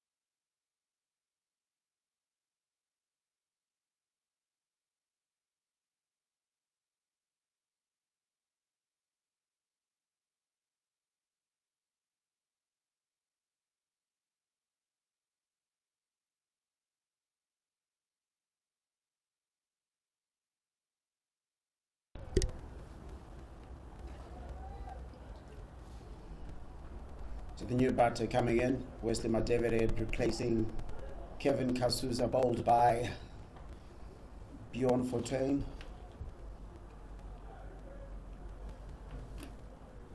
Just as I was about to say that they built that innings back together.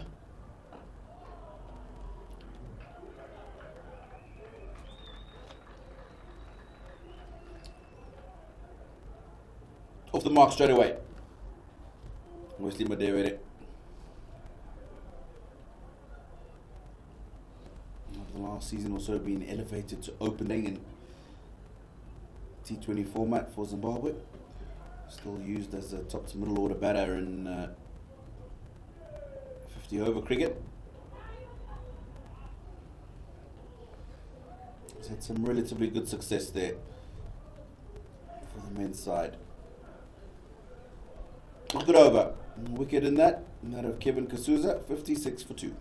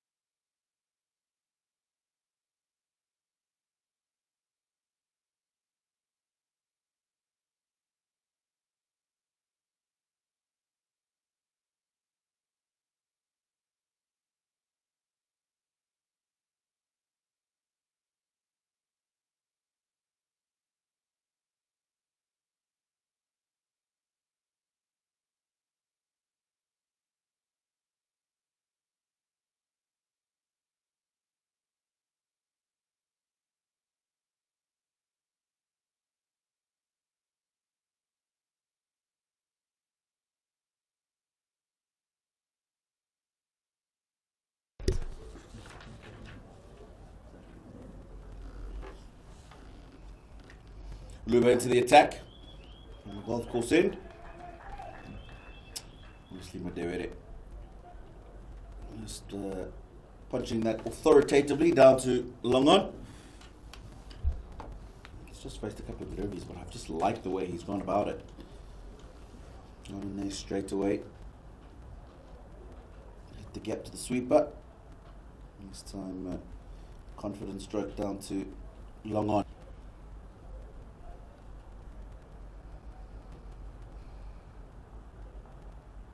He will have to play an important innings, you'll feel. Zimbabwe 11 are going to get anywhere close to 274 they require. Of course, still some experienced men to come. Sikandar Raza, the captain. Ashman Tumbami, who's trying to make his way back into the national side. Milton Shumba, who's got a few caps for the national side.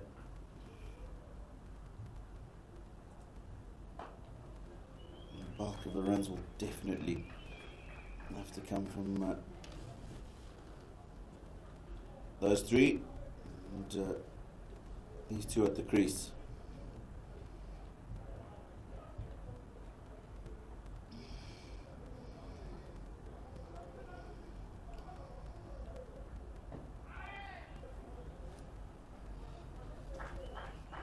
A bit more rotation of the strike between these two.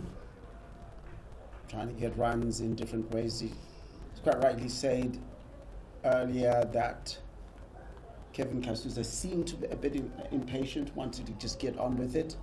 And yet there were runs elsewhere besides trying to give it a heave hole over the inside fielders who tried to get it for a 4 or 6 in it.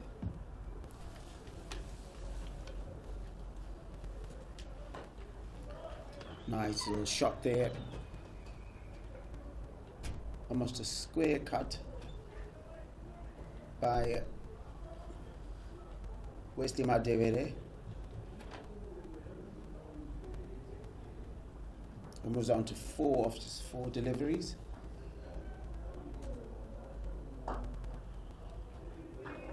A simple put. Prince Mashaure. And at the end of the 70th over, Zimbabwe 11 are 62 for 2.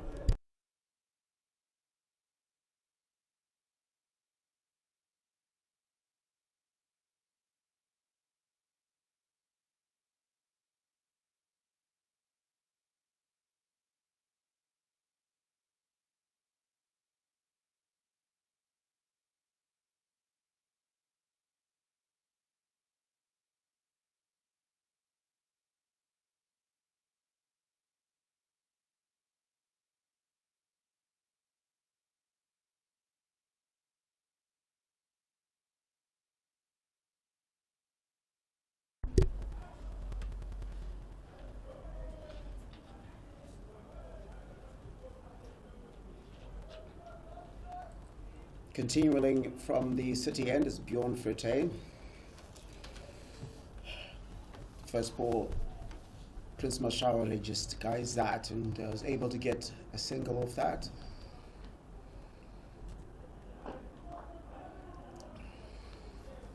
Placing it just to the man at was Wesley Madevere, 5-4-5 again. Just rotating the strike, just getting those runs, getting pick six or so runs as and when you go, isn't it? Absolutely, and since he's walked in, it's also just given Prince Mashawari a little bit of impetus himself. He started to run between the wickets as well. Seems to be just that little bit more alert because his partner is looking to get to the other side as well. And this is what we were talking about when Kasuza was in earlier, that these boundaries would be hard to come by for whatever reason. Good bowling, possibly the wicket just slowing up this afternoon. However, you need to ensure that you find a way to be rotating the strike, and then when that bad ball comes, automatically you'll put it away. And I really do like the energy that Mr. Madevere has brought to the crease. And because of that, it's forced the man who was at slip to come into a catching position in front of the stumps to try and stop Prince Mashawari from getting those runs in that onside.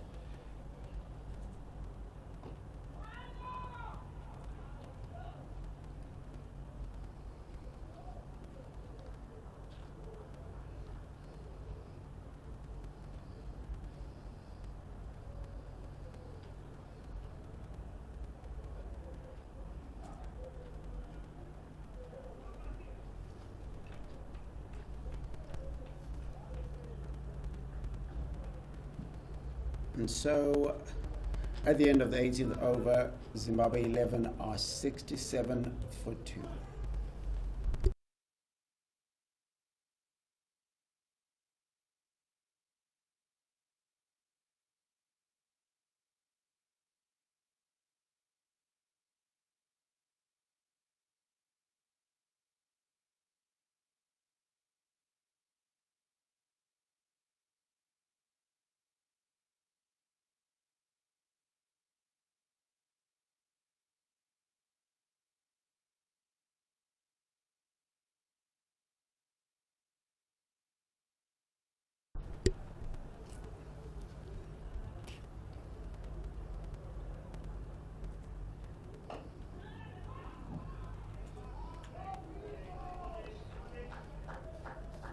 Wihan Luba resumes his facilities as Zimbabwe 11 trying to get to 274 being the target. Prince Mashawari almost gave a chance to the man at mid-wicket position, actually cover position. But that just was wide. He was able to pick up 2 runs off that. I like that though from Prince Mashawari. Luba not really getting turned, using his feet, getting to the pitch of the ball, just manoeuvring the ball into the gaps on the right of the man at long off, which come back for 2. Just that movement of your feet, that urgency, puts a little bit of pressure on the bowler. A gentle little slap of the ball there. What he does is just takes pressure off himself, trying to just keep trying to place it and get a single in a different way. But he gets the other batter onto the other side and picks a run in the same course.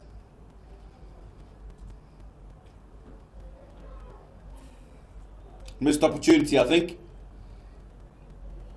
Looks like a missed stumping opportunity.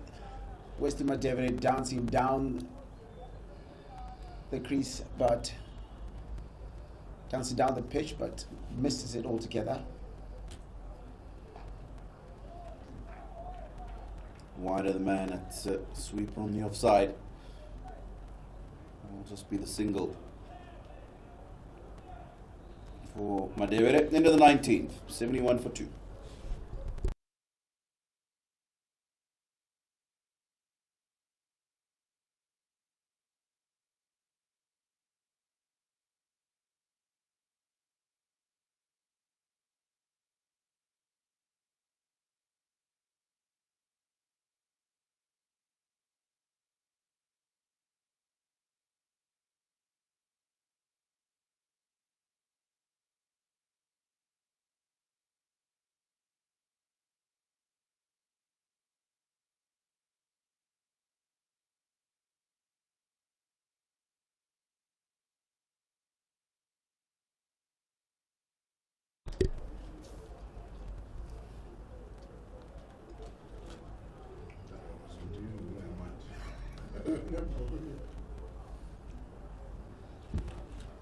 Changing bowling on the city end, and Jason Smith is coming in for Bjorn Fontaine.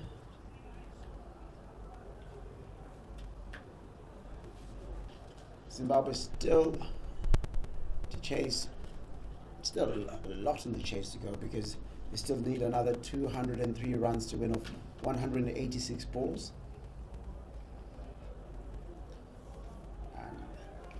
As has happened earlier, a bit of a gardening taking place. There's a foothold position, pace bowlers. We saw Tanaka Chivanga having a problem in the South African innings, South Africa A innings. And a little bit earlier in the Zimbabwe innings, I think it was,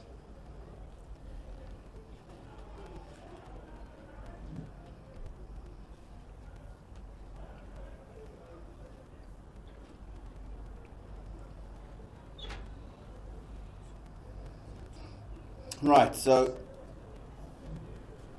just about ready to get going again.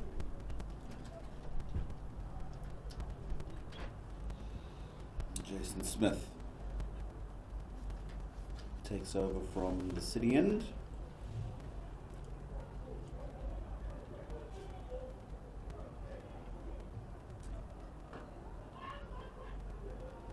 Obviously Madevere wanted the single. Prince Musaure didn't. Good calling though. Early call from both. Prince Musaure, the most important one, saying no.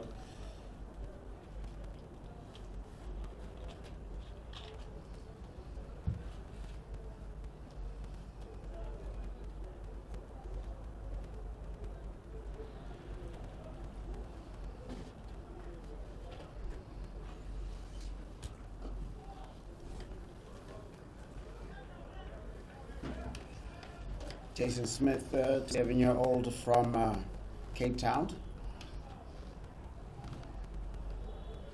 Turns out for the Cape Cobras out in South Africa.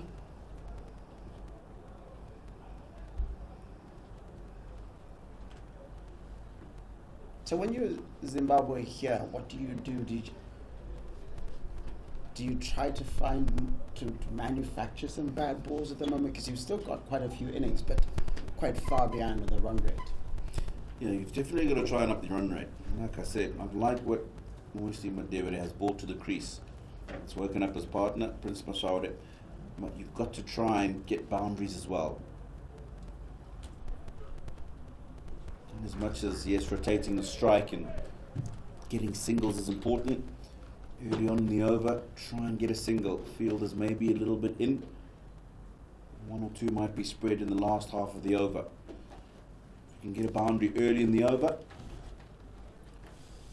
then you know that 2 or 3 singles for the remainder of the over, and you've got yourself 6 or 7 runs, which is good.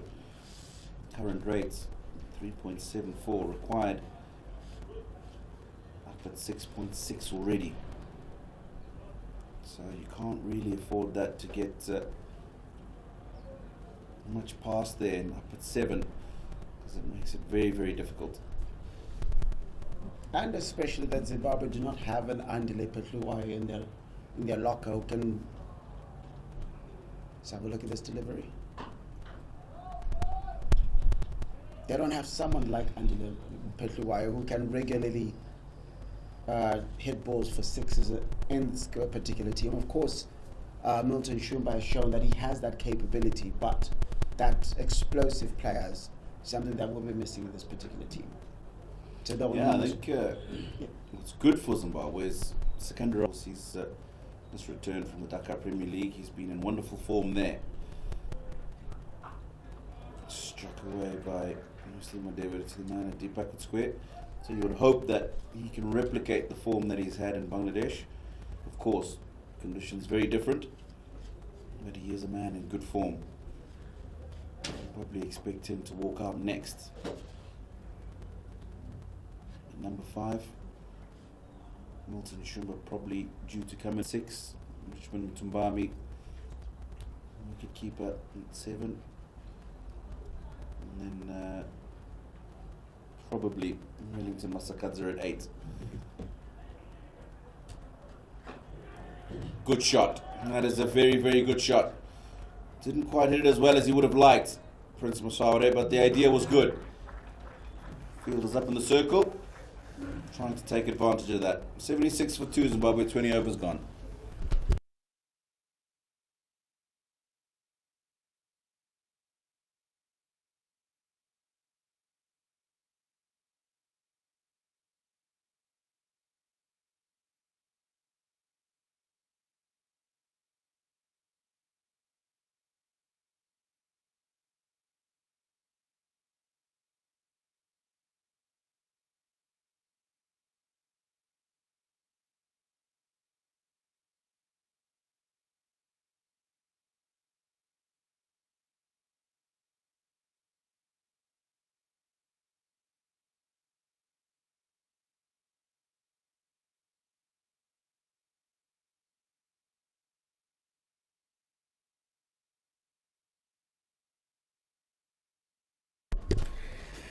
Joining me now is Darlington Tambanazo.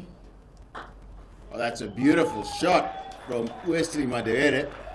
He was saying he needed to find a boundary early in the over to try and get this run rate to come down a bit. Wesley Madere has done just that. It was a pleasant half volley, full and outside off. You've still got to put it away, and he's done that emphatically.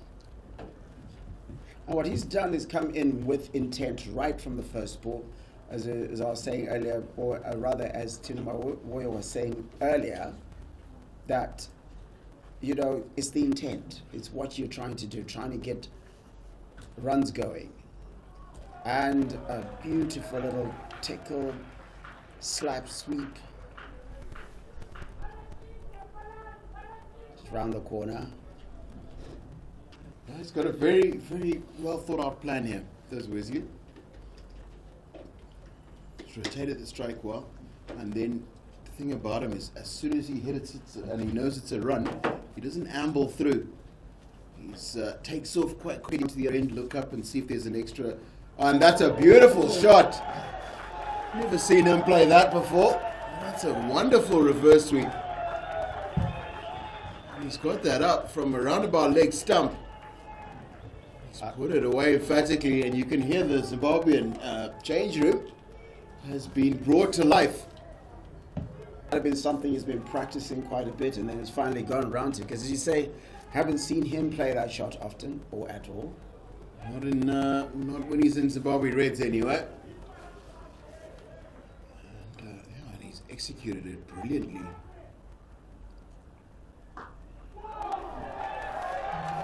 And then another beautiful cover drive.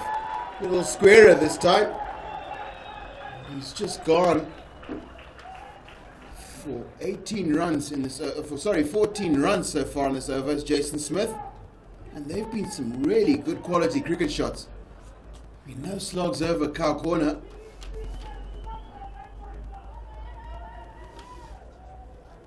Sorry, that's actually Vian Luba, not Jason Smith. This is batting seam from the other end. There've been some very good quality cricket shots from Wesley Madivere. The two cover drives have been exquisite. And then that reverse sweep.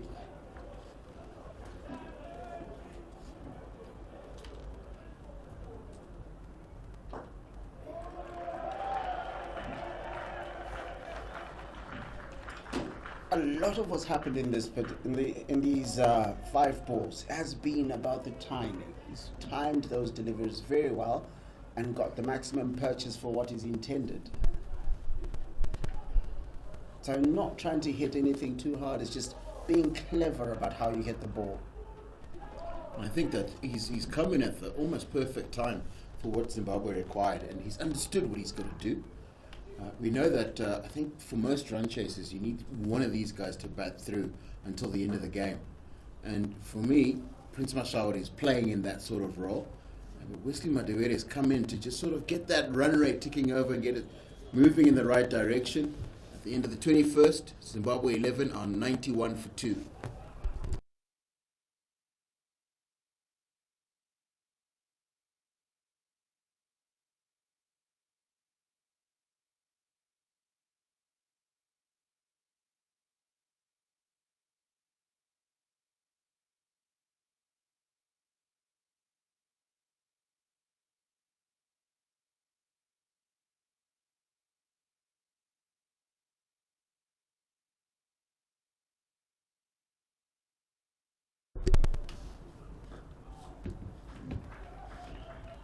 Wesley Madewere has worked that one from Jason Smith quite nicely. He's got it up off of a middle stump. He's worked that just in front of square. He's rotated the strike well since he's walked in.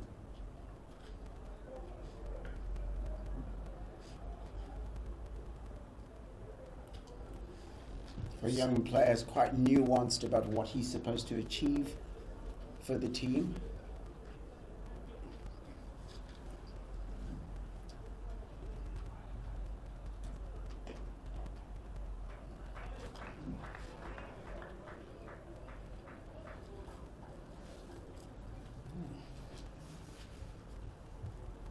This is going to be a really important partnership for Zimbabwe 11.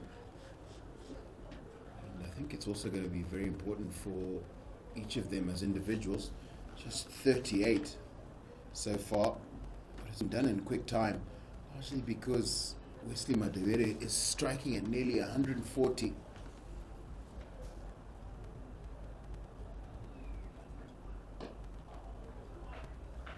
Played beautifully, just off his pads.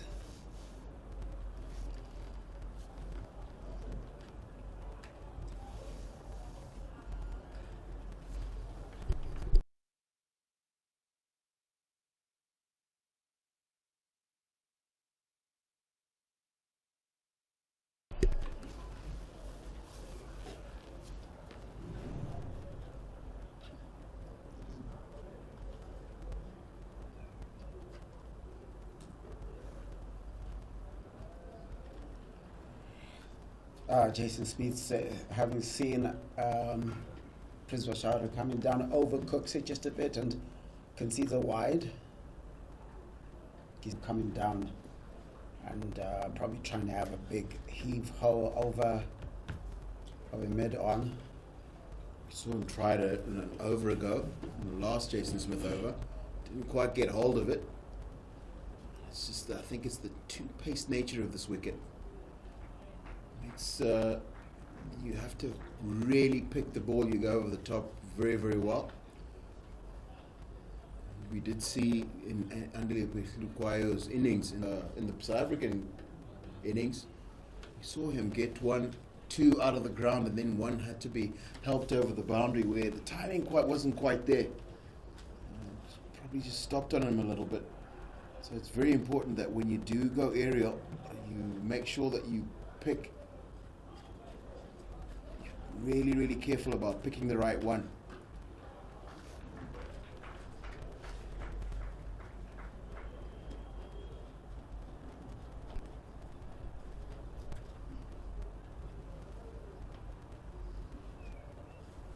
Wesley Madewere just punching that square of the wicket.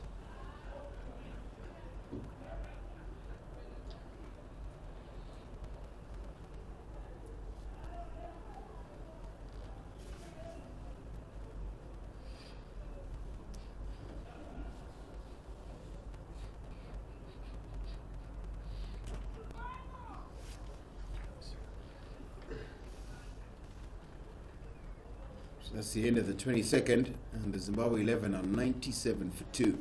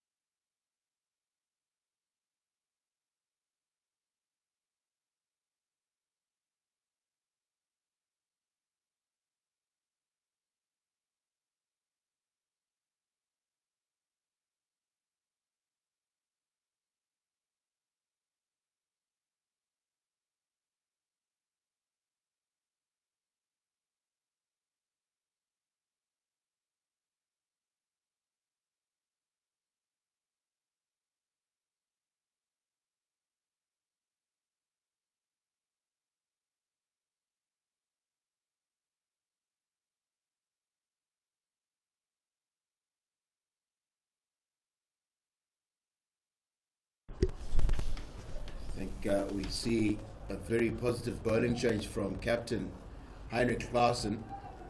He's brought Untitled Chapter back into the attack. No wickets yet, but he's bowled well this afternoon. And he starts well.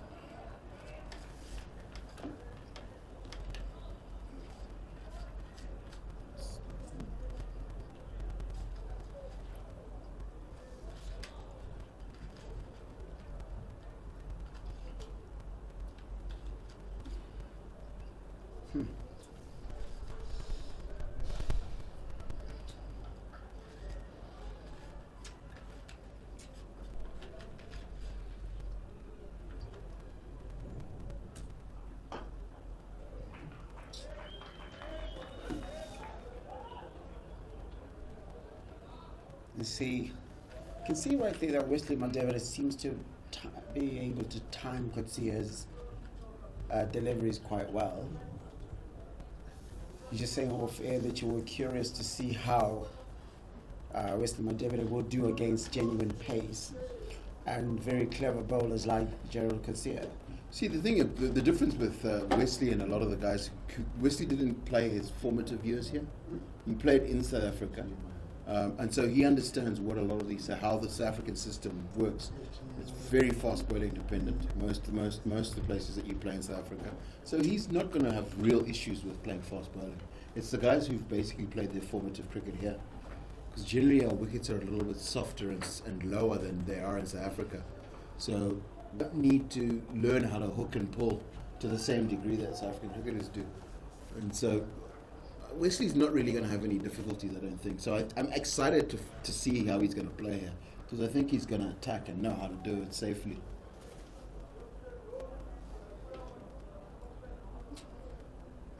So another overcooked delivery from Harold Kasuza.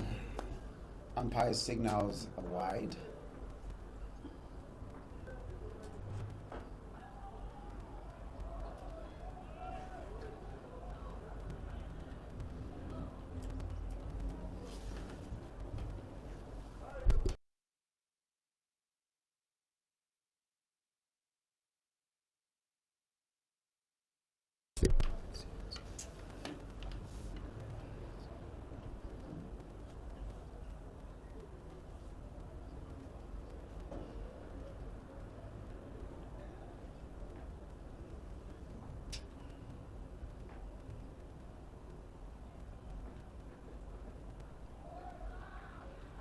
Good change of pace from Kasuza.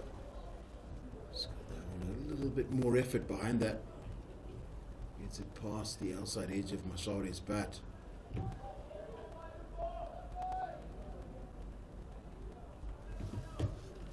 Zimbabwe is approaching the halfway mark. Just 2 wickets down. It's quite evenly poised. It's just going to be a question of run rates from here on. See, if you just look at the top of your screen, we've had a fielder put into the first slip area, and another one into the gully. I think Heinrich Carson is very aware of the fact that a lot of pressure on the rest of the Zimbabwean lineup. He's just giving Kasuza the resources he needs to do that.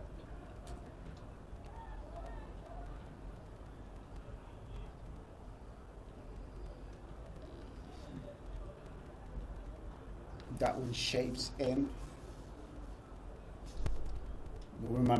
My money would be the next ball goes out. I think that would probably be the wisest bet. He's done well because he's got a few past the outside edge of Mashari's bat when he was bowling from the city end.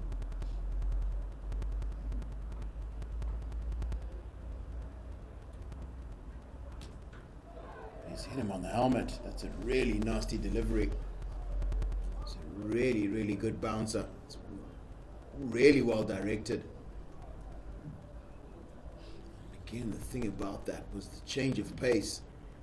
It's a lot quicker than the ball before that. At the end of the 23rd over, Zimbabwe 99 for 2. See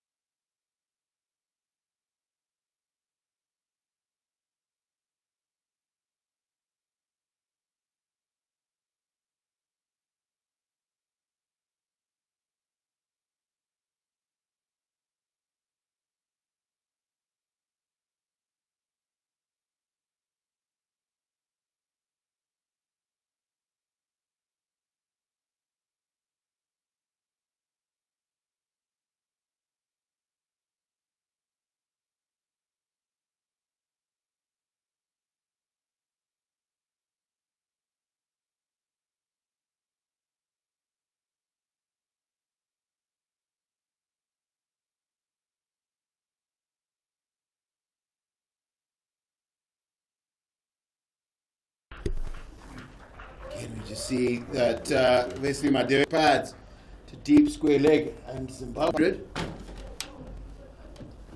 So for the delay that we had was just for the check after Prince Mashaure got hit in the helmet, the last ball of the last over. So the concussion checks was very important for the safety of the players.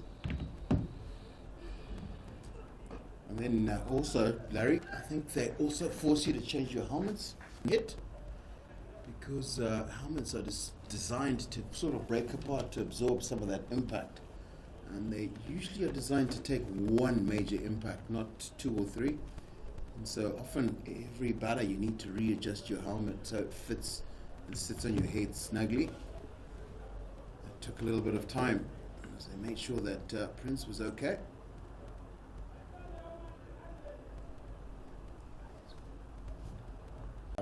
On the helmet. You having had that a couple of times, happened to you, you said before. How do you get yourself back into focus to get back at it again? You see, because there's two types of impacts. Often the ones that leave you rattled, it's very, very difficult to collect from those. But what I found is ones that are like Prince, the one that Prince got, they hit you quite flush, and you feel those. And then the ones that sort of hit the side of the helmet and bounce off and usually go towards third man or fine leg are usually quite painless. I think there's no effect when you get hit a glancing blow, but it's when it's fairly solid that it takes a little bit of time for you to settle yourself and refocus.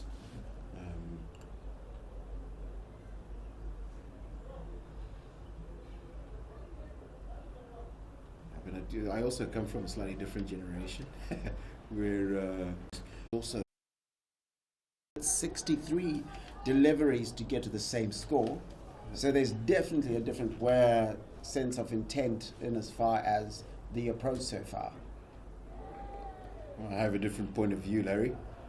I think that Prince Mashaure scoring 34 from 63 has basically laid the foundation that allows Wesley Madere to score 34 from 25. Which is what I said. Very, very, Different very key. intent. Very key. The way that Prince Mashaure has Came in at number played. 3, yeah. And he's been good. He's been disciplined. But whenever he has had opportunities to score, he's taken it. Yeah. There haven't been many. This South African A side has bowled quite well. Oh no, Wesley. It's gone straight up, and Henry Carson is not going to make mistake with that. And that's another very good bouncer from Gerald Kutsia to get rid of Wesley Madere for 34 of 26. 11 now, 106 for 2.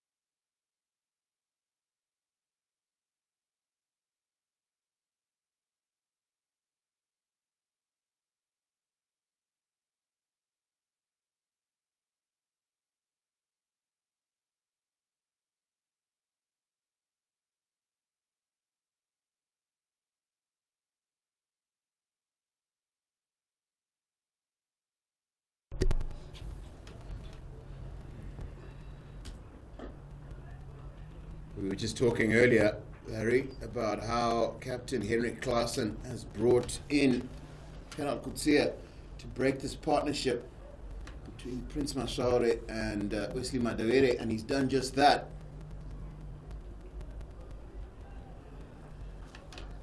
Marin at the crease is Captain Skandaraza. He's going to have to play a really, really important innings here. 167 the Zimbabwe 11 need from 152 balls. A little more, getting close to 6.6 runs per over. The moment we get to the halfway mark, from the halfway mark, every period that you don't get towards that required run rate starts to climb rapidly. And we see the fielder a short leg for Skandaraza. He gets off the mark immediately. So we know that Captain Carson has decided to go for the jugular here.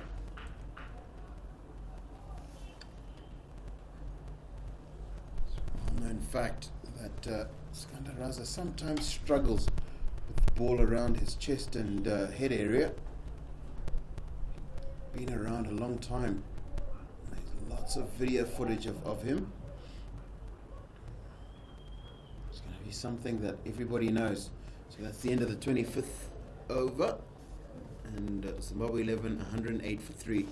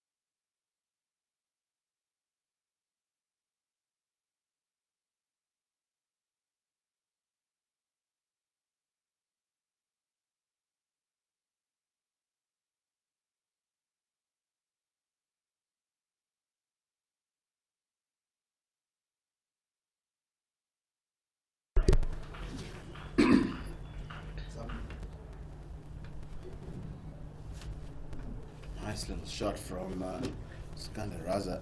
Straightish back foot drive. It's for the 2. Skandaraza is a busy cricketer. He's going to be looking to try and rotate the strike, find interesting gaps.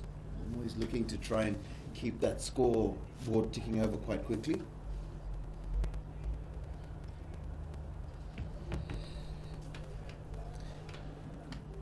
A slightly more experienced version of Wesley Madawere. He would try and get the scores moving. Fielder in the dip.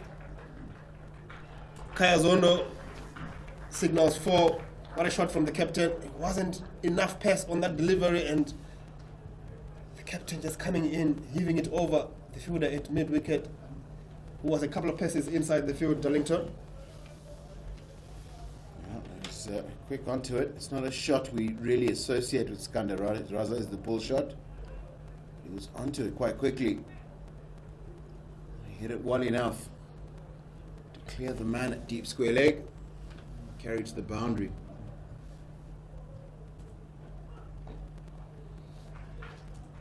You should see him looking for two. Kasuza was quite a long way in front of square. And both him and Masari get back comfortably.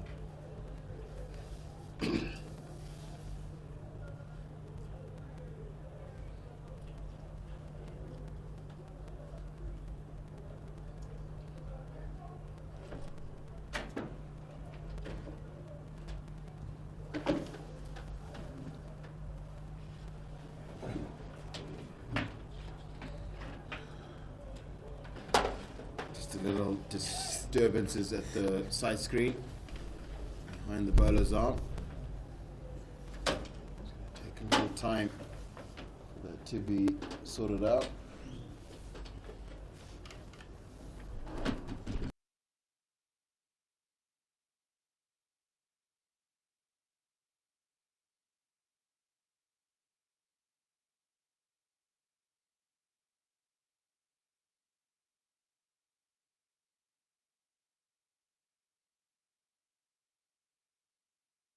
For the day?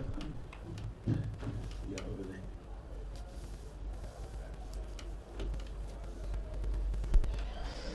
In Zimbabwe rating for 3.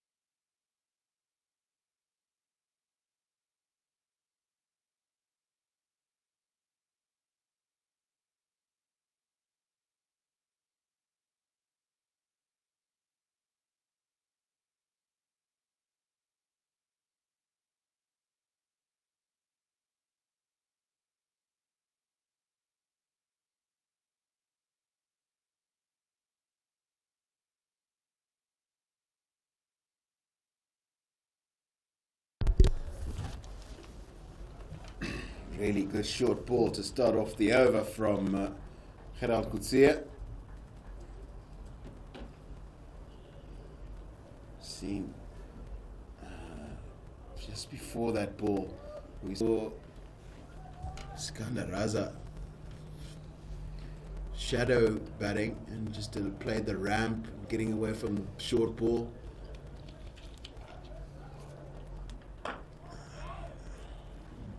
Well bowled and well played from Skandar Raza. It's the follow-up delivery. It was a slower Yorker.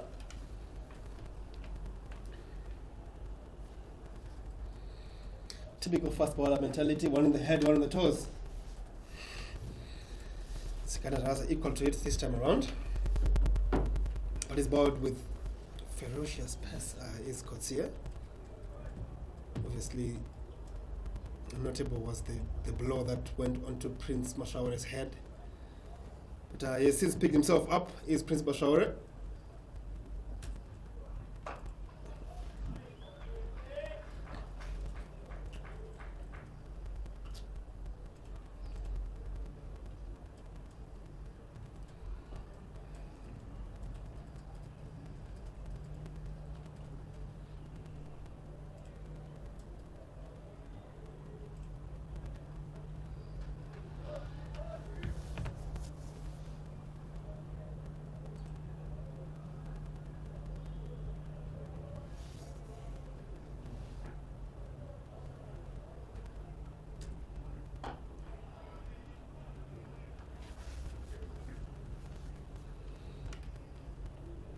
Just the 22 from his overs so far. Hello, could see it. Wow, brings it both ways. One is a little swinging a little in towards middle and leg.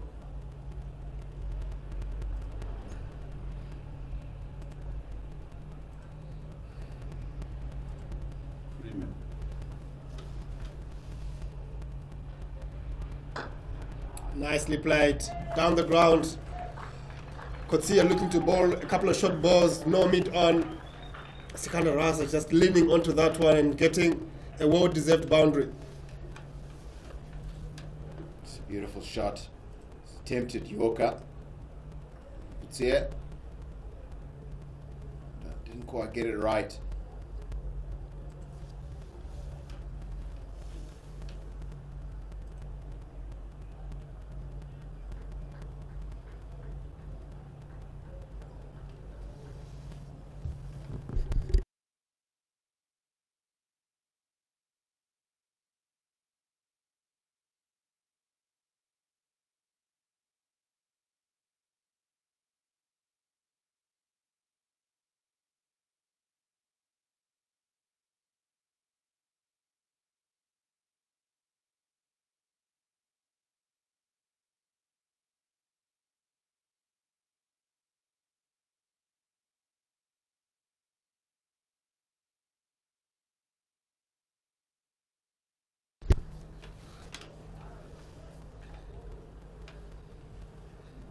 That's the end of the 27th over. Zimbabwe 11, 123 for 3.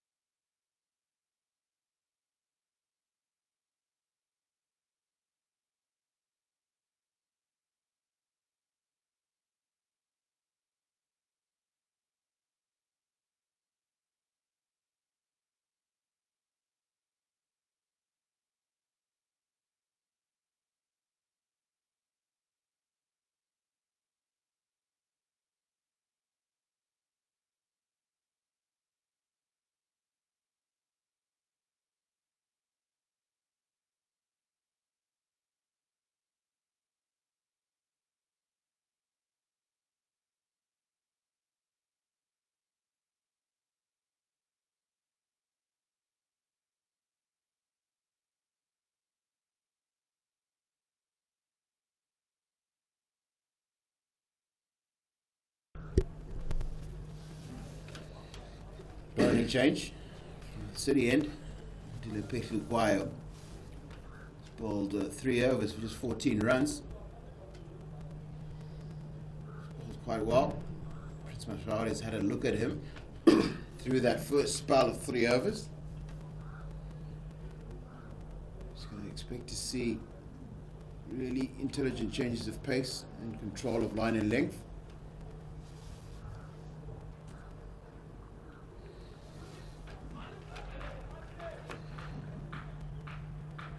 Little too straight from Petru Kwayo, and Prince Mashawari gets it fine enough to get the 2 runs from it. He hasn't really enjoyed his bowling today, is Petru Kwayo, has he?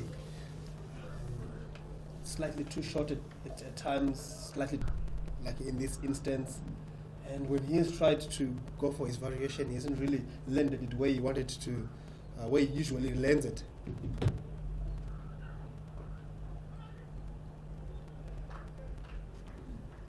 Absolutely, he's just been, again, we see that as just attempted at a slightly slower delivery.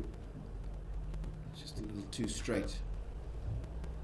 The one before that, again, was just a little too straight from around the wicket. Really got into that, what we'd call the corridor of uncertainty, which is in that area between sort of full stump and off stump, about 6 or 8 inches from outside off stump. Hasn't really got enough balls, I think, in that area today.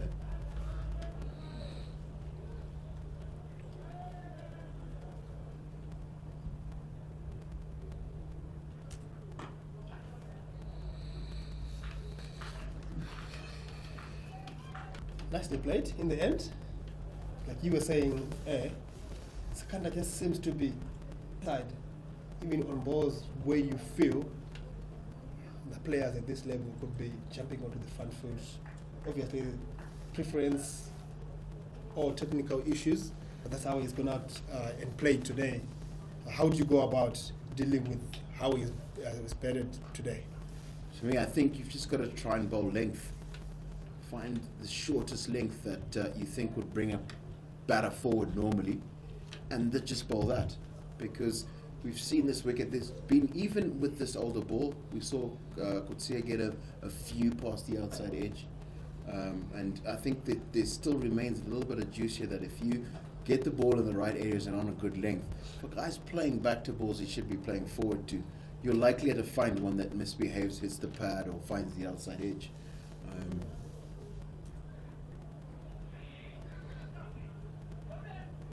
Where my own feeling is that I think they've seen that Sikandar Raza staying on the back foot, and they've tried to bowl Yorkers, which are easier to play off the back foot, I think, than a good length ball is, especially if it's quite straight.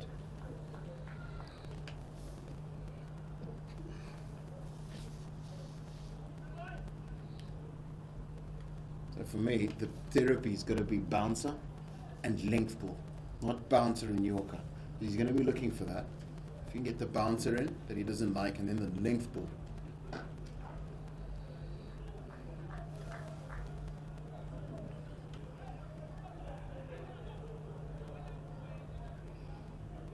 So that's the end of the 28th, and the Zimbabwe 11 are 129 for 3.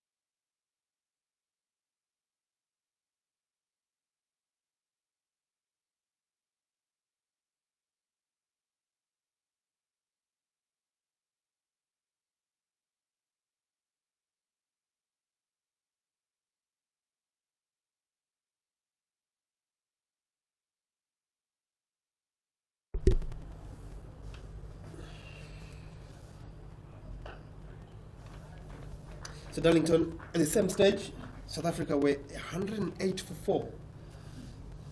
And Zimbabwe are currently 22 runs ahead at the same stage of the match. How do you think Zimbabwe needs to bat in order to sort of cover up for that brilliant ending to the innings by Petrukwayo and in part Carson? So for me, it's the key player here is Prince Mashare. Okay, because if Prince Mashare bats the way he's done and accelerates a little bit towards the end of the game, then Zimbabwe 11 should win this. Because he's looked in total control. Okay, there's just been the one aberration when he got hit on the helmet, but that was a really, really good delivery. And you are going to get them against quality opposition. But so for me, I think the key thing is a partnership, another partnership, this partnership, and then another partnership. As long as Prince Mashare is in and around the 46, 47, 48th over, then Zimbabwe 11 should win this. And I think that's the key.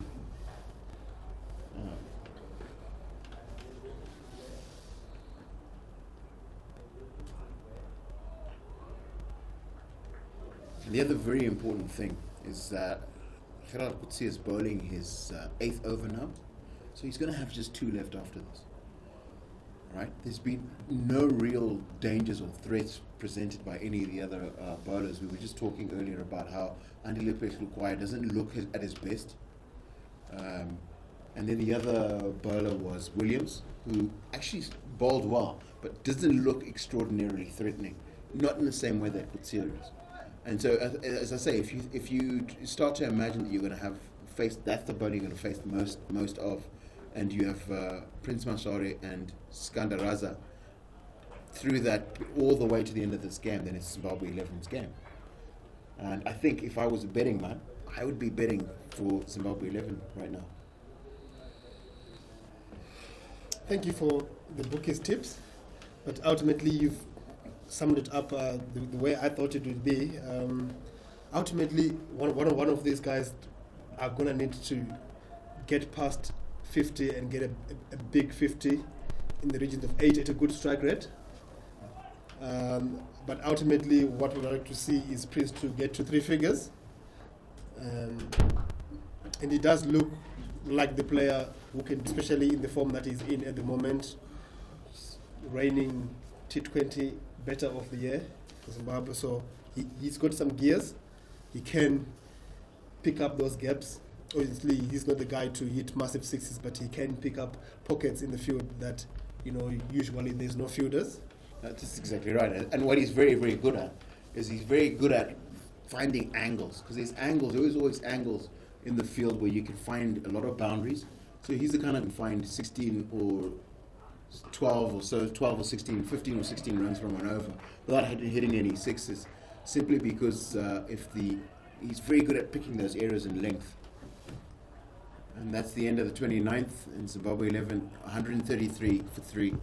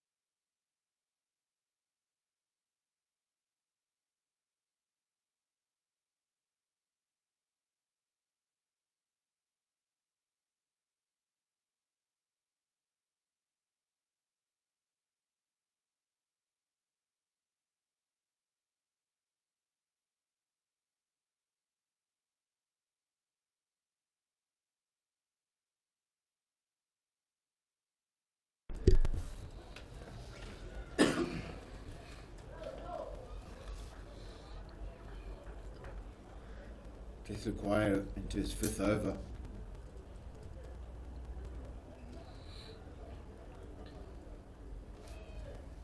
In the 30th over, I'm just going to give you a little thing that I remember as from my playing days. I always used to say, if you get, and that's a beautiful shot from Prince Mashaure, little over pitched from Andile Petluquayo, and he's played a wonderful shot to get it all the way to the boundary. But as I was saying, at the 30th over, find the score at your 30th over. And if you've got like 5, 6, maybe 7 wickets in hand, you generally double that score. And that's roughly a good idea of where you are in the game. And from this perspective, we saw South Africa make 274, and Zimbabwe, before the end of this 30th over, are 137, which is exactly halfway.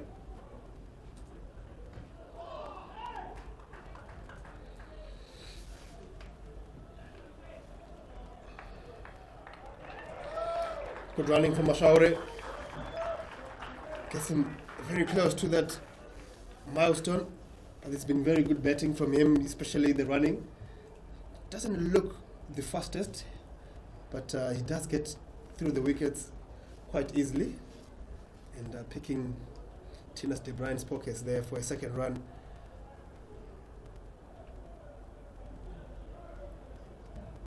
$139 for 3. 29.3, evenly poised. Missed out with offered. Prince Mashaure just trying to go to the left of Hendrik at backward of point. Wasn't able to.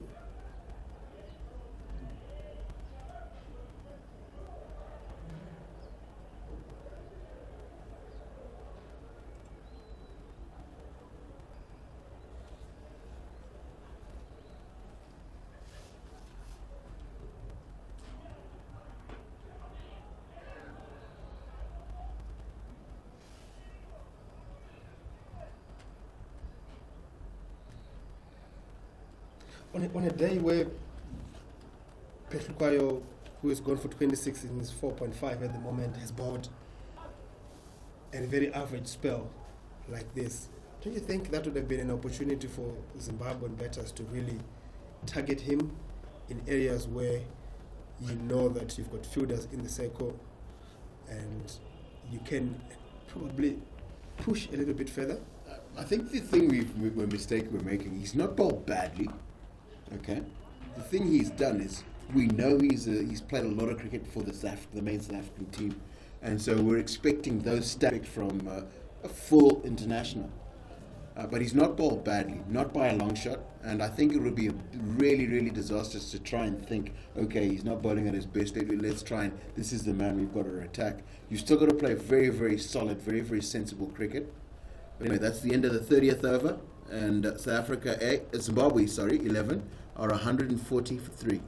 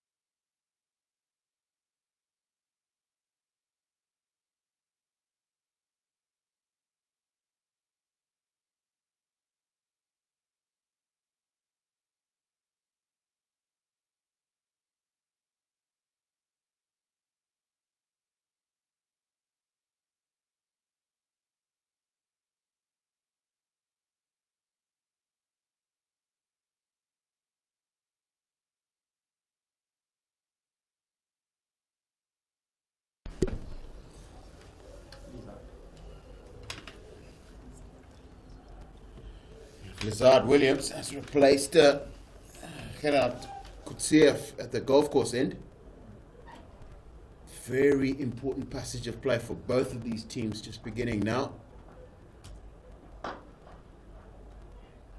think the team that can hold their nerve best, that stays calmest through this period, is the team that wins this game.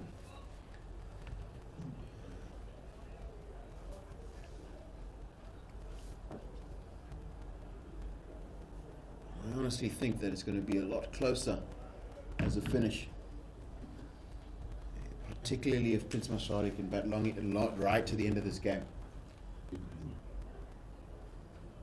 Again, it's just down to who holds their nerves, isn't it?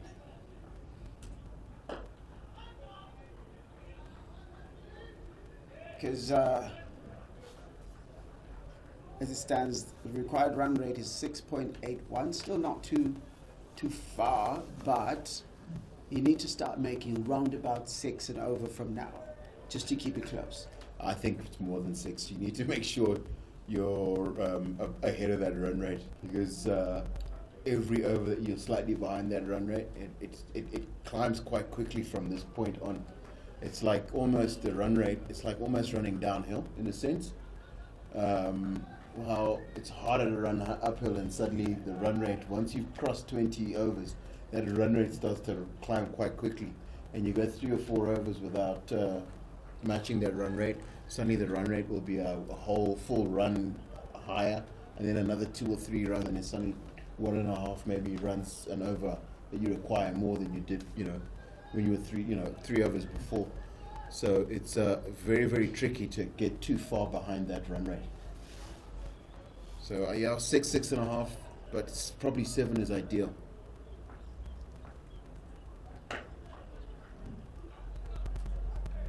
And realistically, the only way to do that is to find a boundary almost every over. You need to find a boundary every 2 overs, perhaps, and then 5 singles in each over, and a dot. This would be a dot. There'd be a good ball in there. Maybe 4, 8 singles every over, a boundary in 1, and then I think that should probably get you around about 7, 6.5, maybe 7 runs and over. Not sure we're going to get the half run though. But as I said, it's over 2. If you think of it in clusters of overs, rather than 1 over. Yeah. I think it's usually easier if you think of it in clusters of overs. So if you break these things up into 5 over spells, and then you work, okay, so at the end of these 5 overs, we need to have about 35 runs from them. You've got 7. So you know roughly who's going to be bowling those. Because it's quite obvious that Petlukwa is going to be bowling the one from that end. And we know that Zard Williams is bowling from this end. So one of those, you have to find a boundary from one of those guys.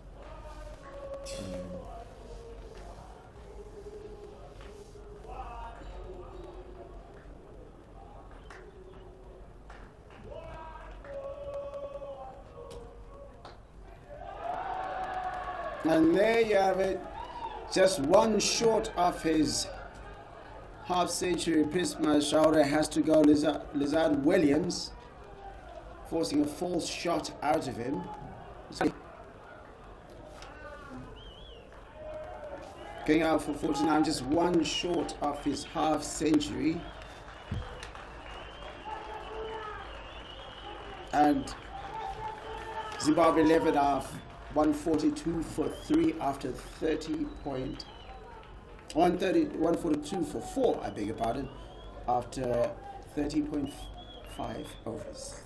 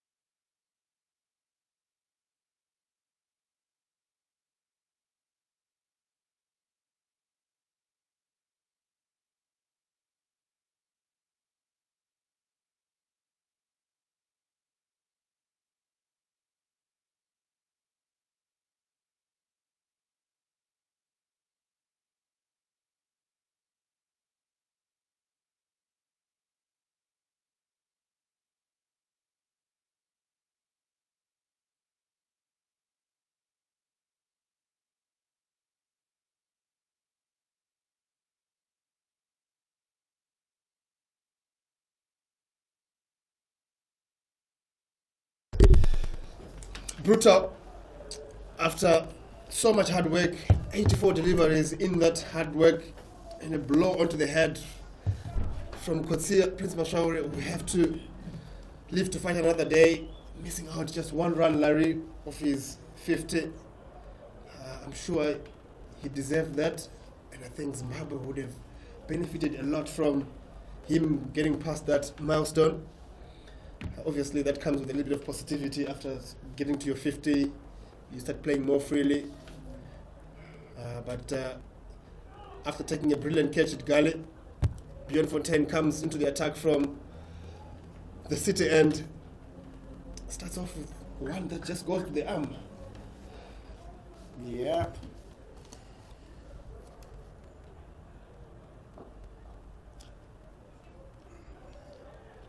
Sekana Raza showing his maturity right there, just punching it down to just to claim the single over there. New man in, Newton Shumba. Exciting talent. A graduate of the Zimbabwe youth side, consisting of Captain Dion Myers and player of the tournament at their tournament, at their Youth World Cup, Wesley Madevere. So he comes in with a lot of reputation and ability.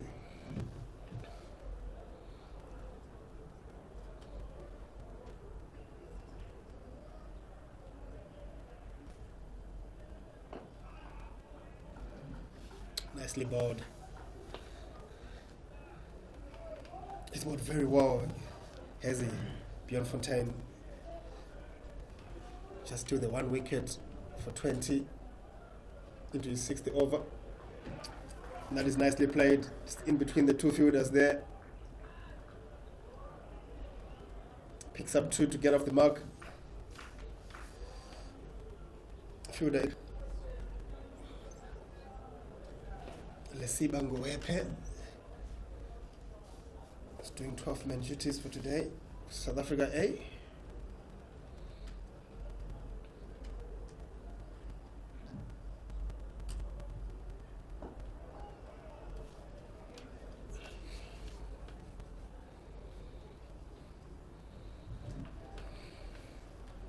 So does this wicket change the knife on? Nicely swept. Straight to the fielder.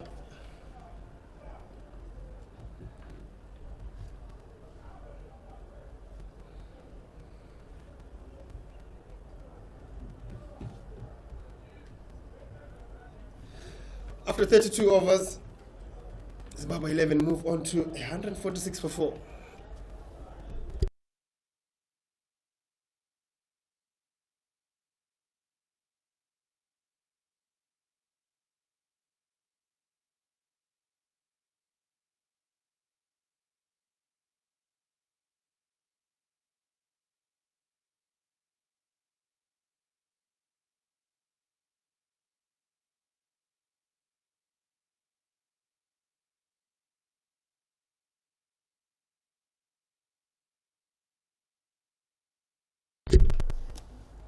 Went for the quick break. I'd say, does this sort of change the outlook for the game, the wicket they just fell now, or do you think it's still on a knife edge? I think it's still very even Stevens. Obviously, Zimbabwe was a couple of runs ahead at the same stage when South Africa was batting.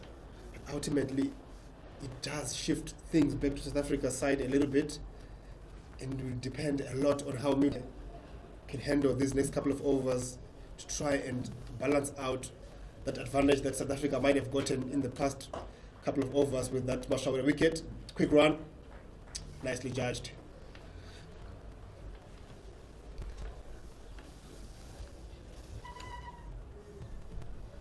So Milton Chumba not even spending a moment to try and have a look at that ball. Has a swing from the first ball. I see a lot of the other batters just giving the pace bowlers a bit of a sighter. Maybe a bit of a look. What do you think? Well, it's the exuberance of youth, but also the abundance of talent. I think we saw earlier on how Wesley Madevere just took things as he got in and found boundaries quite easily, better than the rest of the batters we've seen today, the South Africans included. I think talented some of these Zimbabwe batsmen are, but ultimately they would need to do just a little bit more than being talented, and that involves knowing what to do in what situations, and in his sides to try and get on with it, and rotate, strike, and get busy. And that's why, to my mind, I'd be thinking Milton Shumba would have to serve the delicacy, a kind of delicacy like the Petluwaya innings, which got 80 runs, though needs someone who can clear the boundaries as much as he did. And he was very entertaining for the South Africa innings and created that impetus that allowed them to get that to that total. And one of these batters will have to, at some point, show a lot more initiative.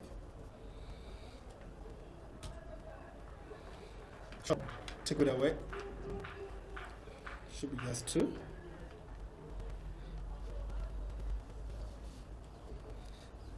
So Zimbabwe are 149 for 4 after 33 overs, of which at the same stage South Africa were 134 for 4. So 15 Single. It'll be a good over for him. is about.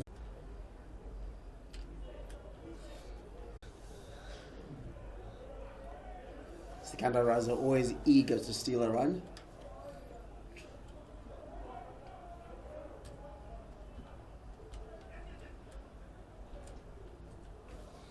Nicely played. Very sort of pegged back out of square. Sikandar was just able to find that little bit of space and pick up that single. They'll need to do a lot more of that.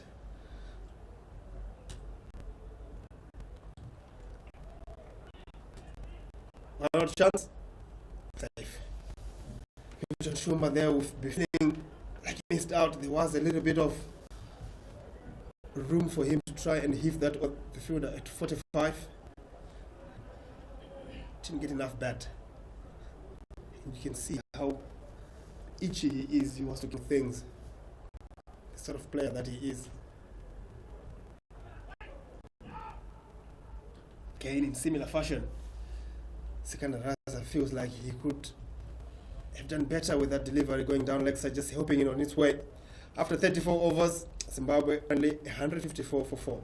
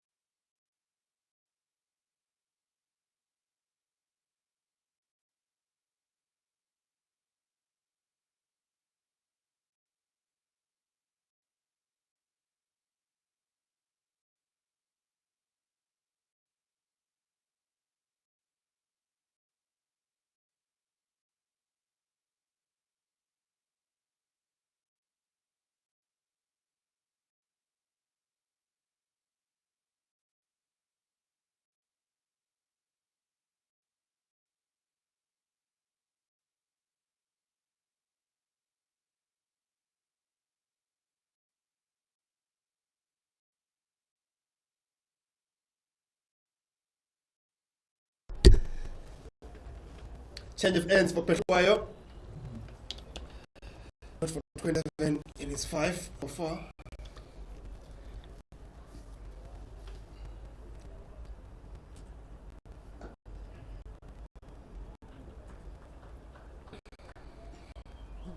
Andile Pehluwa is certainly one of the star attractions coming to Zimbabwe with this team.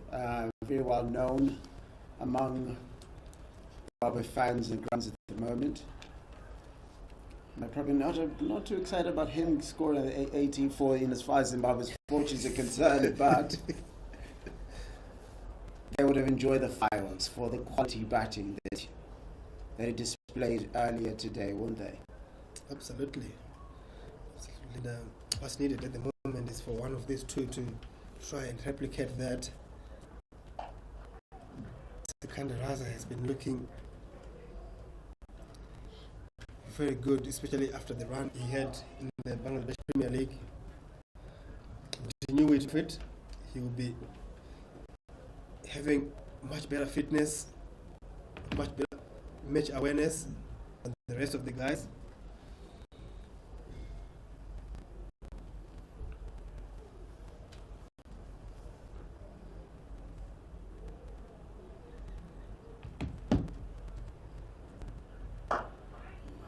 Just need to see what attempt coming from Henry Carson is in here. Of course, he's held back Gerald Kutse, who was the main strike bowler, who has been the main strike bowler today, probably for a few overs right at the death. Just the 2 overs he's got left, and has called on Pehluwayo, who's been a lot more expensive than he would have liked to be. Well, what Carson would have done in that period of play is you notice that Madivere at the time was sort of running away with the game and was going to put Zimbabwe in much better. And that's it, could on the ground. It will go for 4. It will be leg buys. And again, he will be very disappointed. He hasn't really gotten his lengths and lines right today. And that is going to be the painful one. Runs away for 4 off the leg of Newton Schumer. Let's go back to what we were talking about. Edmund Way, Prince Oshaure and Matevere were going nicely and way above the red. Carson realizing that this is an important period of the match, he needed to back his best bowler, and his best bowler, being Kasuza, did the job, took the wicket off Matevere, and from then on, you've seen how Zimbabwe have sort of had a stop start in terms of boundary getting and consistently getting in and out that range that's required, 6.5 and all at the moment. And one ball there. And then a bit of a moment. A bit of bad there between Pehluwayo, who is the crowd favourite. The crowd loving it. Well, the crowd favorite probably not loving it so much. Some of the communications are unprintable.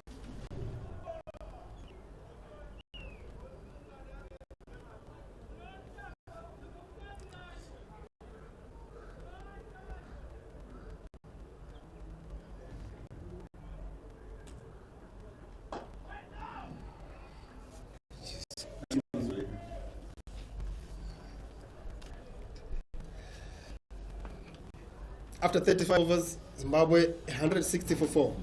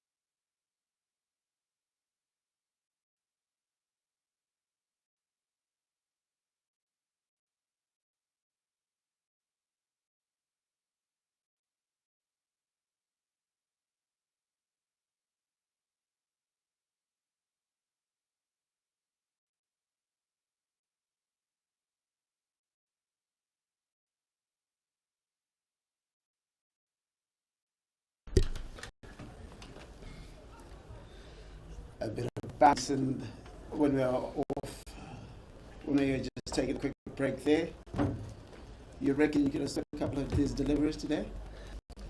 Well, if I was Mr. Mawoyo behind us there, I'm sure. But I get where it's going. Obviously, the way a couple deliveries in this past couple of overs, where at different stages of the game, obviously, and that is a brilliant shot. 6 more. What a shot from the captain to Dan Raza, taking responsibility and seeing that game at Kaukuna, which is a really free shot. Takes on beyond and gets the maximum. Would that be one of those deliveries you're talking about, where you could get under the ball? Absolutely. Sensible. 6. Straight after, get a single.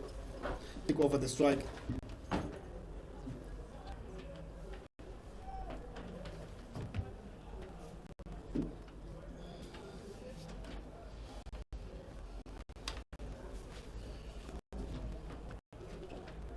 Some sportsmanship being exhibited there. Sikandar Razi needed his boots tied.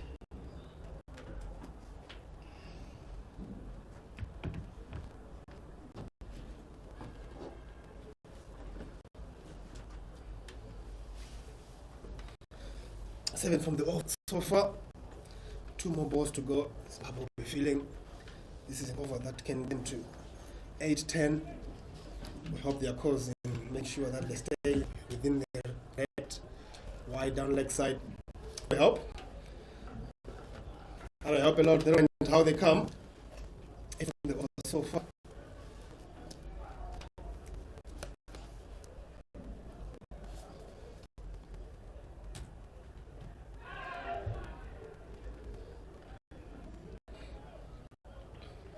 One of those shots that we're not sure what it was trying to do, but it's safe. So be thankful for that.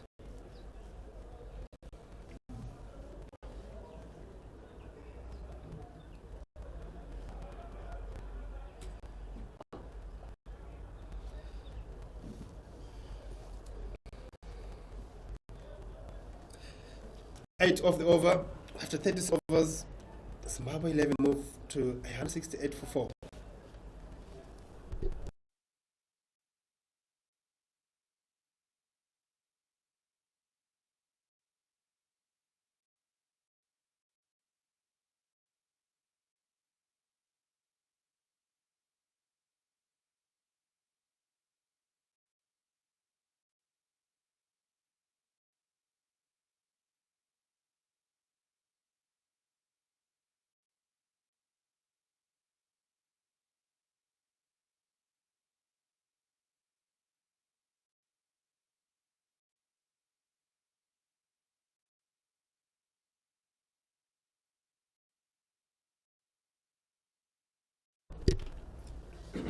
So if you're only joining us now, South Africa A made 273 for 7 in the 50 overs.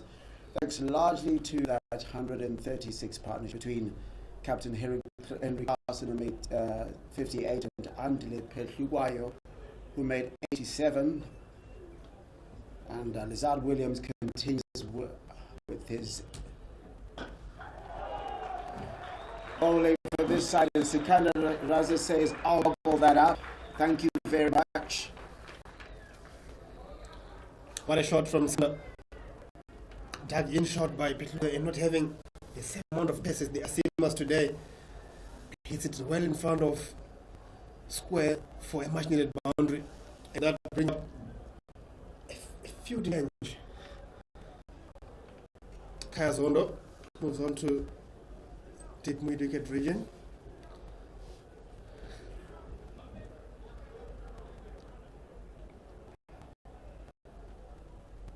You will be very impressed with his batting today under Lepefayo. But we have a lot of sleepless nights about how he hasn't been able to have his grouping to its usual standard.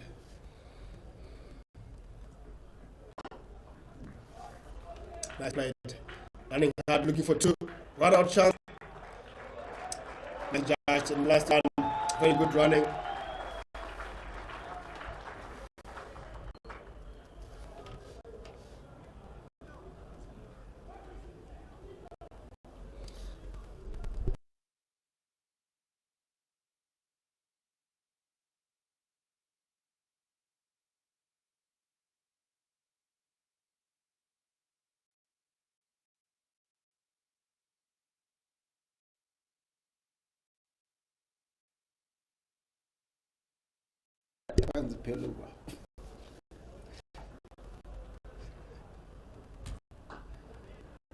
Nicely played. Bit of a change of pace there. Sikna snatched it to point, picks up one. Product over so far, a boundary to begin with, a couple of runs.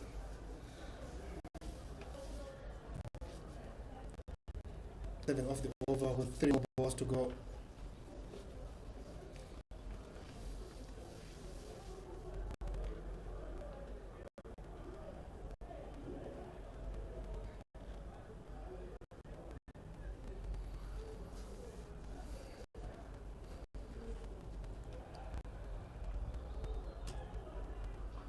Nicely played for the man in the dip.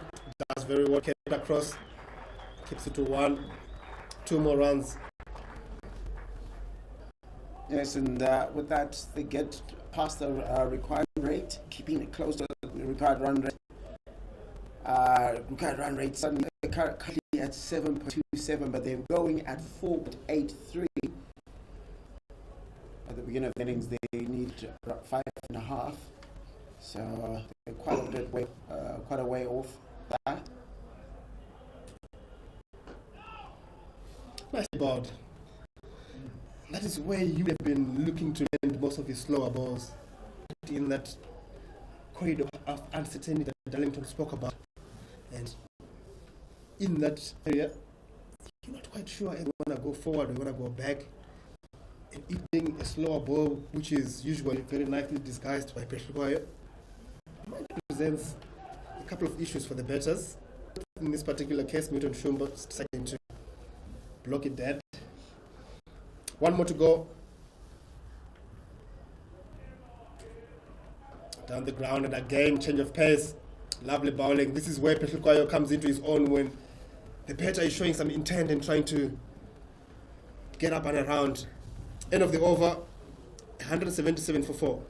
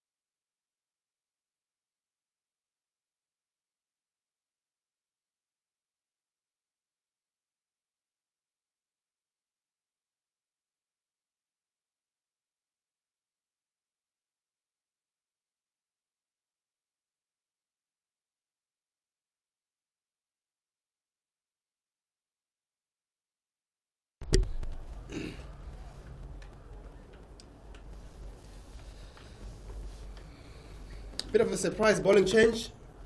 Mr. Carson. Reza Hendricks comes into the attack from the city end.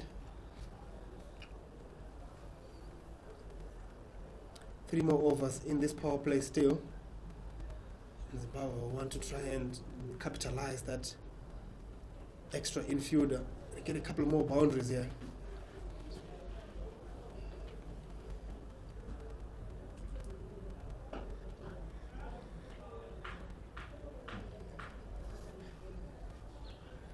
And if you're wondering how we're getting the run rates required and so forth, I'm not a mathematician. If you go to the Zimbabwe cricket app, it's available on the I'm even worse at math. But Reza Hendricks here has put together a couple of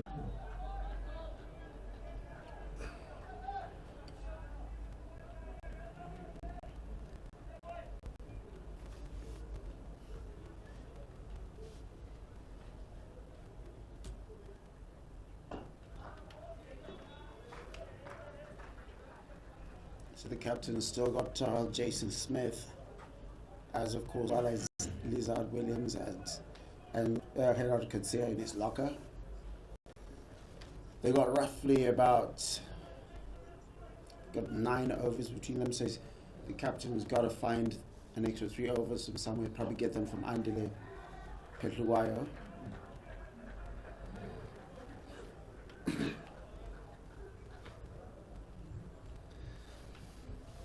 After 38, Zimbabwe 11, 179 for needing 95 more runs, 2 deliveries, with 6 wickets in hand at the rate of 7.92.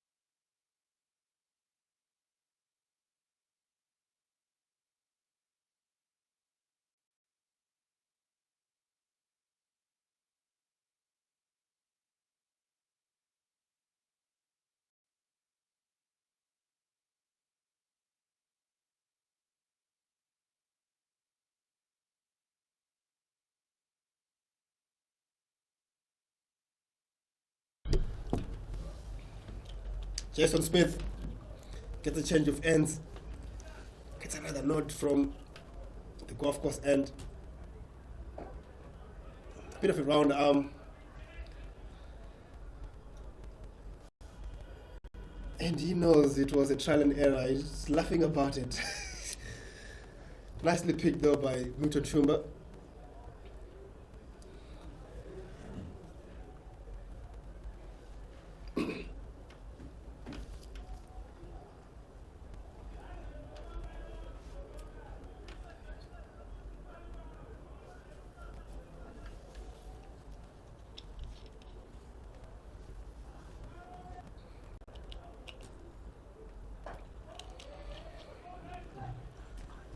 Judicious shot there, well judged by Sikandar Raza. Square cut, but given what the required run rate is, 7.97, they have to do a little bit more, and for South Africa it's just more of the same, isn't it? Absolutely, and I'm sure they can do with a wicket or two here, which would really sort of very wide and make it very difficult for Zimbabwe to pick up from there. Nice shot, and that will find the rope. Little Shima opening the wickets by Newton Mushumba, and make sure that he gets that gap between mid-off and extra cover, and that goes away for 4. Petlukwayo might have put something there, gave up chase very early. It looks like Andile Petluwayo is struggling just a little bit there, but it is running back into the field. Hopefully nothing wrong with him, nothing too serious. Yeah, absolutely, because he gave up chase very, very easily there. With his athleticism, I thought he might have given that chase a little bit more impetus, but pulled up short there, and Newton Shumba will not mind.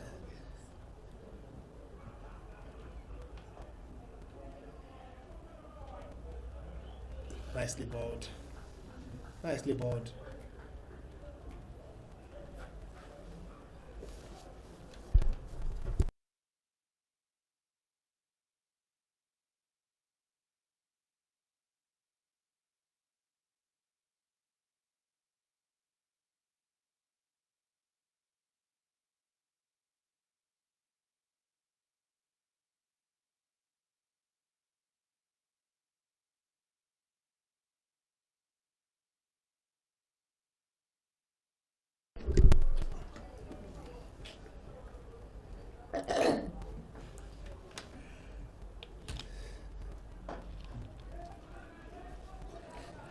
Raza always has the second run in mind, So you've got to have someone who's alert as a partner to run with, lest we have a situation in which there was a run out in local club cricket. A certain player insisted, said no, while another player insisted there was a yes. Want to tell us a bit about that, Tinashe Chibaba? Absolutely. Allow us to watch this ball first. Looking for two. Definite two this time around. Brilliant running to the wickets. The kind of running you want to see. And if you're a young child watching this from home, it's the urgency in the running right from the start. And after 39 overs, Zimbabwe 11 are 189 for 4.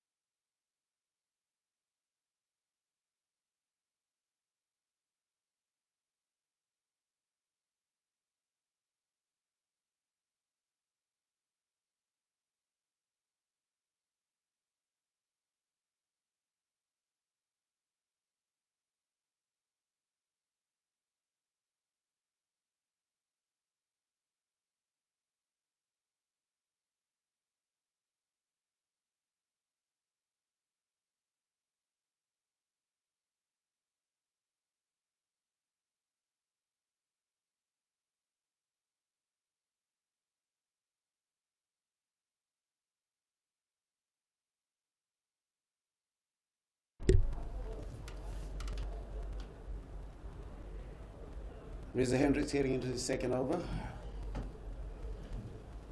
Bowled very well for his first over, just conceding 2 runs. And putting South Africa in a position in which they can cause a bit of anxiety for Zimbabwe. Rather, Zimbabwe 11.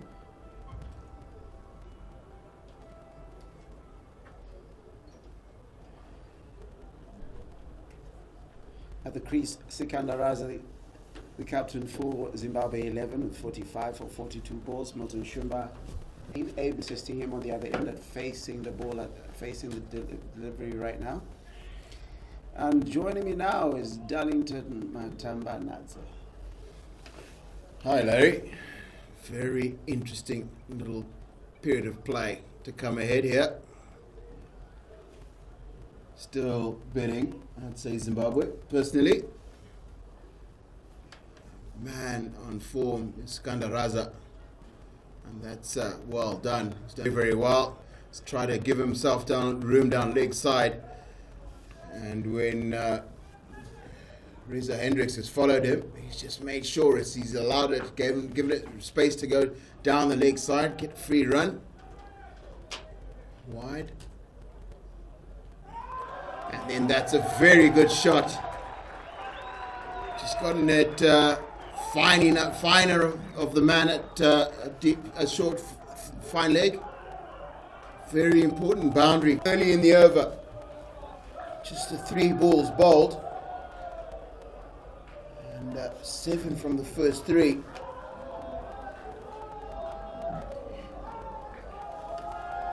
Another boundary here, and then this could be a very, very, very crucial over for the Zimbabwe 11. And that's a half century for Sikandar Raza. Getting to his 50 in just 44 balls. A captain's knock indeed from Sikandar Raza. He's played really, really well. He's run hard. We see every single time he hits it, even if he hits it straight at the fielder, he's looking to get to the end, to the other end quite quickly. Turns around, looks up, makes sure that if there's a fumble, he's back for the second. And then he's found a couple of really important boundaries.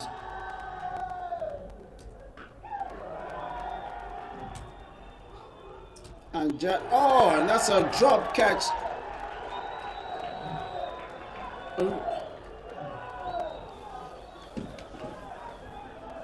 That looks like Andile Petlu-Kwayo. He'll be very disappointed himself in that. He'd gobble that any day. Sorry, that's not Andile Petlu-Kwayo. That's actually Kaya Zondo, who was at deep mid wicket. Let's put that one down. He is looking into the sun, but like with those sunglasses he's wearing, he should really take those. I think this might be the turning point as Zimbabwe reaches 200 for 4 after 40 overs.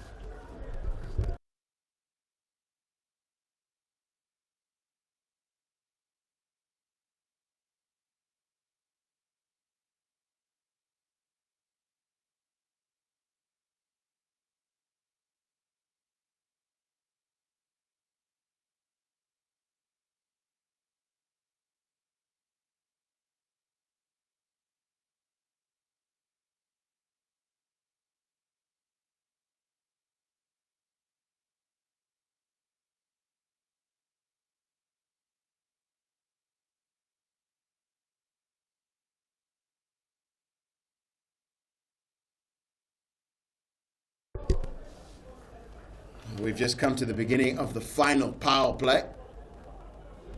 Over number 41, partnership currently 58, largely dominated by Skandar Raza, who just got to 52 or 45. Milton Shumba has been very good in support. Hasn't quite found the rhythm and timing that he's used to seeing him, with 20 of 27. Very important runs nonetheless. We've just seen a drop catch.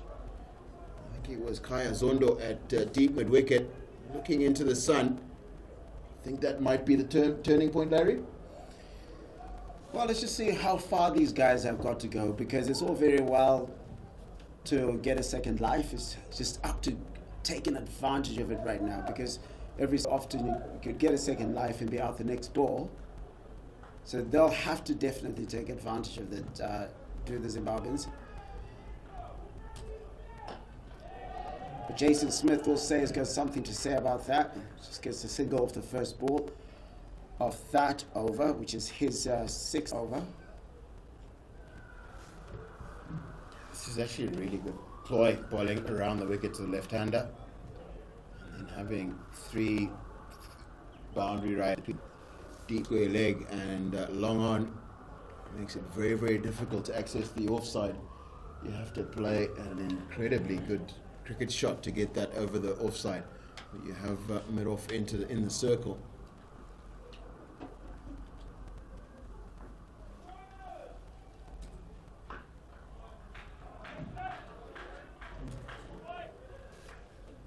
Skandar Raza reaching out just a bit for that. Picks 72 required from 58. I think to make this easier, somebody here has got to go for 10, 12, 15 to try and get that run rate down a little bit. Because remember that the bowler of the day for me is Gerald Kutsia. Still got 2 of these 10 to bowl.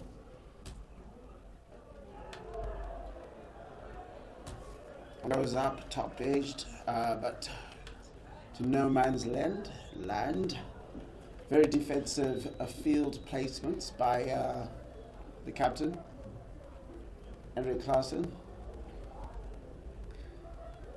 such that the Zimbabwe batters have to think once or twice before they try to go huge. And then the most interesting thing is that I think the longest boundary here today is the one towards the eastern end of the ground. The Raza was dropped by Kaya Zondo. It's a really good shot. It's forced Tony Dezozi to go quite a long way, and he's able to come back for the second.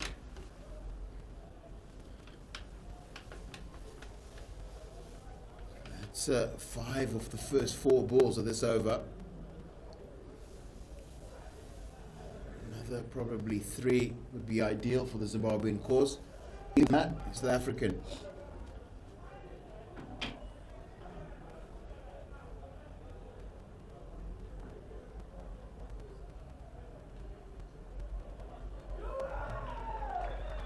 He's going to have to reload that one.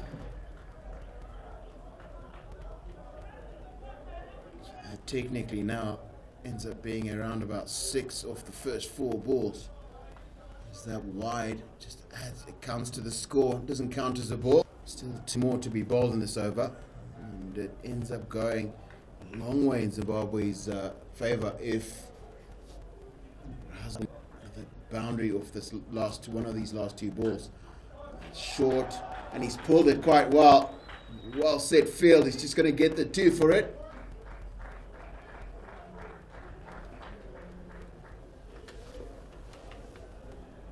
Really good work by Vian Luba at Leg. Had to run about 20-25 meters and get that dive in and then get it over the stumps as quickly as he could.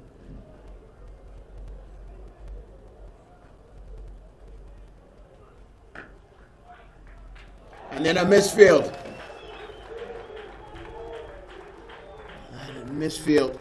It's another 2 runs to the 41st over. And Zimbabwe 11 and 12, 210 for 4.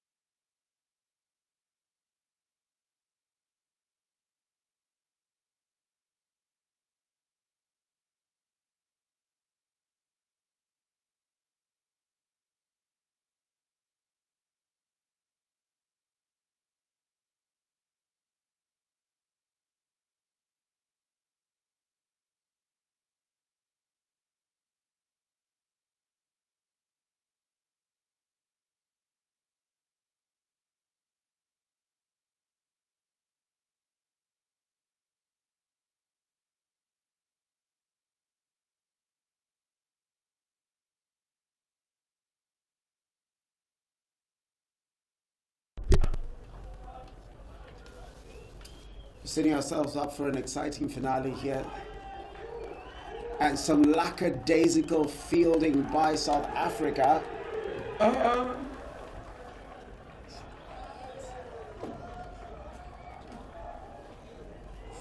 That's a big fast bowler, Gerald Kutsia.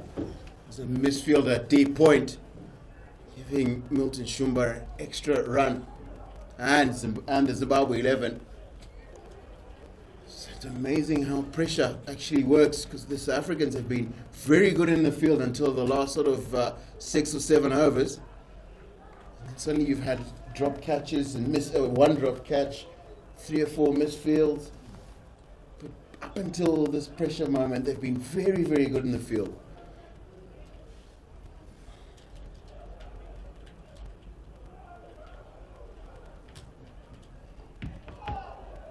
Just stumping right there for Henry Carson, because Milton Shumba was nowhere to be found. It gone down the wicket, but doesn't quite get his hands in it, and so it's a difficult chance, but a chance you want to give yourself. To be fair, I think he did get an inside. Milton did get an inside edge there, and that just makes it. It's got to fall absolutely perfectly for you to be able to get those stumpings off those. I think 2. One off Wesley Madewere, and then the other one was off Prince Mashaure. So that makes the 3rd that he's missed today. Henry Carson. Bowled him. Reza Hendricks rather. Well, the one just went through Sikandar Raza attempting at a heave ho, trying to smack it as possible out. It came down to that pressure, wasn't it? Where the runs just weren't coming, and was trying to up the ante in as far as the run rate is concerned, and he's got to go the Zimbabwe 11 captain for 59. That's what's going to be interesting now is the next man in. It looks like it's going to be Richmond Tumbami. Richmond Tumbami, a player who is very capable indeed, is hitting them long and hard, but often has floundered when it makes the step up to international cricket proper. So maybe just this level at A cricket, or in this instance Zimbabwe 11 cricket, he might be able to have a go, maybe get some runs. And then there's also been some question marks of ability to face really quick bowling. So we know that Kasuza has bowled quite quick as Williams. But it's such an important innings for him personally, is that if he can take Zimbabwe over the line, it's going to really, really, really set himself up for getting back into this national team setup.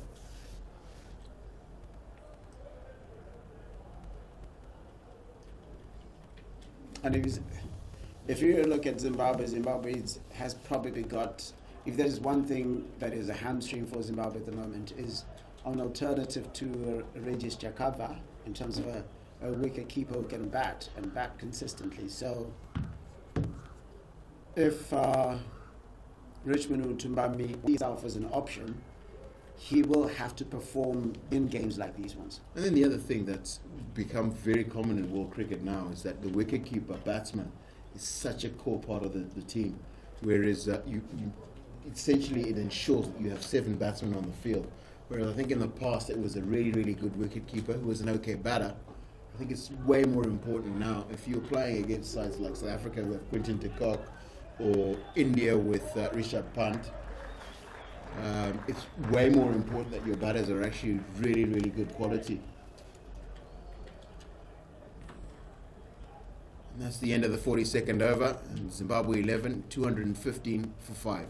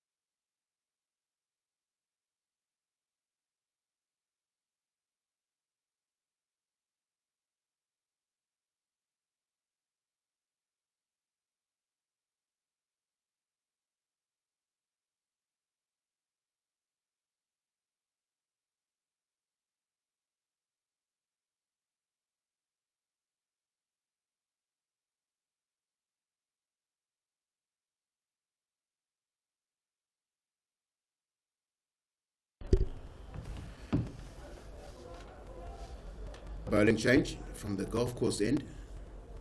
I like the way that Captain Heinrich Carson has done this. Bruon Fontaine is probably going to bowl the last of his 2 overs from the golf course end. He's bowled some from the majority of his overs from the city end. He's just changed them ends.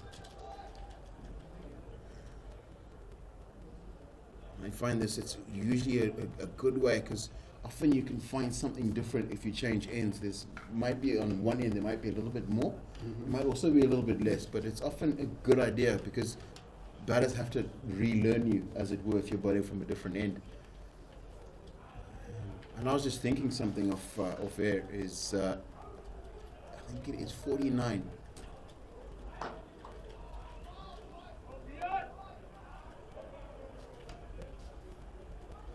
Just 47 balls to bowl in this game, 58 runs required.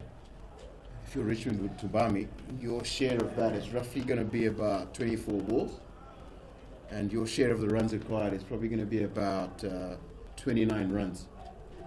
If you break it down that way, it doesn't sound as daunting as 58 from 47. because what it also allows you to do is allows you to get a few things marginally wrong, because it's just 2 hits and then suddenly you're at a runner ball that's required. No ways.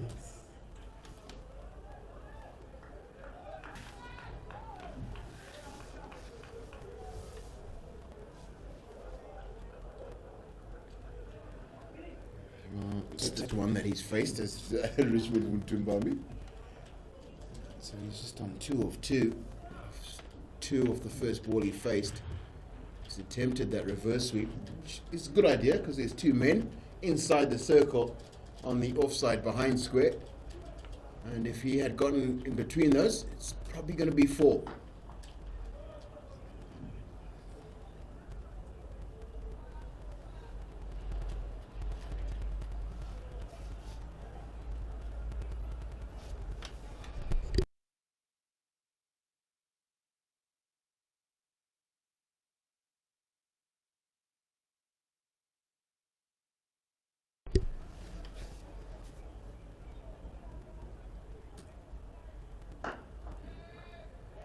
Really well bowled, but again we see a misfield from the South Africans. Really good delivery, got it into the block hole. Only one place that Milton could hit it was straight back at him. And Bjorn Fortuin should have done a little bit better than that. Mtumbami, Richmond has found the gap, a deep backward square leg to a runner ball, and he's got one of them. Beautiful shot. Yeah, Bjorn Fortuin straying just a little bit there. Let's see what happens with this final ball of the innings. Another shot just down, and let's do with a single off it. Making that 8 runs off that over, and Zimbabwe 11 are 223 for 5 after 43 overs.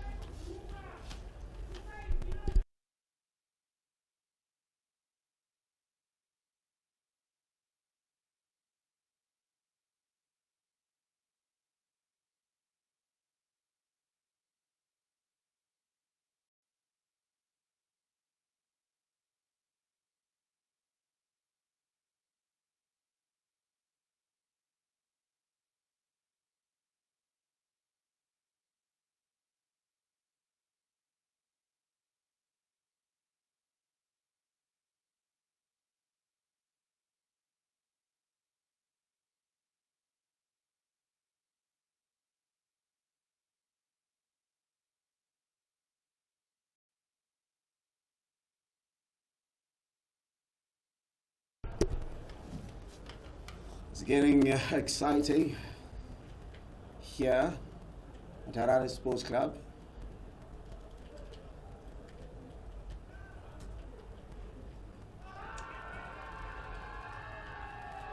And he's been given really important decision for Aino Chabi.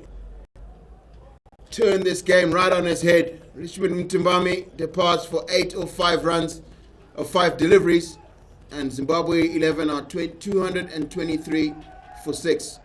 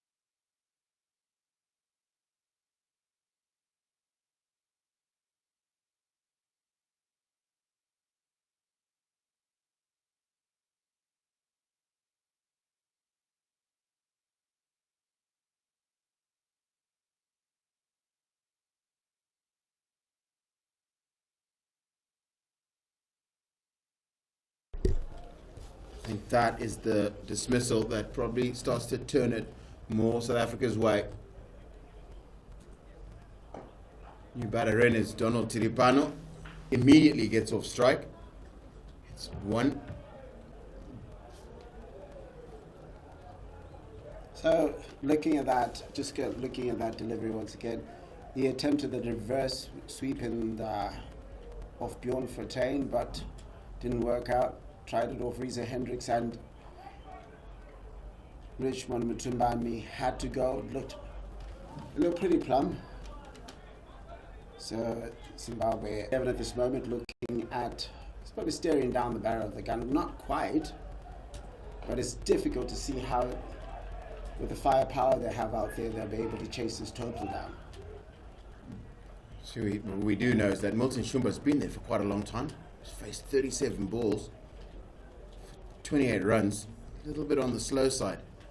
But he hasn't been quite timing it right today. I think as long as he's Zimbabwe 11 should have hope. Tony Tenbano has shoveled one behind square on the leg side. Really useful shot. Quite a useful shot indeed. Of course, Donald Tiripano, who gets his batting lessons from his wife, he says. Chipomgeri Tiripano is a stalwart for the Zimbabwe women team that is out in Namibia at the moment.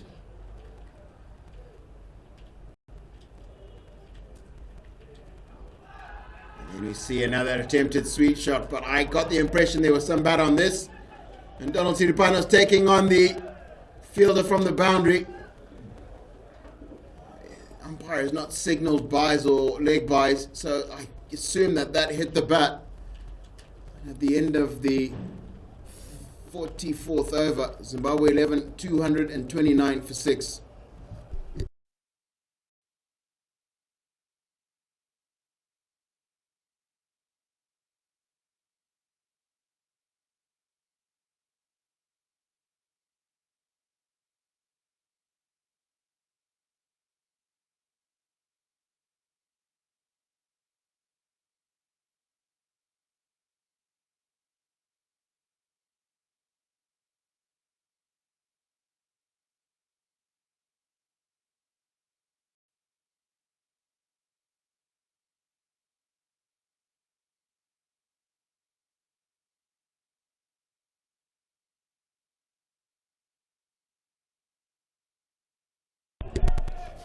Another quick two. Very good communication from Donald Tiripano and Milton Shumba.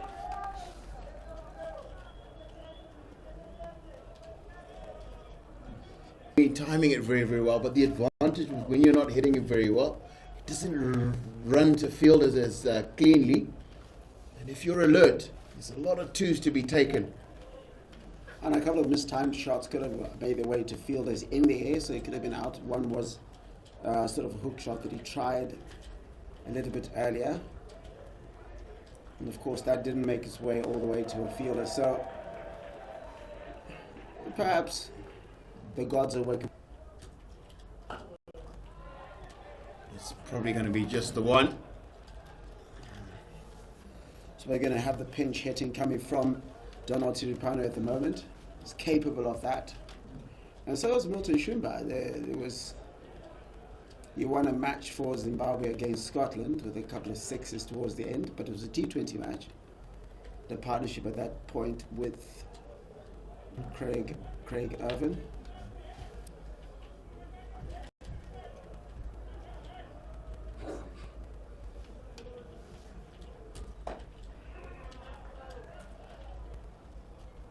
Picking up another single. I think they're going to have to get their runs up, as many runs as possible before probably around the 47th over, before we probably have young Harold Getzea back in, because he'll be a difficult one to get away. I think he's going to bowl either of 47 and 49 or 48 and 50. So yeah, you're exactly right. He's got to get as many as they can. You need to try and find one of the two bowlers before Getzea bowls. You've got to find one you can hit 15, maybe even 20 off. 15 is a lot more doable than 20 on this surface, I think. But so something around about 15 will bring that required run rate all the way down. And that's the other way to do it. Some brilliant running, gets 2 off those.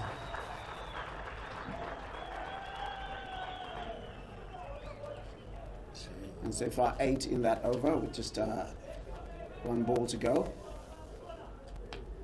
So that could be a different way of doing it. Absolutely. Because if you get the weighting of your shot right here, it just runs quite slowly out to the outfielders. And that's the foot. And he knew as soon as he hit it, did Milton Shumba, that was going all the way to the boundary. Didn't even bother looking at it. He was already going over to Donald Tiripana to do the fist bump. It was a very well timed shot. Been talking about his timing.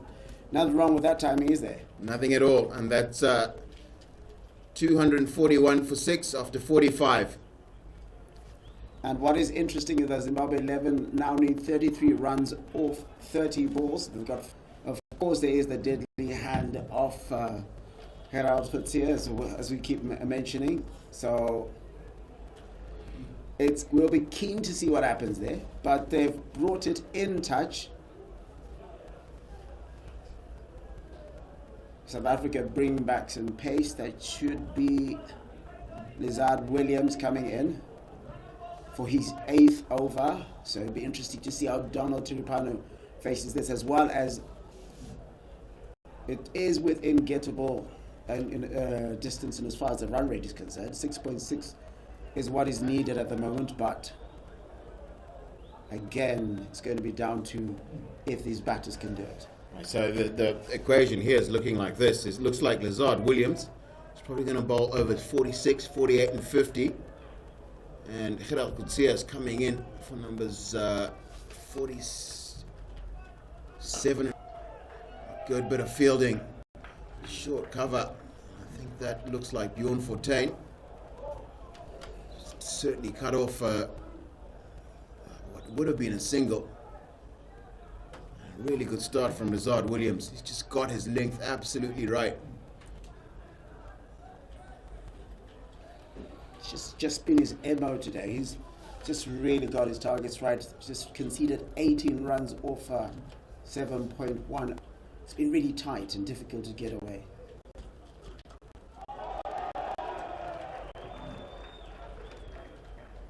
Just a bit of imagination there from Donald Tiripano.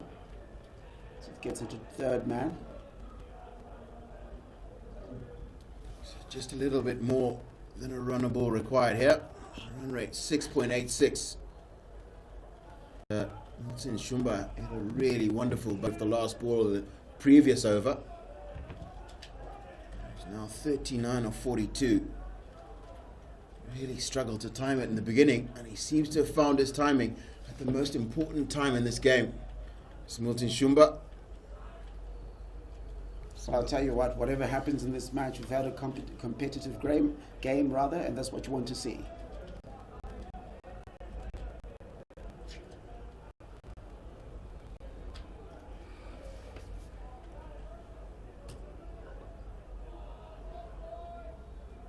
It's really well bowled from Lizard Williams. That's the slower bouncer. You bowled an off spinner, and he's bowled it hard into the wicket. Can be really, really difficult to pick and get away. So Milton Shumba, I had no idea what to do with that one. Dot ball at a very important stage of the game.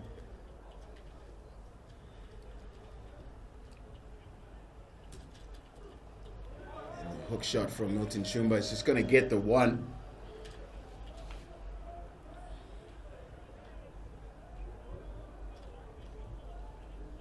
Just the 2 from the 4 that Lizard Williams has bowled. Just what the doctor ordered for South Africa A. After that over in which they went for quite a few.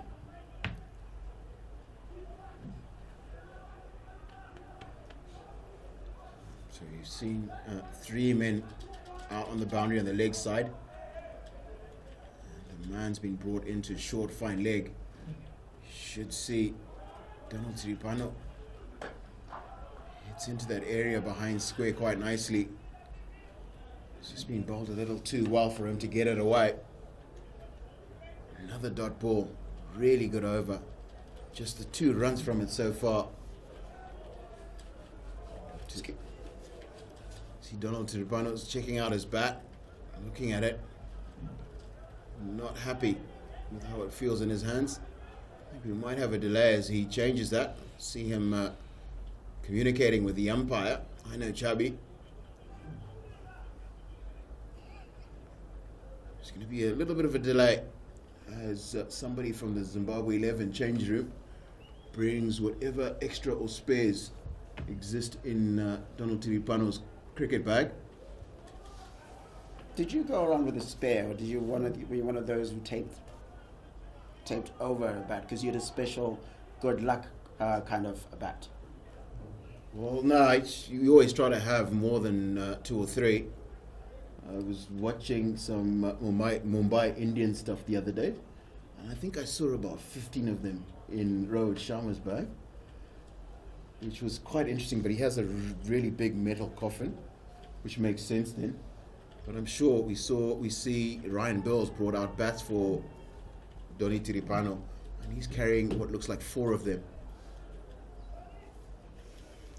So I've come across or read of batters who would rather tape their bat until it's unusable, as opposed to getting a different bat. For whatever superstitious reason. It's not really superstition. I find a bat doesn't hit as well when it's new, and then it has this period where it hits really, really beautifully.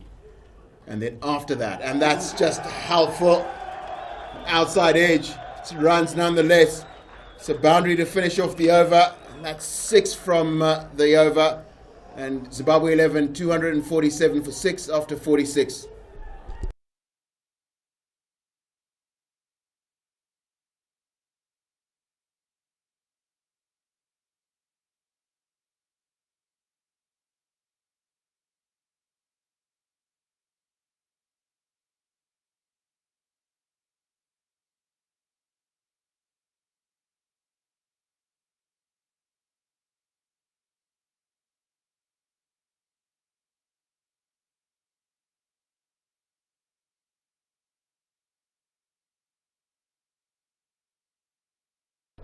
As we expected, we see Gerald Kutsia warming up at the golf course end. Zimbabwe now need 27 from 24 balls. It looks like it's in their favour. Just a little more than a runner ball required. And then a boundary always lets you get ahead of the required run rate. So a boundary early in this over would be very, very good for the Zimbabwe 11. A series of dot balls would be good for the South Africa A side.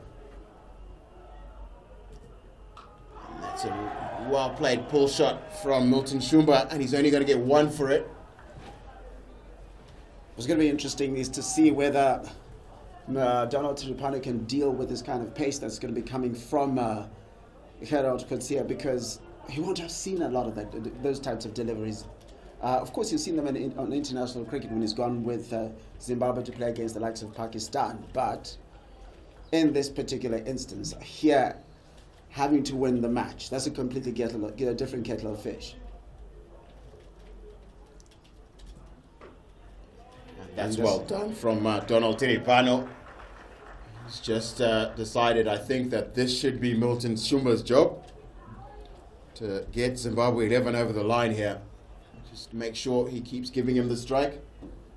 And if he can't find a boundary, then he's got to just make sure he gets to the non-striker's end and shares the strike evenly with Milton Shumba here.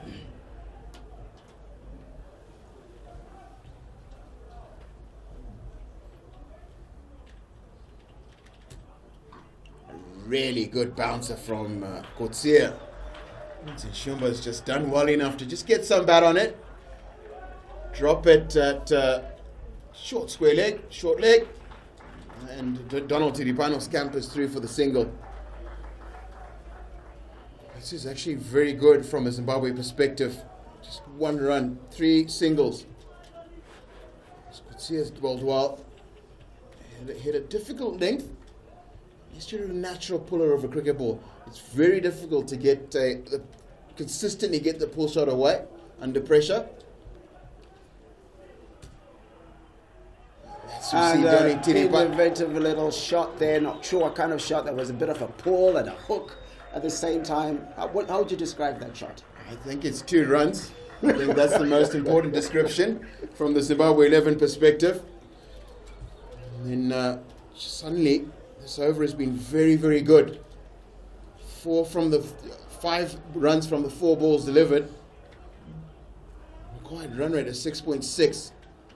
So anything close to that of Kutsia is going to be very, very good. And then again, he's gotten off the strike, has Donny Tiripano. A very good shot down to short third man, to third man.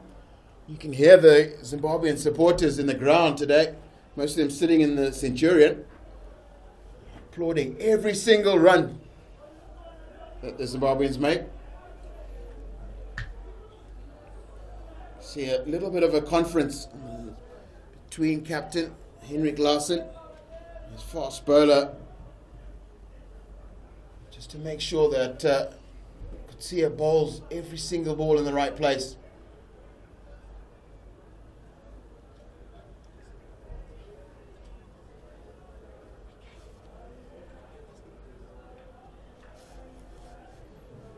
Let's see what Gerard Kutsia's got here.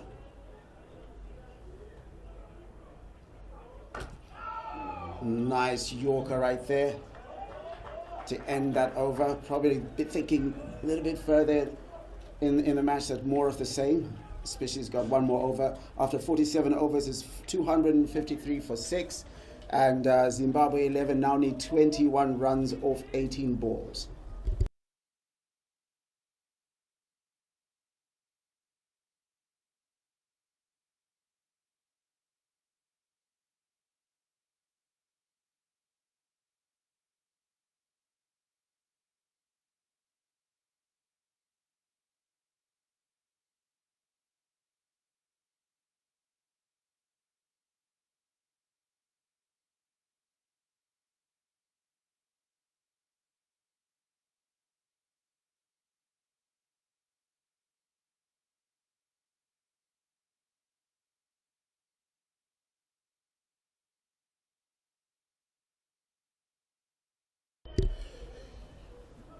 Zard Williams continues from the city end.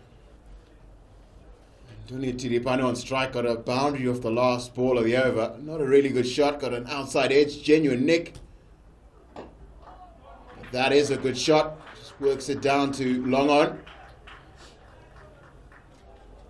Milton Shumba is on 42 from 47.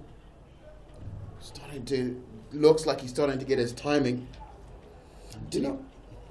Tiripano's on 16 from 12, helped by that boundary off the outside edge.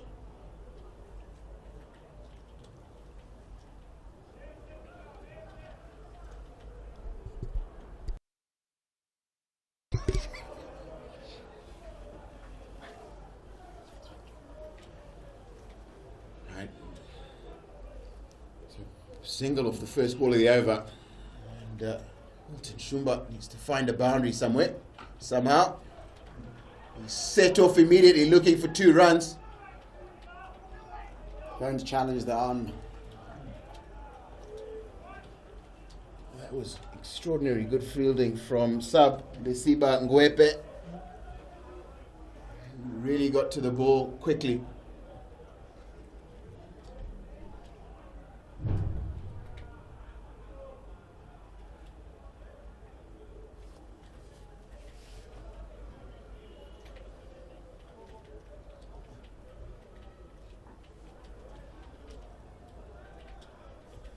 See, Lazard Williams is moving. Man who is Kutsia, who's at third man, a little bit finer after that edged boundary from the last over. And that Donald Tiripano looks like he's got it into the gap. And again, Siba Ngwepe has done very, very well. Absolutely. He's very, very quick over the ground. Covered the 20 meters he needed to get to pick up that ball very, very quickly. I'll tell you what Donald Tiripano has come in and done here in this particular partnership. It's just the fact that he's taken the pressure off Milton Shumba to make any expansive shots, because he's able to rotate the strike and get the odd boundary himself. And that way, Milton Shumba can just play his game today. And that's the pull shot from Milton Shumba. He's hit it really well. There's a fielder back there. That's Vihan Luba. Just keeps it down to just the one. 4 dots from this over. Partnership 34. 17 required from 14 balls.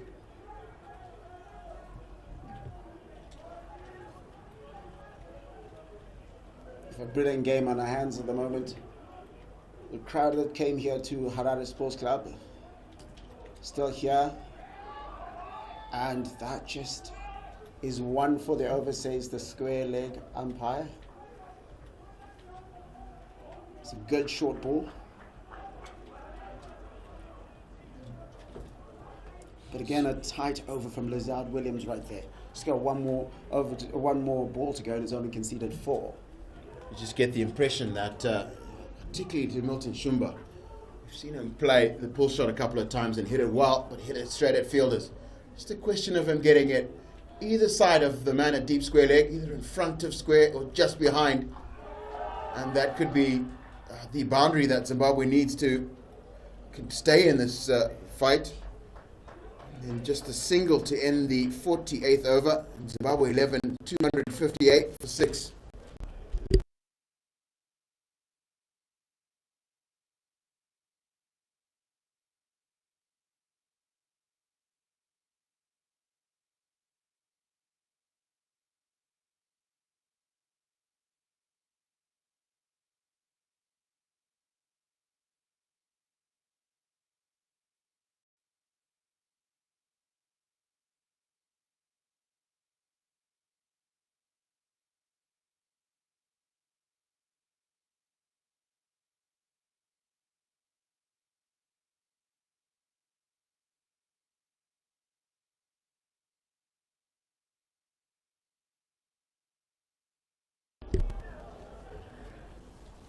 Just having a debate with Freeman Chigowera, who's our scorer up here. And he was saying that Zimbabwe 11 need 8 from this particular over. Cannot see that happening. But I've been wrong before. A little inside edge from Donald Tiripano playing a pull shot. Gets it to the left of captain keeper Henrik. And then Zimbabwe have a boundary of the first ball of the penultimate over. Well, I'll tell you what, that was close. I almost chopped it onto his own stumps, but he'll take that any day of the week. Well done to Tiripano and Zimbabwe 11. And I just don't understand the tactics that the South African A side are using here. To be trying to get it, ball it into the wicket instead of getting it right up full and fast into the block hole. I think Tony Chiripano has missed out there.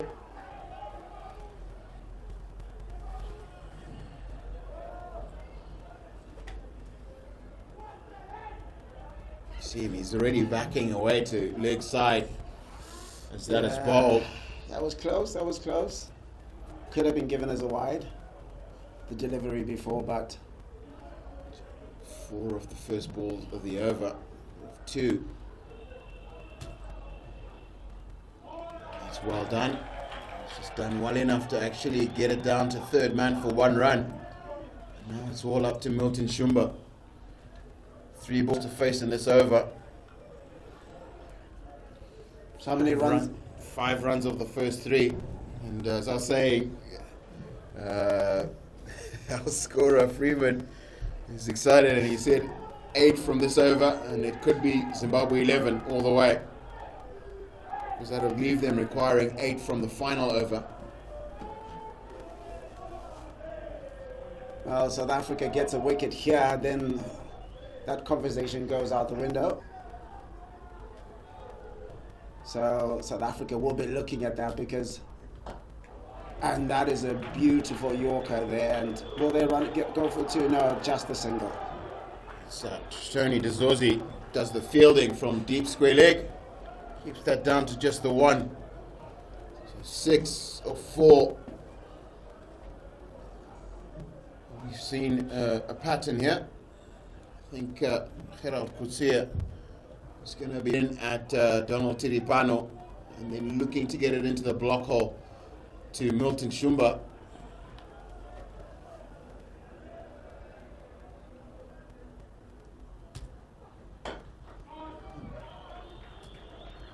A run and get another single there. And of course, the fact that they got the 4 off the first ball took the pressure off the Zimbabwe players, because then they knew that if it was, as was suggested, 8 for the over, you need to just get another 4 runs off the remaining 5 balls. It's very good, and I think it's very important that probably Milton Shumba try and make sure he ends up facing early in that final over. And that's a wide. Probably, yes it is, from Gerald Coetzee. Yeah, nerves getting into the young man. Only 21. Bowled absolutely brilliantly early on, but I think the nerves are getting to him at the moment. And I guess it's matches like this where you learn the game management, and you learn to manage your emotions as the game gets tight, isn't it? So we see the umpires conferring. I think it's likely that they're going to offer the Zimbabwean batters lightest. It's gone quite dark in the last sort of 15 or 20 minutes. And we see Henry Carson coming up to have a conversation with the umpires. I haven't had a Duckworth-Lewis calculation, but it usually favors the side that bats first in situations like this. 1 over to go. Quiet run rate had been always around about 6.5 for the last sort of 15 or 20 overs. Need 8 from the last over from here. If I was Henrik Clausen, probably be thinking, trying to get the umpires to end this game here, because I think any Duckworth-Lewis target is going to favour the side batting second. Freeman, scorer, statistician, has just done a quick back of the envelope calculation for us.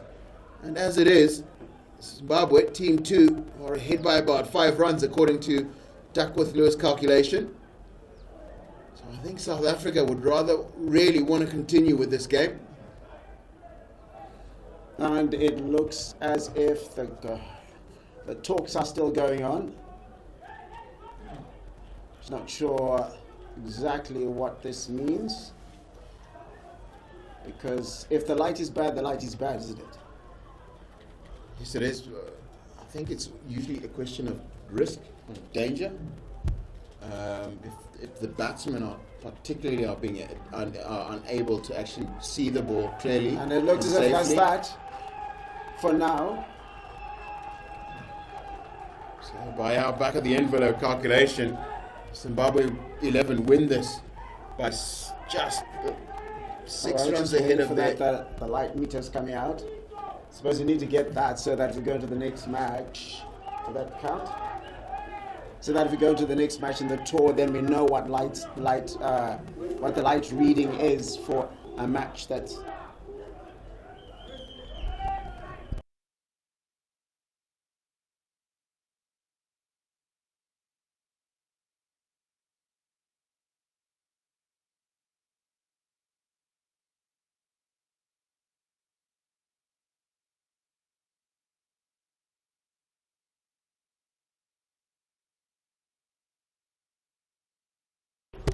So it looks as if light has stopped play at the moment. The umpires are taking a reading, but as you can see from the cameras right now, Henry Clausen is making his way off. It looks like he's making his way off the pitch. He stopped it. He seems to be making his way off the pitch, so and he's just given a thumbs up to the coaching department. Not sure what that is about, unless he's just getting some water. So we've had a situation in which we've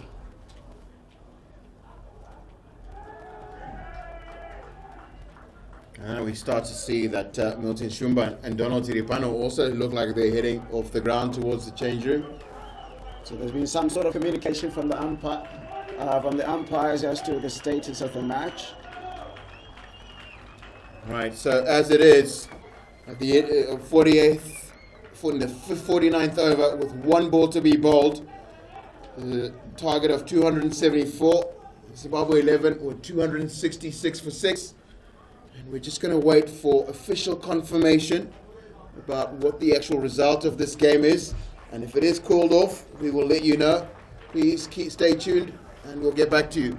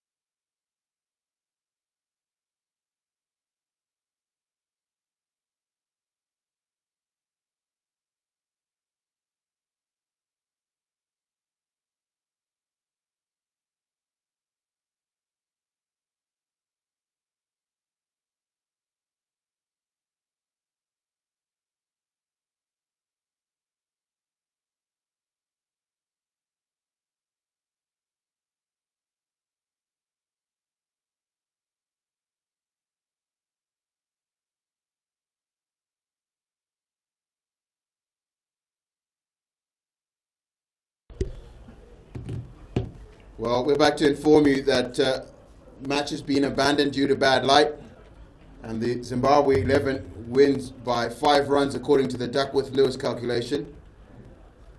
Just going to go through the scorecard quickly. South Africa batted first, made 273 for 7 on the back of really good performances from Andilepe Lukwaya with 87, Heinrich Carson with 58, and then an opening partnership of 53 from Tony Dezorzi and Tienes de Bruin. Pick of the Zimbabwean bowling today was Tendai Chatara with 2 for 39 of 10, and then Donald Tiripano, expensive at the end, but took 4 for 57 of 8, and then Raza Baldwal 10 for 47.